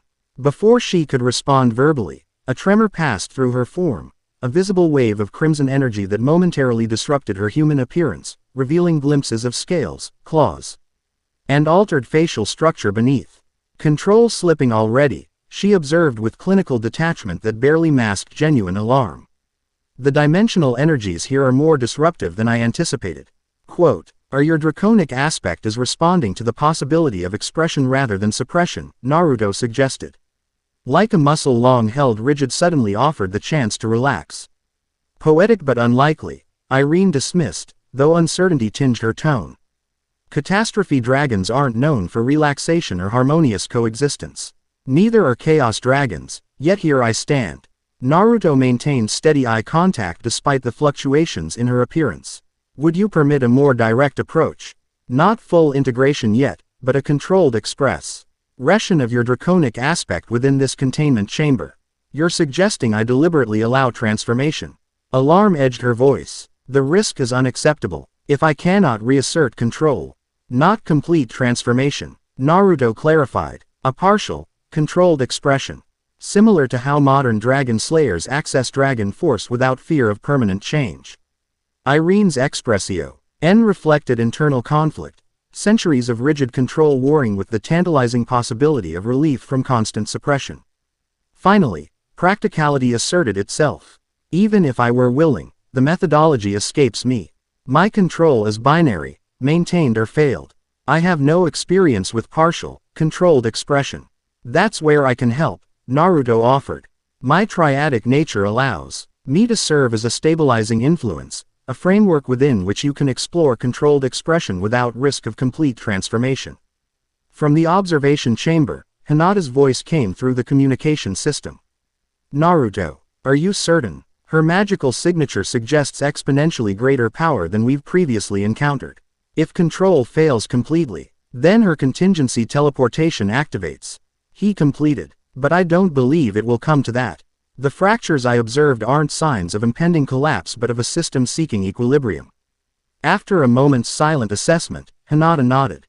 Her chakra, or magical, pathways support your theory. The fluctuations appear less like degradation and more like adaptation attempting to occur against artificial constraints.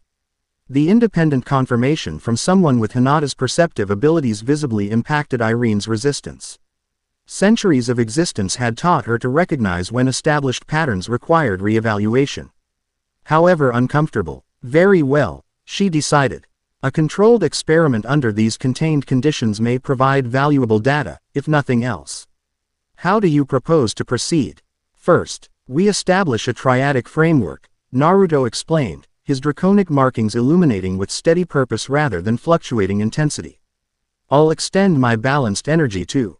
Create a stable field within which your draconic aspect can express without overwhelming your human consciousness. He began channeling his triadic energy in a specific pattern, creating visible currents of blue, black, and orange that circulated through the chamber in perfect harmony. Within this energetic framework, he established what resembled a protective bubble around Irene, not a cage but a supportive structure. Like scaffolding around a building under renovation. Now, he continued, rather than forcing your draconic aspect down, allow it to rise gradually within this framework. The triadic energy will prevent complete transformation while allowing genuine expression. Irene closed her eyes, centuries of control momentarily warring with the experimental protocol.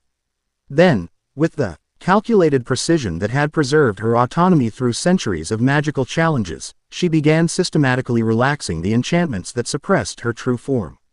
The transformation began subtly, iridescent scales emerging across visible skin, fingers elongating into elegant claws, her crimson hair taking on the texture of finely articulated spines. Her magical signature intensified dramatically, pushing against the triadic framework Naruto maintained, testing its resilience. In the observation chamber, monitoring equipment registered massive energy spikes, triggering automatic warning systems. Miragen stepped closer to the viewing portal, her own demonic senses alert for signs of dangerous instability. Hinata's Byakugan revealed the intricate dance occurring between Naruto's stabilizing influence and Irene's emerging draconic essence, a negotiation of energies unprecedented in either world's magical records. Within the containment chamber, Irene's transformation continued, her human form giving way to an intermediate state, neither fully human nor completely dragon, but a harmonized expression of both. Her height increased by nearly a foot, her proportions shifting to accommodate a more draconic skeletal structure. Wings emerged partially from her back, not fully extended but present as more than mere suggestion. Her face retained recognizably human features despite scaled skin and slightly elongated structure. Most striking was her expression, the rigid control replaced by something approaching wonder as she examined her partially transformed hands, flexing laws that moved with the precision of human fingers rather than the automatic aggression of pure draconic form. Conscious control within transformation, she breathed, her voice carrying harmonics similar to Naruto's own. I can feel both aspects simultaneously without either dominating. Your catastrophe element isn't fighting your humanity, Naruto observed, maintaining the triadic framework, while adjusting its parameters to accommodate her stabilizing form. They're distinctive but not oppositional when allowed to express as aspects of a complete identity rather than competing entities.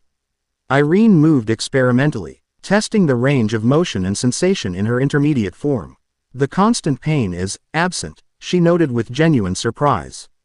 For centuries, maintaining human Form has required enduring continuous magical resistance. This state feels natural. Because it is natural for you, Naruto confirmed. Not pure human, not pure dragon, but the unique being you really are.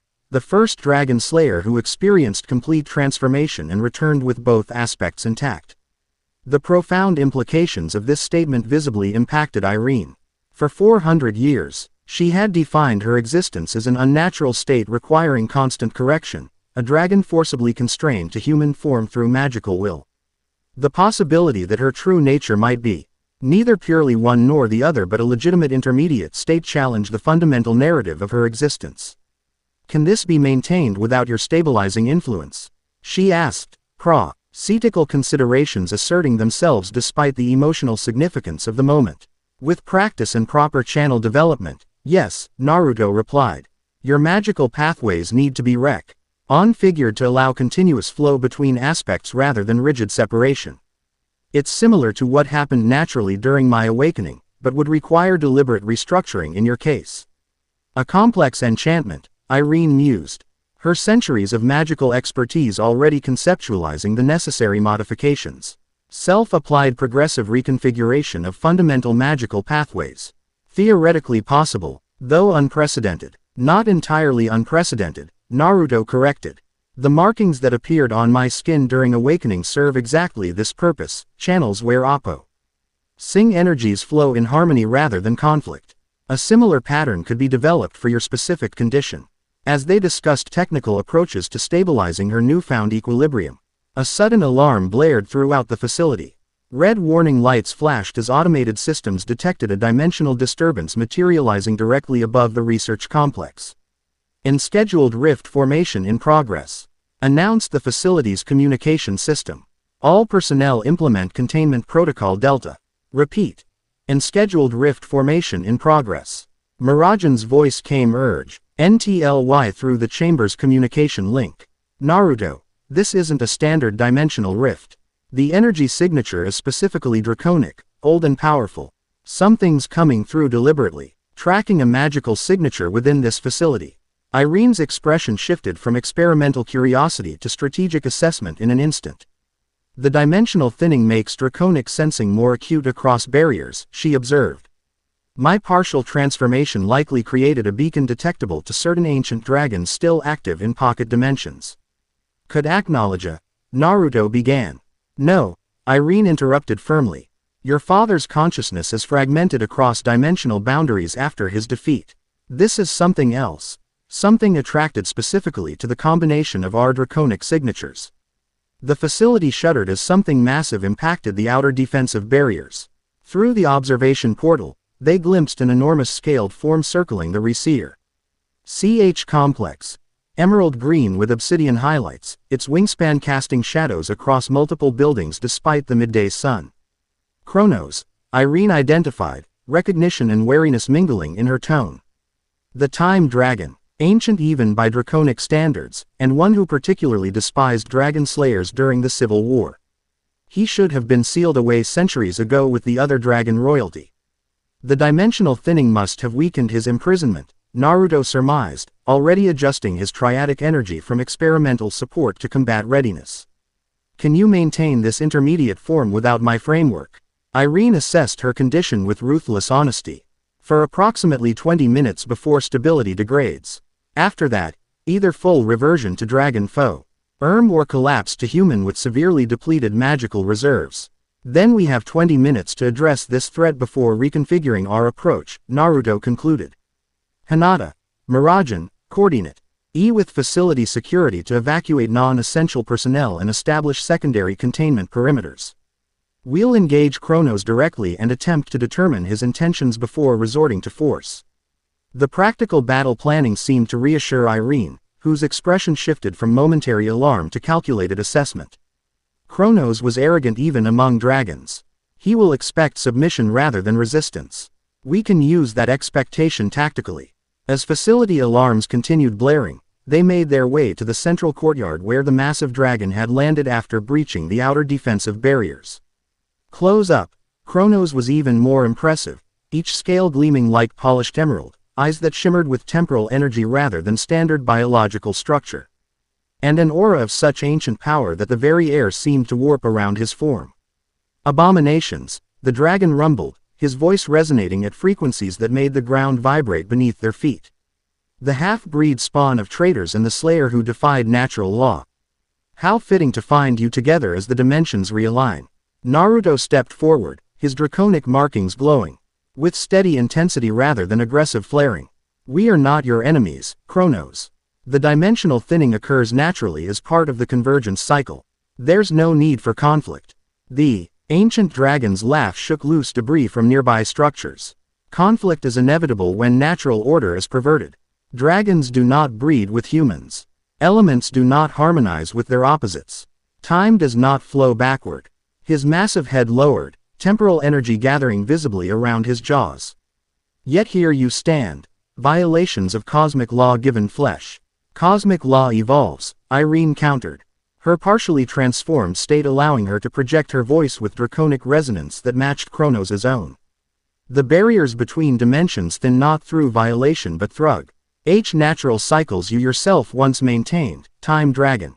The direct challenge from one he considered inferior visibly enraged Chronos.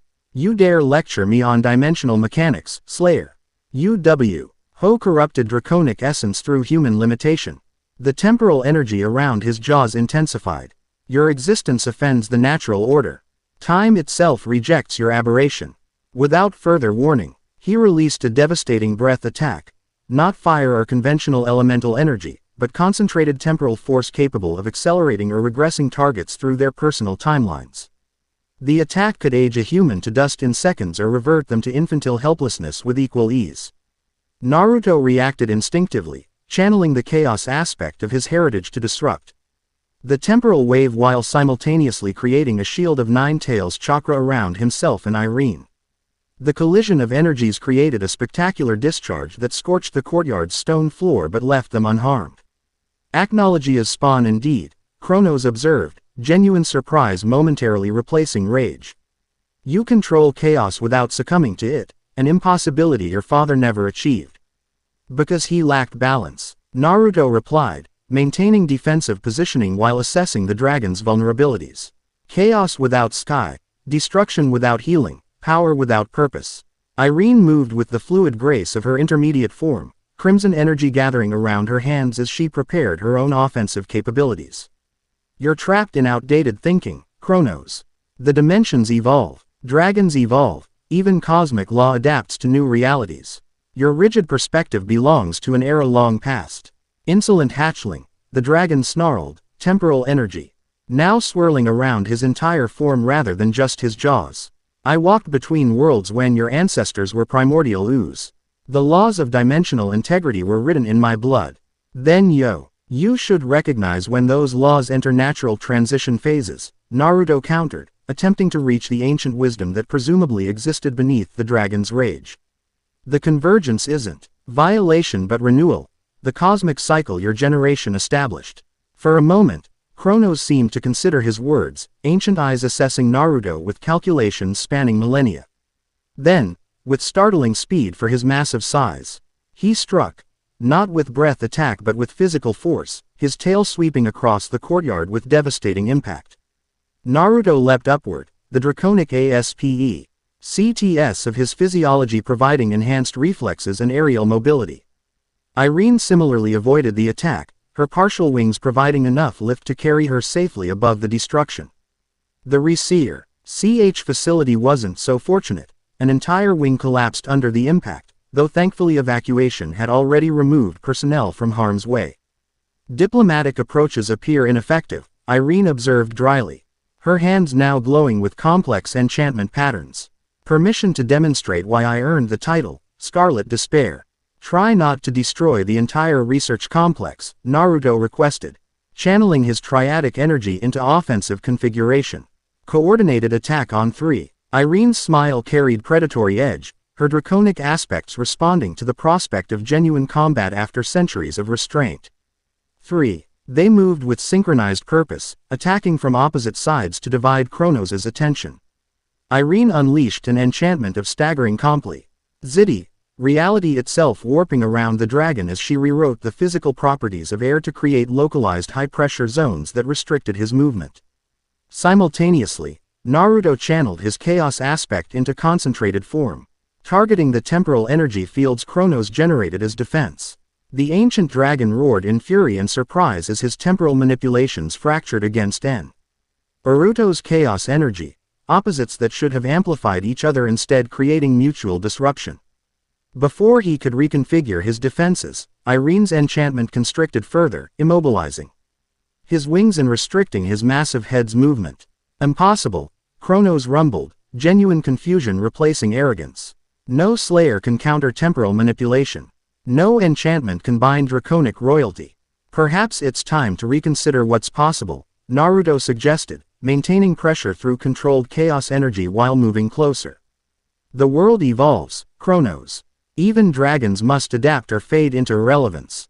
I existed before your concept of relevance, the dragon snarled, though with diminished force as the combined restrictions limited his power projection. IWILL exist long after your aberrant bloodline returns to cosmic dust. That may be, Irene acknowledged, approaching from the opposite side, her enchantment patterns growing increasingly complex as she layered additional restrictions. But at present, you face the reality that two aberrations have neutralized your attacks and restricted your movement. Perhaps considering why might prove instructive. For a tense moment, it seemed Chronos might exhaust himself in futile resistance. Then, with the calculating pragmatism that had preserved him through countless conflicts, he ceased struggling against their combined restraints. Speak your peace, spawn of traitors, he rumbled, ancient eyes narrowing. Why have you summoned me through dimensional weakness? We didn't summon you, Naruto corrected, maintaining cautious distance despite the dragon's apparent capitulation. Your arrival was unexpected and unwelcome given your immediate hostility. Deception ill becomes even half-dragons, Chronos dismissed. The combined resonance of chaos and catastrophe elements created a dimensional beacon perceptible across barriers. Such combination occurs only through deliberate action. Irene and Naruto exchanged glances, realization dawning simultaneously. Their experimental work with her partial transformation, combined with his triadic energy framework, had indeed created a unique magical signature, one that apparently resembled a specific summoning pattern to ancient dragons attuned to dimensional frequencies. The resonance was unintentional, Irene explained, professional curiosity temporarily overriding combat focus. An experimental procedure to stabilize draconic human integration, not a summoning ritual. Chronos studied her with renewed attention, ancient eyes perceiving beyond physical appearance to the magical restructuring occurring within her form. You seek stable integration between opposing natures, he observed, surprise evident despite his continued hostility. A fool's errand attempted by many, achieved by none. Yet here we stand, Naruto countered, gesturing between himself and Irene. Different paths to similar destinations, conscious harmony between draconic and human aspects. The ancient dragon's expression shifted subtly, millennium-old anger giving way fractionally to scientific curiosity. For a creature who had witnessed countless magical experiments across dimensions and eras, truly novel development retained interest despite ideological opposition. Your triadic nature circumvents fundamental opposition, he acknowledged reluctantly. Chaos and sky elements cannot directly harmonize, but your third essence, his eyes narrowed, perceiving the Nine Tails energy integrated within Naruto's system, functions as intermediary buffer. Theoretically sound, if unprecedented, and potentially applicable to other forms of draconic human integration, Irene suggested, her strategic mind immediately grasping the opportunity presented by Chronos' momentary intellectual engagement. Your temporal perspective spans magical development most can only theorize about. Have similar approaches been attempted in earlier cycles? The academic question appealed to the dragon's well-documented vanity regarding his historical knowledge. Despite continued resistance against their restraints, he couldn't resist displaying erudition accumulated across millennia. The third convergence witnessed experimental integration through tertiary essence infusion, he admitted grudgingly. The Dragon King Council declared such approaches abomination and purged all records. Too great a risk of creating entities beyond draconic control. And that's the true objection, Naruto realized. Not violation of natural law but development of NGS beyond traditional draconic authority structures. Chronos snorted, temporal energy flaring briefly around his nostrils. Hierarchies maintain dimensional stability. Dragons above humans, elemental opposition preserved. Cosmic cycles following established patterns. Integration creates unpredictability. Unpredictability threatens stability. Or enables adaptation to changing conditions, Irene countered. Stability through rigid enforcement leads to catastrophic failure when conditions inevitably shift. Adaptability preserves fundamental balance while accommodating evolutionary necessities. The philosophical debate might have continued had facility sensors not detected additional dimensional disturbances forming around the research complex.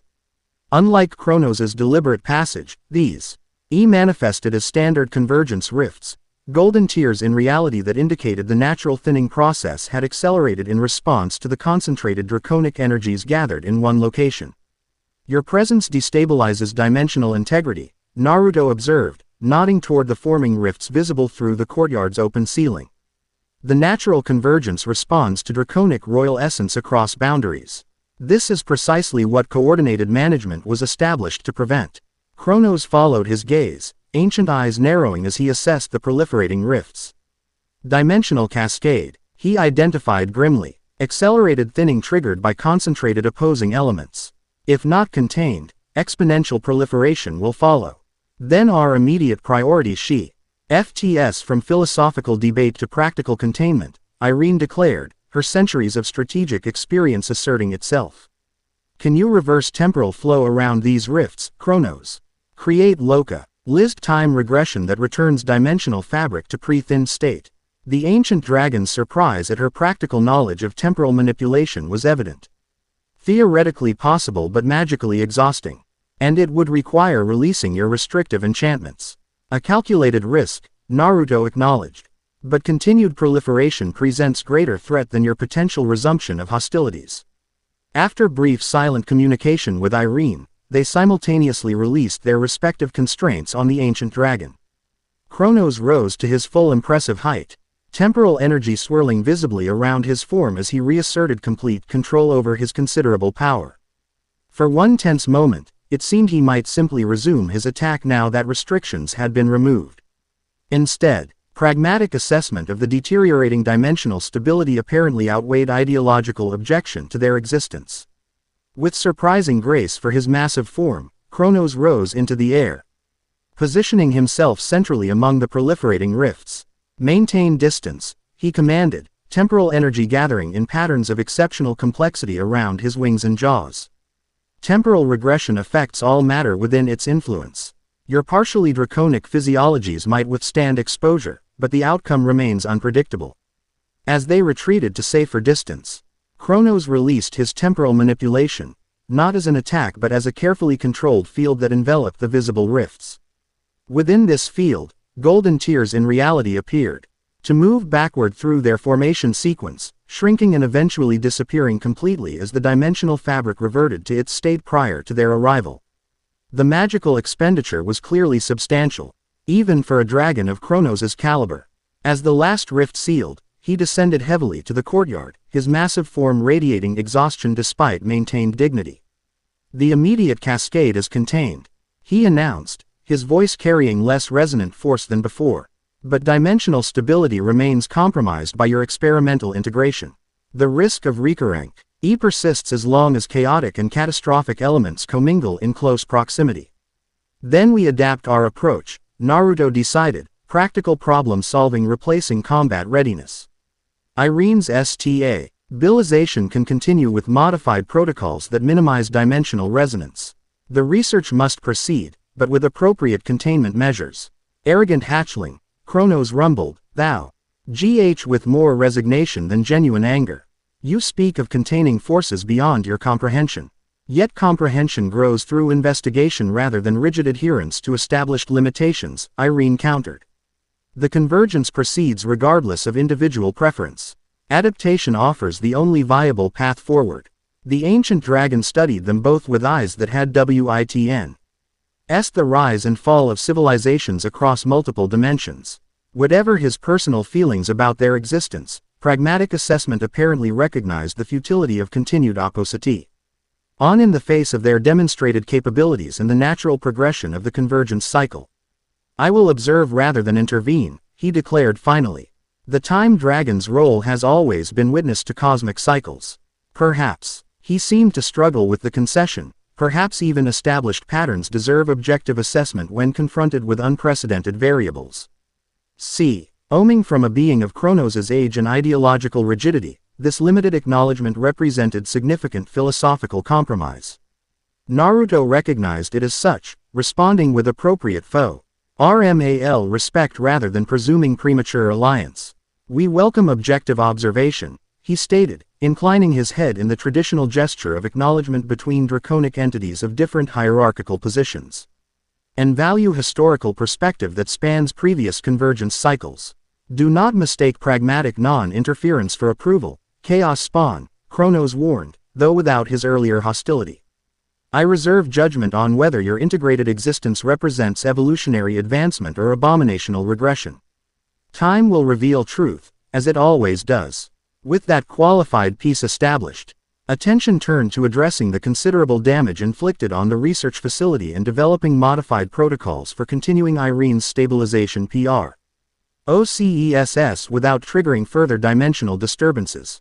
Kronos, true to his word, neither assisted nor hindered these efforts, instead positioning himself on a nearby mountain peak where he could observe without direct involvement.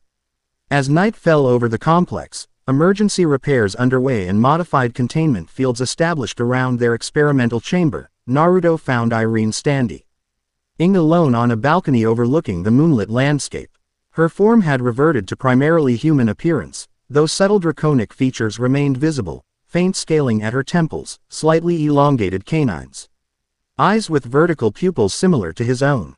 20 minutes exactly, she observed as he joined her, referencing her earlier estimate of stability duration. My prediction was accurate, though the expenditure against Kronos accelerated degradation in the final minutes.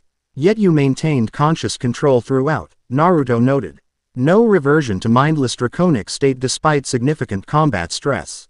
A promising development, she acknowledged, her tone clinically detached though her expression suggested deeper significance. The integration framework you established appears viable, if requiring refinement to prevent dimensional resonance effects. Kronos' explanation of tertiary essence as buffer between opposing elements provides useful direction, Naruto observed. The Nine Tails functions as my intermediary naturally, but equivalent buffers could be developed through enchantment for your specific condition.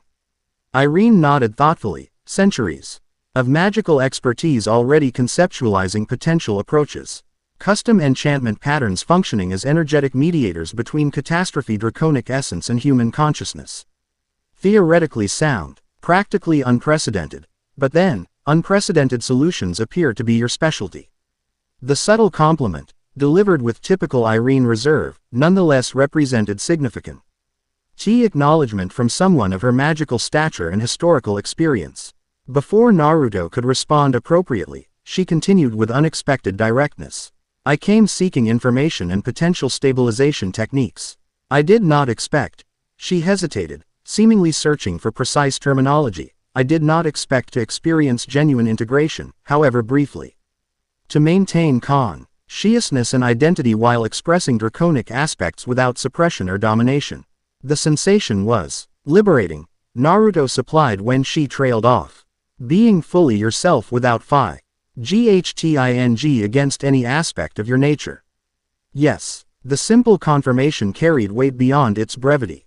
For 400 years, I have existed in constant opposition to myself, human consciousness. Forcing draconic essence into submission through continuous magical expenditure. The possibility of harmony rather than hierarchical dominance never seemed viable. Until today, Naruto observed. When circumstances forced experimental approaches that theoretical consideration might have dismissed. Indeed, Irene turned fully toward him, moonlight illuminating her features and the subtle draconic aspects that remained visible. I came with 3 objectives: academic inquiry, strategic assessment for Alvarez, and personal interest in your unique condition. All 3 have yielded unexpected results requiring significant reevaluation of established assumptions. And what conclusions has this reevaluation produced? Naruto asked, genuinely curious about her assessment after their extraordinary day. Academically, your triadic nature represents revolutionary advancement in understanding draconic human integration possibilities. Strategically, she paused, diplomatic calculation. Evident as she considered how much to reveal, your capabilities present neither immediate threat nor simplistic alliance opportunity for Alvarez, but rather a complex variable requiring ongoing diplomatic engagement. And personally, Naruto prompted when she didn't continue. Irene met his gaze directly, centuries of isolation and self-protection momentarily yielding to genuine connection. Personally, I find myself unwilling to conclude our interaction. The possibility of stable integration after centuries of suppression represents significance beyond professional interest. The carefully phrased statement, stripped of its formal language, was essentially a request to continue working together, to explore the integration possibilities they'd discovered and perhaps develop a longer term association than her initial assessment visit had contemplated. From someone with Irene's guarded nature and centuries of deliberate isolation, the request represented extraordinary personal disclosure. I would welcome continued collaboration, Naruto replied, matching her formal tone while ensuring his response acknowledged the personal significance beneath it. The integration framework requires refinement. Chronos' historical perspective warrants further investigation, and the dimensional resonance effects need proper containment protocols. All valid professional reasons for ongoing association. All entirely logical considerations, Irene agreed, the ghost of a smile touching her lips as she recognized his deliberate echo of her formal approach. Then it's settled. I shall adjust my obligations to Alvarez to accommodate extended research collaboration. As they stood in companionable silence, watching moonlight illuminate the landscape where an ancient dragon maintained vigilant observation from his mountain perch, Naruto reflected on the day's extraordinary developments. What had begun as assessment of a potential ally or threat had transformed into something far more complex, the beginning of a connection between two beings who occupied unique positions between human and dragon, between worlds, between established categories and unprecedented possibilities. Irene Belserion had arrived as the Scarlet Despair, ancient enchantress, imperial enforcer, isolated by centuries of existence unlike any other. She would depart as something slightly different, still formidable and complex. But with the first tentative connection to someone who genuinely comprehended her unique existence. Not merely an academic or strategic association, but the foundation of something neither had fully anticipated. Understanding without judgment, recognition without fear. The moon rose higher, casting their shadows across the balcony floor, one with subtle wings partially extended. The other with the suggestion of scales catching silver light. Different paths, different origins, but in this moment, standing between worlds as the dimensions continued their inexorable convergence. They shared something previously unknown to either. The possibility that integration, of opposing magics, of different worlds, of complex identities, might lead not to destruction but to harmonious strength previously unimagined. And perhaps that possibility, more than any tactical advantage or academic discovery, represented the true significance of their unexpected encounter. Chapter 4 End. The End. I hope you enjoyed this episode. Remember to subscribe and like this video. See you in the next video.